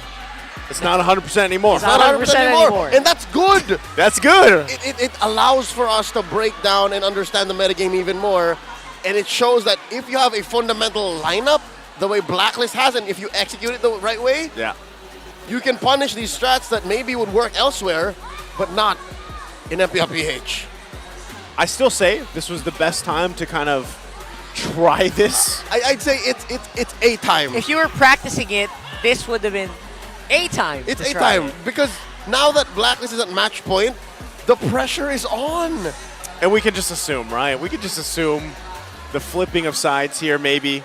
And I don't know. I'm sure Renmar has a lot to say about this, the lineups, the compositions that were brought out. So, yeah. Renmar, why don't you go ahead and break this game down for us? What do you have to say? Pinahirapan ang buhay ng isang Ling for the side of Fnatic ONIC by Blacklist International. At kitang-kita kung bakit even though all throughout the world, pinapakita nila, kaya ata natin mag-assassin na. But when you have roamers, the quality that Haji brings to the table, you will have a... You will struggle up against a team like that if you are an assassin jungle. His play here on the Edith as the roamer. You can see the item prioritization here, rushing the dominant size. Well, still respecting the regen that Fnatic ONIC can bring to the table. And then, of course, rushing the blade armor. Just to really show to Fnatic ONIC, kung gusto nyo makakomeback dito, i-extend nyo yung laro hanggang 25, 30, maybe even longer. Then going for the third item, Immortality, just to prove the point that that's how big the lead for Blacklist International was. when you have an Edith with you, again, going back to our previous point nung game number 2, is you have a hero who likes longer engagements. If you can't take the Edith down fast enough, the longer the Edith is alive, the harder it is gonna be for you to win the team fight. Again, Fnatic ONIC giving the Fredrin and the Edith together. Yes, when you look at that combo, isipin mo siguro na medyo mabagal kumpara sa isang Ling, kumpara sa Angela, wala sa map presence. But you don't need that much. If you're Blacklist International, as long as you control the middle of the map, makontrol nyo yung minion waves, mahinto nyo yung pag-entry ni Escalera, then you won't be able to do the global map presence that you can do as an Angela, as a Ling. That's why at the same time, as much as you also need to commend Haji, the MVP of the game, 100% kill participation. Maganda yung mga engagements niya with the Earth Shatter flickers, katulad ng pinakita niya doon. And of course, the onwards, yung tinatawag natin suplex. His pairing with Yue as the Vexana yet again really stops Fnatic ONIC from getting the engagements at saka yung mga umpisa sa mga laban na gusto nila. Every time you'd see Escalera would want to get a pick-off, would want to get a knock-up. You have a member of Blacklist International just dishing out a key crowd control ability para mahinto yun. With Escalera gone, then the pressure falls onto Gem plus the Angela. But then, who else is gonna be protecting or giving help para sa Moskov, para sa Ling?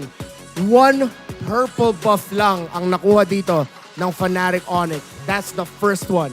The second purple buff onwards, hindi na nakuha ng Ling ni King Kong, and that really shows the story. When you have an assassin jungler na hindi niya nakukuha yung boss, hindi niya magawa yung rotations niya, maapektado yung buong rotation ng team. You have the roamers stuck in the jungle, in the river, hindi sila makakapunta sa side lanes, hence why Kelra hindi siya masyado natulungan. Umaabot naman siya sa late game build, but then if you look at the EXP laner, Gem only has the dominance eyes and the blade armor. At that point, you're worrying about the magic damage. Hindi pa nga niya nabuo yung radiant armor doon dahil that's the item that he really needed to survive against the Vexana, to survive against the Edith. And that's why he took the most damage here. As you can see, Escalera playing pick-off type. You're not gonna hold the front line as much as the Cho. So he takes the most damage. But the rich guy, the carry, would go to Oheb. And of course, as we mentioned earlier, yung contributions ni Yue into the game, helping out Haji with providing the peel para kay Oheb and for the other members of Blacklist International. He gets total assists, 8 of them. And he is the best wingman of the game. We're reminded yet again kung bakit hindi natin masyado nakikita ang mga assassins sa Pilipinas. Why people are wondering, Baksha, Fredrin, Barats, over and over again. Marte, siguro, from time to time. But then, we got to show it here. Why? When you have yung tinatawag natin core jungler, an assassin jungler, a jungler na gusto maka-snowball, gusto makakuha ng items, ang hirap makakontrol ng mapa kung yung kalaban mo ay magaling mag-invade, has strong bursts, and good scaling as well. If you look at there, Vexana, Fredrin, and the Paquito. You can take the Edith out of the question.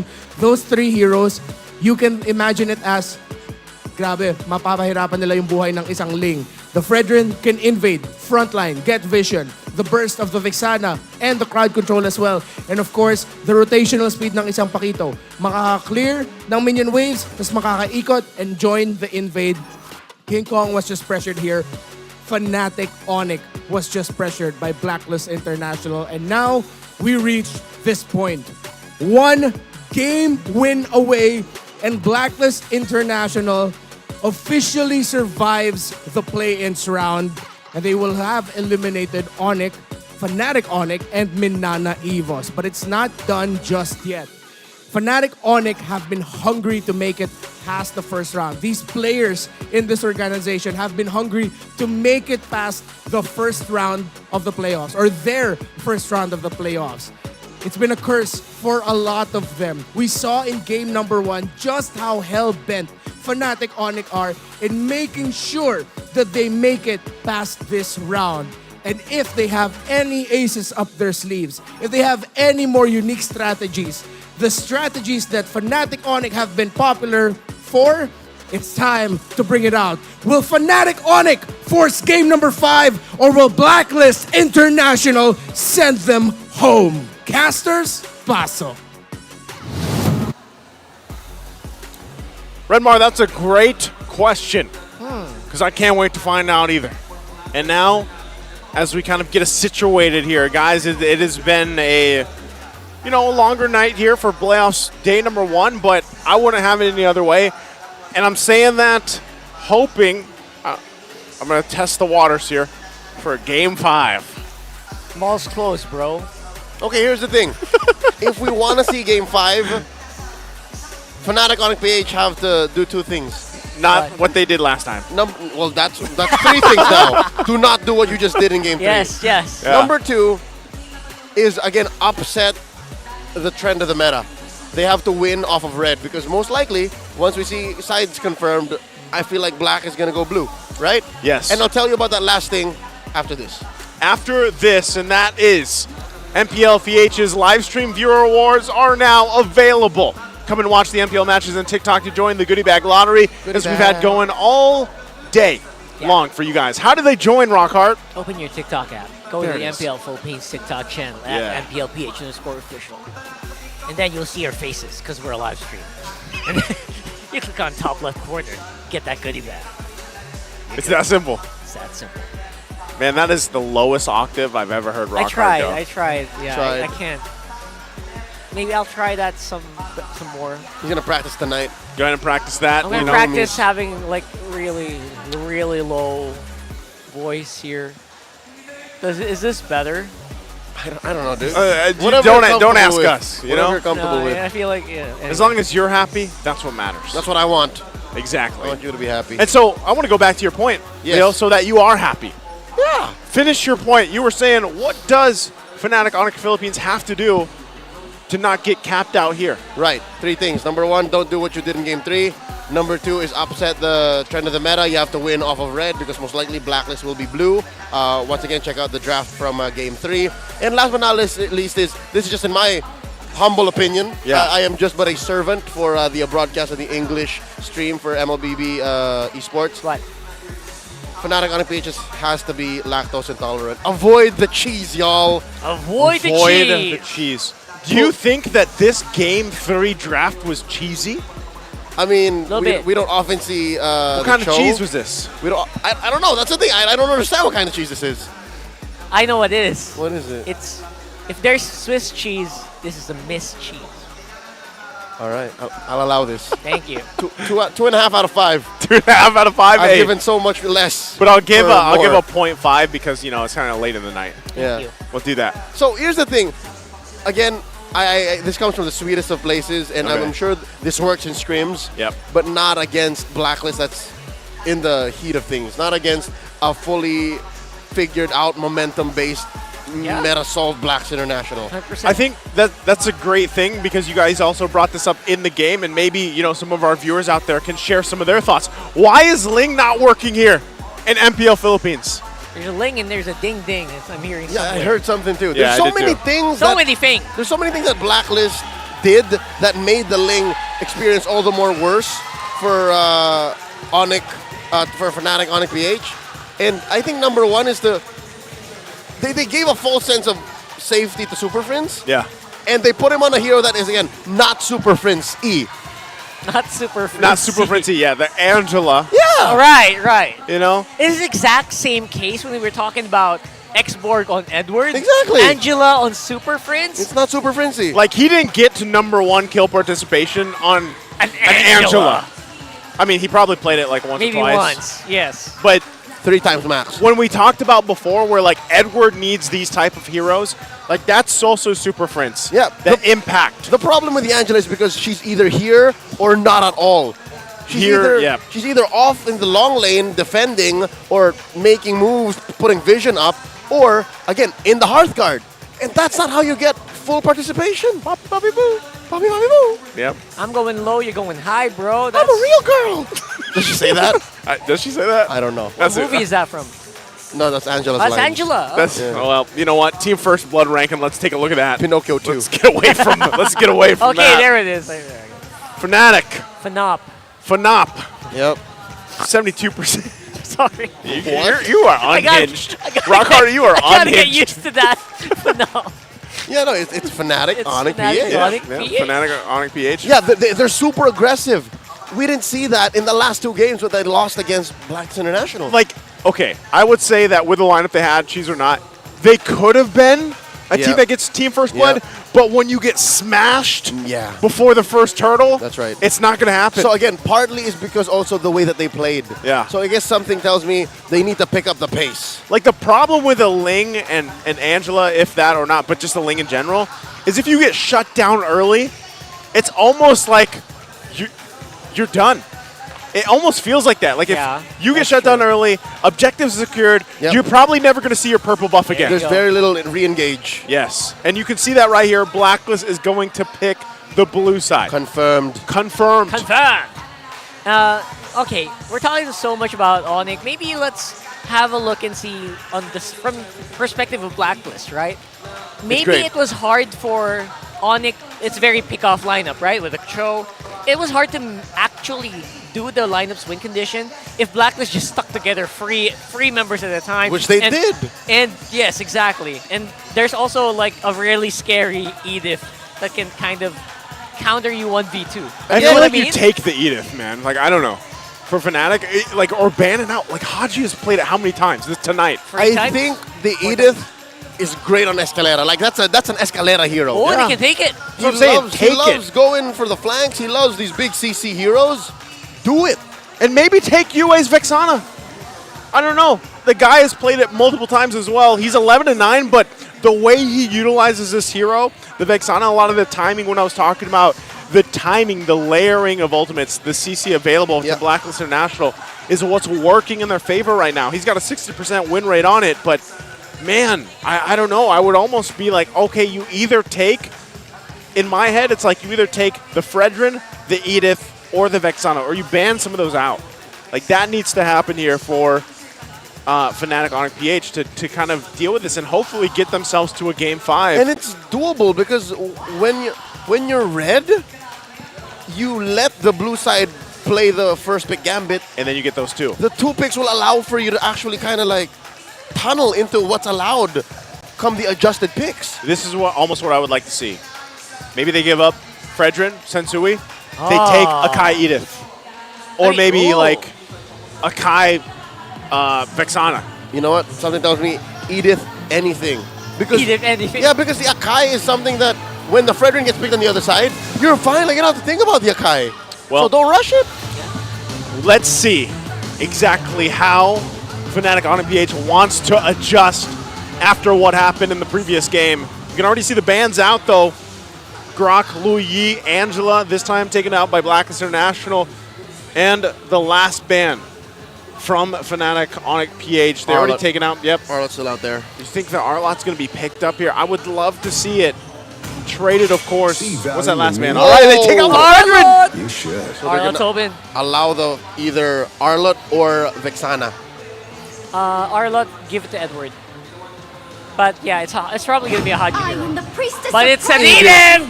Jeez. There it is. Blacklist knows. Blacklist knows 100%. Nice answer. We're going into straight up ease of execution and comfort. Yep, no cheese here so far for Fnatic ONIC PH. And there's the Carmilla. Camila. Finally got wins over Minana Evos here in the playoffs earlier tonight. And what else do they go for? This is crazy, Rockhart. Yeah. Arlot's still out there. First, okay, to be fair, this did happen in the previous series as well. Yep. I think Arlot reached like second pick phase on blue side. Yeah. So, yeah, I mean, maybe it's still pretty much in the air. Yeah, but here's the thing. I don't know if we've ever seen the interaction of Akai and Carmilla just yet. That would be a cool matchup. They seem counterintuitive. Yep. Because this is the Emperor's order. There's the Akai. Oh, there's the Akai. Talking about. Okay, so with this pick, obviously the Akai can kind of just control the Moscow. Moscow 100% will be, I think 100% Purify here. Yep. That's number one.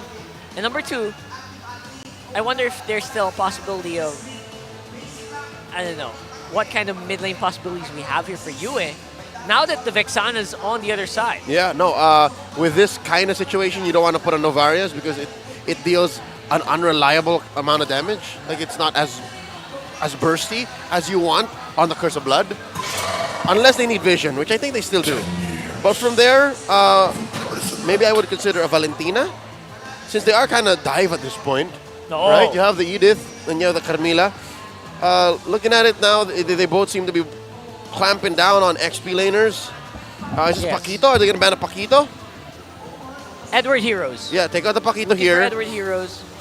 Doesn't matter what Blacklist bans if you're Fnatic ONIC PH, and then lock in what's left. Maybe lock in a... Lock it do you in. Do you want a YZ here? YZ? YZ? Yeah, you got that Yuzhong. Yuzhong? You could. I like this, though. Look at this. Another 100% win rate. This time around for Kalra on the quad. And I don't know, man. Like these last bans. All right, there's the Paquito. Take that out. Then pick up the Yuzhong and the swing back.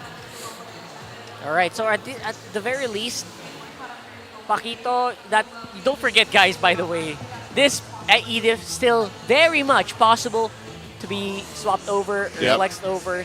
So they're covering their bases pretty well. Yeah, and that's what's so good about being red this time around for Fnatic ONIC PH, is they know if that's going to definitely be an XP laner or roam Edith. Oh, okay. Wow, a lot of XP A lot laners. of XP. Okay, do they have the Yuzhong here? Feels like a challenge to Gem here. I almost feel like that's all he could go. Like, what else? Like, Angar. Yeah. What else is an XP lane for him, you know? Let's hear from the crowd. Well, there it Oh, is. wow! Okay, CC made it CC. through! Arlot? Are we going to see Arlot? Oh yeah, there's still an Arlot. Arlo! I'm not so sure if you want a YZ here. That's a very spicy option, but your lineup is fairly squishy. Yeah, if not only that. happens. What does UA go here? Does he Yeah. go? Does he bring out the Farsa again? Faramis? Farsa Faramis, yeah. Faramis? Still solid pickups there. But then again, very little interaction with the Curse of Blood. Oh, you want to maximize the Curse of Blood, right. Again, she's a force multiplier. What's the bigger burst? Farsa. Farsa, I would Aside from say Farsa. probably. Gord. What if Gord? I just You don't see it? Daisu? here. I don't know. Not with these heroes. Yeah, like with an Akai across from you and everything. Is that Nana? Been different? That's Nana! Arlo and Nana! Oh please, no more Nanas in our RGs. No more. Because of what Blacklist did, expect for them to come back. No Even if more. they lose here, even if we go to game 5, No, Leo, they're still there. They're still they're there. everywhere. Nanas are everywhere. Mythic 100, Mythic Yes. 200, no problem. It doesn't matter if you're Mythic 50 plus stars, Nana pops up. I get it. Nana mains, they're built diff. They're built I in. would know. I would know. Mimi just plays Nana all day.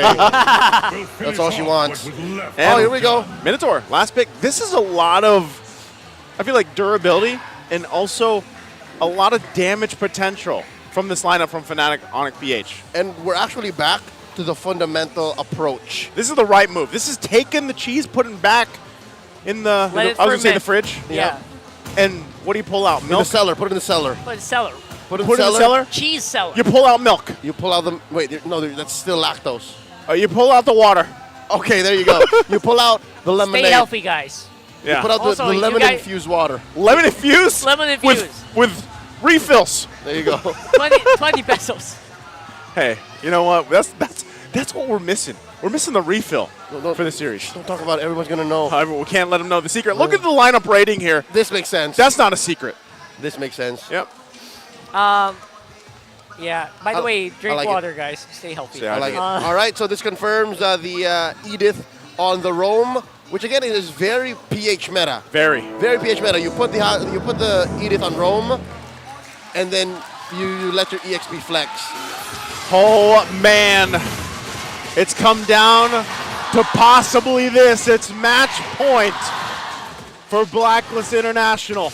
Will they be able to pull it off again 9 games in for them against Fnatic ONIC PH. Can they take it to game number 5?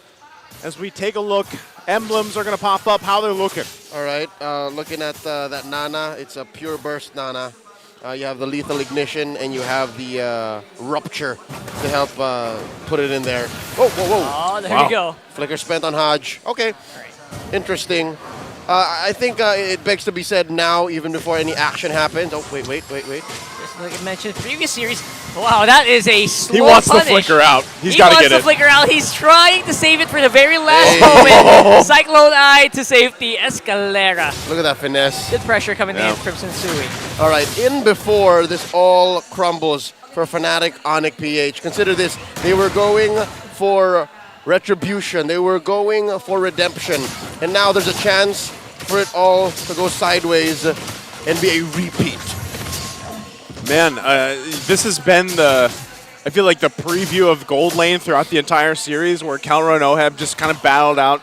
They get a little support if they can, but essentially like one of them is going to pull through and then they shine throughout the game. And really you have to appreciate the way that those Gold Laners play throughout the game, whether they're down and out, but they find ways to kind of pull through. So this is where we've seen things either pull through or collapse for one of these teams into that first turtle even. As they get these level 4s available to them, they're going to go ahead and get those online, the ultimates online, and battled out for that first objective. There you go. Edward nearly has it. He will get that once that cart goes down. King Kong, they're already starting up this turtle. It's half health. Yep, going straight at it. King Kong could still be in trouble. He has that Purified that we're talking about here with the heavy spin. Curse of Blood goes down. Escalera. Does he go with her last hit? But First Blood goes over the Blacklist. Fight goes on. Low HP members for Black all around. Gem, he is looking for blood, but it's the Nana he finds. And Edward with a final slash re-engage. Oh my goodness. Dear Lord, Blacklist International knew exactly what was going on, and Fnatic ONIC PH threw everything at the wall, but nothing stuck. And they were so low. And you're thinking like, man, Gem's going to be able to jump in and get a couple of those kills, but then here comes Edward. He get 4 kills for that. Yeah. But Edward, man, oh man. That's tough. Hey, by the way, the code is now on the screen. Viewers, grab it while you can. Just don't break it. BM3VNX LCH. LCH. Grab it while you can, and good luck to all use that. Got it. Now, once again, jumping back into the game, Blacklist International feeling pretty good with this lead they have. It is very small, but you have to consider the fact the way that they worked around it. Sensui also. Hold on. Oh, flicker in by Haji. They seem to be confident to take out Super Prince, and they get him. Super Prince able to let the Eternal Guard down, though. But Kelra coming in from the back. Good damage all around. Knock up with the Earth Shatter, and Eternal Guard is still there. Amazing. Blacks International calling Delta Split. Able to retreat, giving nothing over to Fnatic ONIC PH. And all this while, Edward just doing work. Look at how much gold he walked away with. Yeah, that's massive here. And as I was just saying before that all broke out, you know, this lead that they were able to play around with now, furthering it a little bit further from that. And for Fnatic ONIC PH, it's like, all right, well, where can we find these early victories, these early wins? And that really, it comes down to Escalera being able to find the setups. With this Minotaur pick, they locked in King Kong if he's able to get an aggressive and offensive heavy spin lockdown. But so far, it's more like, okay, we know we're facing this match point. We have to kind of take things a little bit more careful as we approach these things. So they're going to go ahead and start this turtle this time around. But here comes Blacklist. Re-engage. Haji is the one to watch here. He's looking for Kelra. Knock up with the Earth Shatter. Kelra still very confident to go here, but he spots Oheb and he says, no way, Jose. Not today. We'll see you guys later. Blacklist seem to be just having an easy time with these turtle I have a feeling that Fnatic ONIC PH are currently once bitten, twice shy. The way that first turtle fight went, it looks like they don't want to play aggressive anymore. Oh, you Yue gets a kill! Where'd that come from? Off cam. My goodness, off cam kill here. Super Prince going down. Sensui is near. Again, this Carmilla just proving to be quite an advantage, She's tanking amazing. up damage. This Nana is, yeah, it's going to make waves, right, out there in all your games because Yue is having a game already this early on. And, you know, the damage, he's got a Genius Wand. So like when that kind of comes into play, and then you're talking about if that lays down and then Hanji pops the Primal Wrath, man, that is gonna hurt. Not to mention Sensui, right? Not to mention Sensui. And just the way things are going right now, I think for FNOP, for Fnatic ONIC PH to actually get back into a winning position, they have to lean hard on Kelra. Yeah, that's They the can't. only They way. can't wait. They can't wait anymore. That's also the reason why I'm not super worried yet about FNOP or Fnatic ONIC PH. Is Kelra's, he needs some time. He just needs some time, and they can definitely go toe to toe later on. Yeah, wins aren't coming from elsewhere now. It's Because all of Kelra. because of the Nana and because of Molina's gift, it's so hard to play even as King Kong, even as the Akai.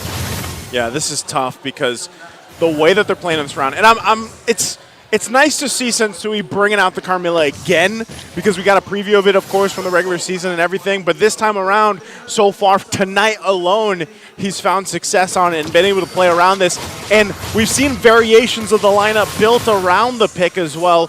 This works out so great because especially when he's able to land the ultimates, it's tough for FNOP to deal with it, right? For Fnatic ONIC PH, they have to kind of deal with things being set in that course, in that line of fire, and you're going to see it unfold once again. This turtle is up. It is 1-for-1 in the turtle department.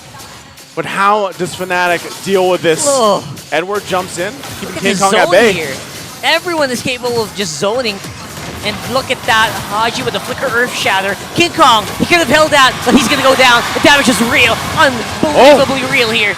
Coming in from the mages, from the magic damage of Blacklist. But look at that, counter punch here. At the very least, FNOP, Fnatic ONIC PH comes out with one kill. Straight up, the Ube pays off for Black in that engagement, but off camera, all the way across the map in the long lane. Gem was able to take down tier 1! Gem gets one. Edward under the turret, no fear whatsoever. Oh, Kelra! Some slight maneuvers. I like the footwork here for Kelra, but it's just not enough. Pure firepower here for Black. The movement! Some time, but this is where you say the moves and grooves. The moves and the grooves! Oh my goodness, the movement right now from Blacklist International. Styling and profiling. This is, it's looking like already, I know we're only 8 minutes in, gentlemen, but it's looking grim for Fnatic ONIC PH right now. Like the way that they're trying to find moments on the map, it almost, when you think about it, even approaching that first Lord, it's like, do they even have what they need right now to contest this? Again, I said maybe 2 or 3 minutes earlier, it's all on Kelra now. All on Kelra. They can win off of Kelra. And he showed some signs of mechanical prowess. He showed some signs of, all right, if this is what it takes, I'm willing to do it. But the rest of the team have to follow through, and they have to get better at picking their targets. Yeah. It's scary when you really kind of approach it that, you know, this is your playoff lives on the line here. Yep. For Fnatic ONIC PH, and with this kind of gap they're having, the struggle that they're having right now, nearly 9 minutes into the game, you're really hoping that, okay, something can happen for us. And if that's up to Kelra, then just, you got to let him continue to farm up. He's not going to be where he needs to be so far on this clock. All the more difficult is the fact that this is already a UA MVP game incoming, man. Look at him, 3-0-3, and he's acting on all fronts. Offensively, yes, the burst. Defensively, Molina's gift. Like, it just stops everyone just coming in from Fnatic ONIC PH. So, even this Lord take, I'd say it's less than 50-50. I'd say it's closer to like 70-30. This is Blacklist favored, no doubt. Jumping no again. doubt about it. It's another engage from Blacklist. Primal Wrath all the way to the final slash. And it's King Kong suffering once more. Dive in, re-engage, coming in from Solera here. Haji falls, good damage. Gem forcing him back. And Gem is all that stands between the rest of Fnatic, and he's doing a good job. Vengeance timed out though, so this could be a reset for both teams. Yep, that's a wash. King Kong sent home, the rest of Blacklist doing the same. And really, there wasn't much there. So that's a preview of what the best case scenario could be for Fnatic ONIC since they're down 3K. And so, given the fact that they're down 3K, that didn't look too bad. You know what I'm saying? Hey, it looks grim for Fnatic ONIC PH, but actually that fight wasn't so bad. And I don't know if that was just off the missed timing from Blacklist International, not finding what they wanted to angle-wise.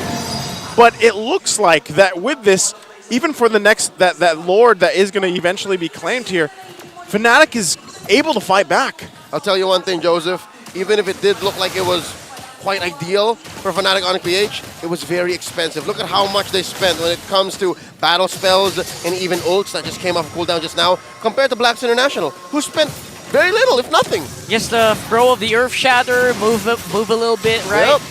Throw those ults. No special care needed. Oh, wow. Oh, Lord Hero out of 5th of its health. They're going to work on this. It's a They're going in again. Happy to go once more straight into Escalera. That's going to be a huge advantage for Blacklist. Now that their roam is gone, and now Jam as well. Their front line demolished in an instant. 2 members down for FNOP. All right. Spoke too soon. Yeah. Thought they would be able to handle it, but it looks like not. Hold on. They get the passive. At least Kelra, though. All right, all right. King Kong, see if he can get a He's out of here. steal at least. But yeah, King Kong's out of here, 100%. Dude, that passive, devastating. That Curse of Blood, disastrous. They use so much to get proc that passive and then Yeah, and again, it just comes at very few cost for Blacklist. Since we just clicks the ult, okay, you're all stunned. Oh. Nana, you eat so much. Yeah. I'm backing out. I'm gonna go back home. Yeah. I'm ready to fight again. And so, you know, this has happened time and time again throughout the series here, where Fnatic ONIC PH now finds themselves on the defensive move. We have to talk about their defensive lineup this time. It's obviously it's better than we saw in the previous game, but still, you're kind of expecting Blacklist International with this lead, this type of lead on that first Lord push.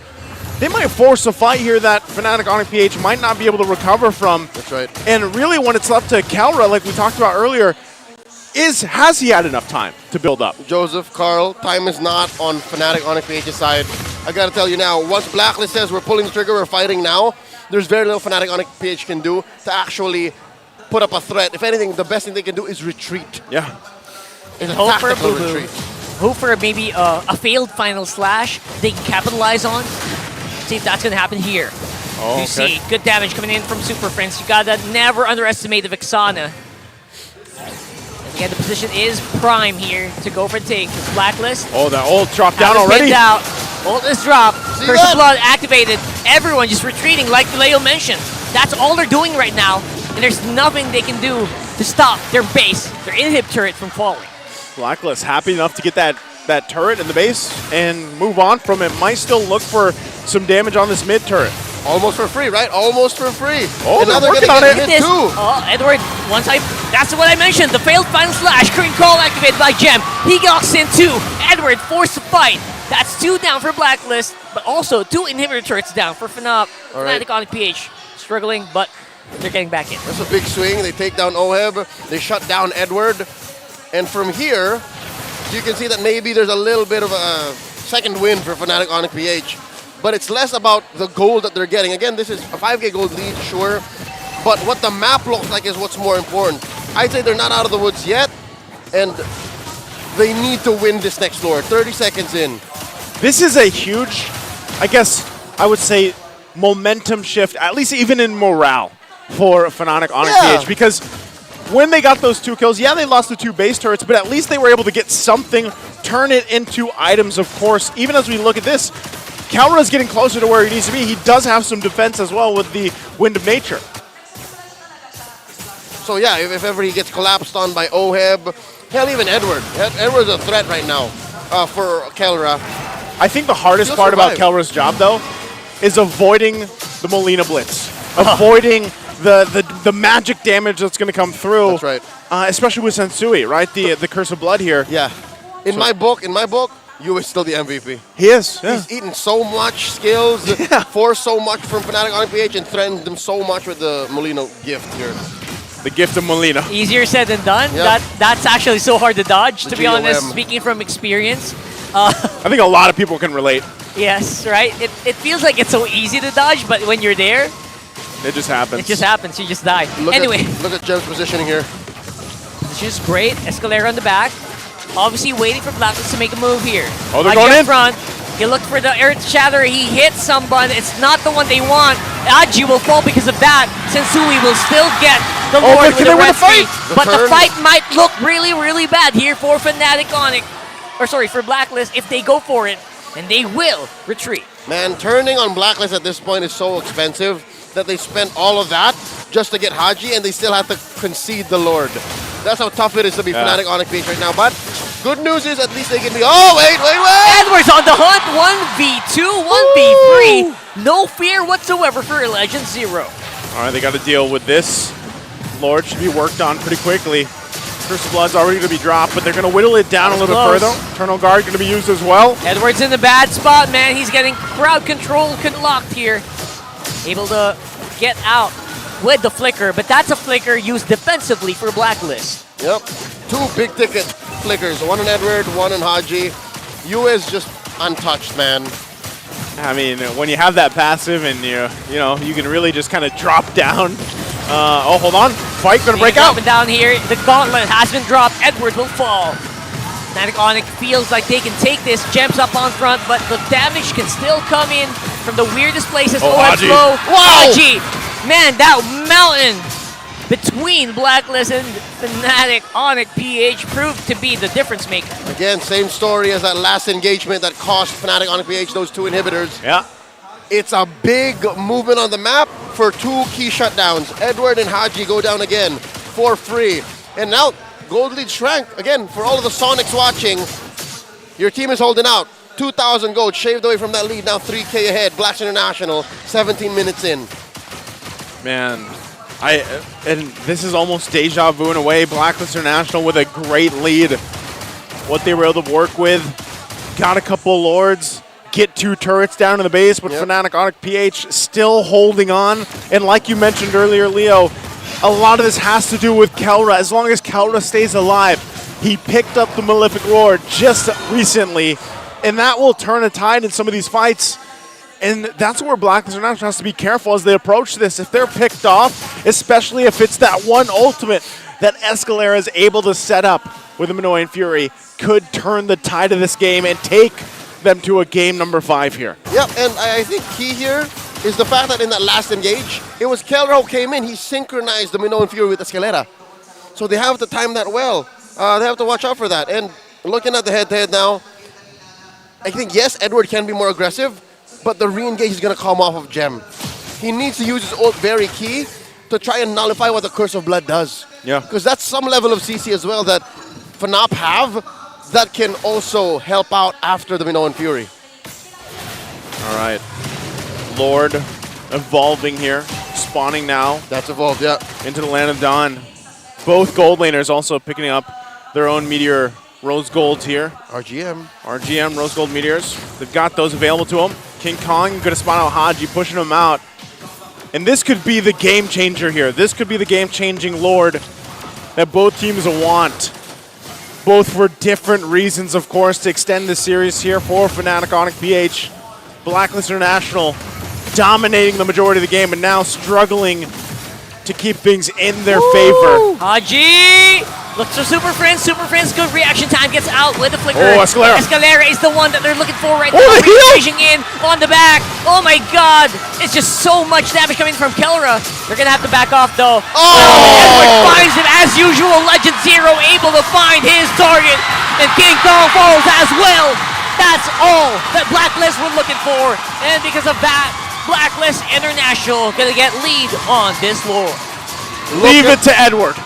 Look at what they've done.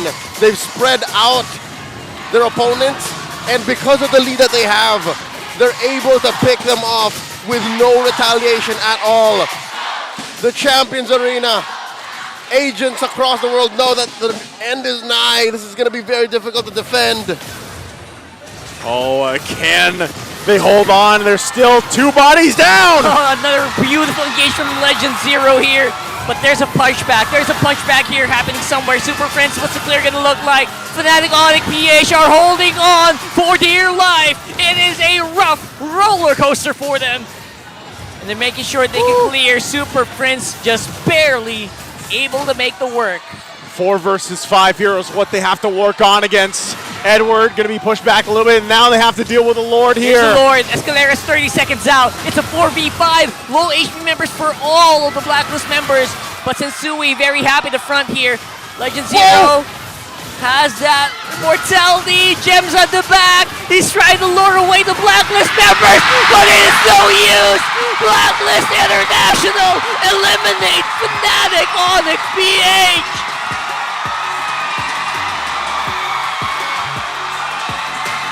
Nine games for Blacklist International today, and they stay alive for the playoffs. It's 3-1 against Fnatic ONIC PH. The Sonics are denied redemption, denied retribution. And Blacks International is just getting revved up. They play 2 best-of-5s and have found themselves smack dab right in the playoffs. They have 2 lives. 2 lives. 2 lives. Coming off from the regular season where people were even doubting that they would make it to the playoffs. And now they have cleared the play-ins to secure themselves those 2 lives moving forward. Hey. Talk about passing the endurance test. I'll be honest with you, I'm guilty. I got real impatient with Blacks International mid-season. Yeah. It took a while for them to actually get Haji, everyone, on the same page, and now they're here. They have knocked out 2 teams back to back. People were complaining about where's the shot calling coming from? What's the problem looking like for Blacklist? And coming into the playoffs, it does seem like they got some stuff figured out, at the very least, for now. More than figured out. Yeah. They got it laid out. It's laid out for them. This is, again, a 3-1 victory after, getting through what they had in the first series. Let's go ahead and throw it, of course, on stage to hear from both our teams alongside Hans and Mara. Let's see what they have to say. Thank you, Fnatic ONIC Philippines, for giving it your all this season. Anyone would be able to send a message to the rest of the Sonics at sa lahat ng sumusuporta sa ONIC Philippines? Sa lahat ng fans ng ONIC, salamat sa suporta na nabigay nyo buong season. I mean, sobrang na-appreciate namin lahat. Yun nga, despite na bagong team, bagong buo, na naniwala kayo na kaya namin. Pasensya na, we fell short. Pero yun nga, hindi pa dito nagtatapos lahat. It was a great run. Unfortunately, your journey ends here. You may now take your bow. Everybody, let's give him a big round of applause.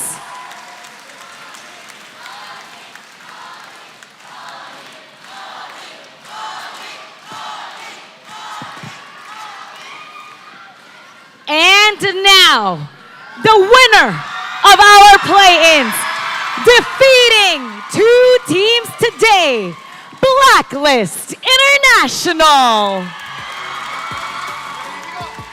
Congratulations, Blacklist International. Grabe. Parang hindi kayo napagod Come on over. Come on, move forward, Sensui. We're gonna get first dibs on this mic again. Okay, ikaw ulit. Kasi you played a total of 9 games today. Wow. Usually, it's just a best-of-3 series pag regular season.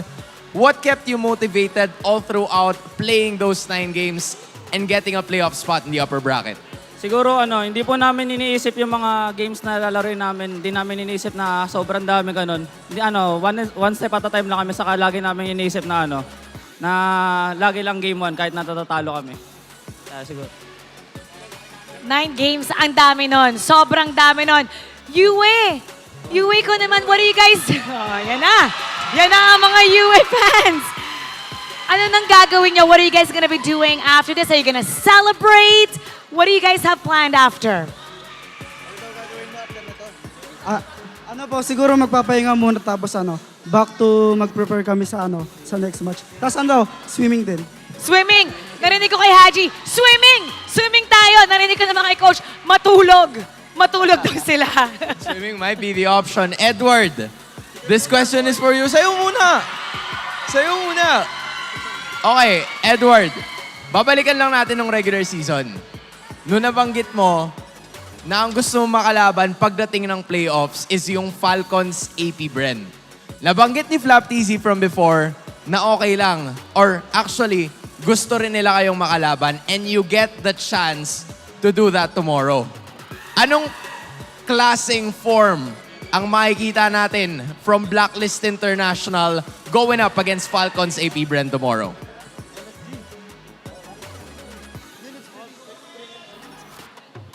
Lang. Paghahandaan namin sila mamaya, tsaka bibigyan namin sila ng magandang laban bukas.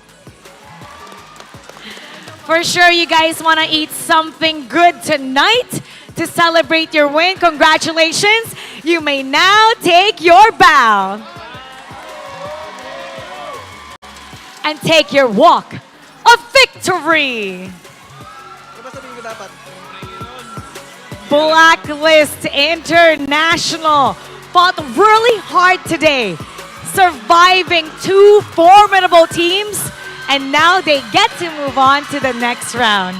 I think it's crazy how a lot of people would always say that Blacklist is terrifying when they're in their playoff form. They're This not is to the be- reason why.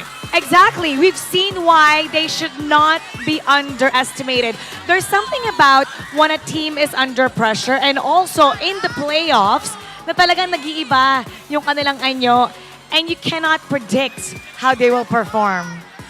The level of mindset that these teams have, and especially Blacklist International, 9 games is no joke. But this time, they showed us how it's done, and they've managed to not only overthrow yung kanilang counterparts na Minana Evos, getting, the win in the first play-in, and then ONIC Philippines, who was waiting for them, beating them in 4 matches. Great win for Blacklist International, and we're going to break that down for you. So now we're going to go to our analyst, Renmar.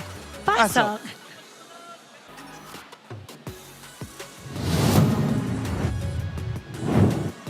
9 games and they advance! Blacklist agents!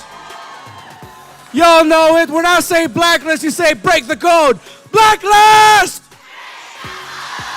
Blacklist!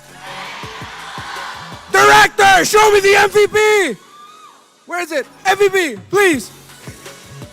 And the MVP of that game, number 4, is Agent Zero. Edward, gawin nating impromptu. Who wants to join me for an analysis? Anyone? Anyone? Ikaw! Ate, bakit MVP si Edward? Oh, kasi the best talaga si Edward. Ang pogi-pogi niya pa. Alright! As an analyst for MPL Philippines, I cannot just say pogi si Edward as my analysis, but thank you. But nakita naman natin yung epekto ng Arlot pick para kay Edward. Up against the CC na shut down yung presensya ni Gem in the map. When you shut down the CC, you shut down a good amount of movements for Fnatic ONIC Philippines. And you can see Edward, even though he wasn't always in the fight, pag nasa fight si Gem, there were times that Edward was just split pushing. But the final slash of Edward, yung tinawag ni Manjin Faldas ng Flicker Final Slash, the Flicker Slash combination ay nagawang magandang initiation tool ni Edward for Blacklist International, and most importantly, a very good surprise tool for Blacklist International. Hindi naman lagi kailangan si Edward yung nagsiset up with a final slash. He can just surprise the team fight of ONIC Philippines with that combination. 424 KDA, 62% kill participation, and Blacklist takes the cake. However, despite the MVP performance of Edward, and I really want to talk about this highlight, look at Edward waiting for Kelra up there at the center, getting that pick off. Hinintay niya yung pagbalik ni Kelra with the BMI and then took him down. If Kelra survived that fight, there was a chance that Blacklist International would not push forward. But with Kelra taken down by Edward, Blacklist would just ride the momentum and ride the momentum that they've had all day long to end it at game number 4. ONIC Philippines, though, they made believers out of people. there was a chance, there was a time where people were thinking, wait, it's a sit. Maybe, just maybe, it is their time to turn this around and force game number 5. They will not go down here in this game number 4. But the combination of 3 main magic damage dealers in the center of the map, the Edith, the Nana, and the Carmilla all together. Chain that and you have a lot of damage that Fnatic ONIC Philippines needs to try and survive through. Majority of the objective, of course, went to Blacklist International. All the Lords to the Turtles, although one of them went to Fnatic. After that, Fnatic was taken by surprise. Blacklist went for the turn and took members of Fnatic ONIC Philippines down. In terms of itemization, we have to check out what Edward went for. That is a full defensive build Arlot. No damage at all. He played for utility because he knows that the damage is already being dealt amongst 4 damage dealers. Yes, I count the Edith as a damage dealer. Once it's maxed primal wrath stacks, they needed a secondary tank as well, paired up with the Carmilla, so they had 3. The Nana and the Moskov are happy about all of that. Oheb is a rich guy with 763 GPM. Sandbag was Sensui, frontlining for Blacklist International. So you had the Arlot again, the Edith, and of the Carmilla as the frontliners. And the best wingman is Haji with total assists of 8. Super Friends actually dealt the most damage in the game as a Vexana. But at that point, it was just way too difficult for Fnatic ONIC Philippines. Going up against a very disruptive lineup. You look at those 4 heroes, the Carmilla, the Nana, the Arlot, and the Edith together, you get crazy amounts of crowd control. Parang ang taas ng hang time ng mga miyembro ng Fnatic ONIC Philippines because most of the time, naka-crowd control sila, na-knock up sila, or na-transform sila from the Molina, or they got stunned. Crowd control, way too much for Fnatic ONIC Philippines to handle, and why Kelra played the most careful game I've seen him play in recent memory here in the playoffs, and why Fnatic ONIC Philippines lost the early game. They had to play very carefully up against all of the crowd control that Blacklist International brought to the table. You see it in the GPM. Kelra didn't even scratch 700, 760 for Oheb. Blacklist International just knew the strength of their lineup and made the most out of it, giving Fnatic ONIC Philippines hell. A team that were hell-bent in making it further into the playoffs. Again, we'd like to thank Fnatic ONIC Philippines for the run that they showed, not just here in the playoffs, but in MPL Philippines Season 13. But the journey is not done for Blacklist International. After 9 games today, they will face the reigning and defending Philippines and world champions in Falcons AP Bren. One more time before we take it home. Blacklist! You think Blacklist can take down Falcons AP Bren tomorrow? Faith is high for the Blacklist agents, and that is it for day number 1. But we're not done just yet. I'll send you on over to Hans Galleria and Maracino to close us off. Once again, my name is Renmar Reptar Santa Cruz. It has been an honor to be your announcer and your analyst for today. See you tomorrow. Here's Hans and Mara. We opened the first day of the playoffs with 6 teams fighting for the championship title. And after 9 games that we've witnessed today, I am sure that we get to see a lot more of those intense matchups. Bukas, break muna tayo sa laglagan dahil upper bracket matches naman ang ating matutunghayan. Final 4, another set of best of 5 matches.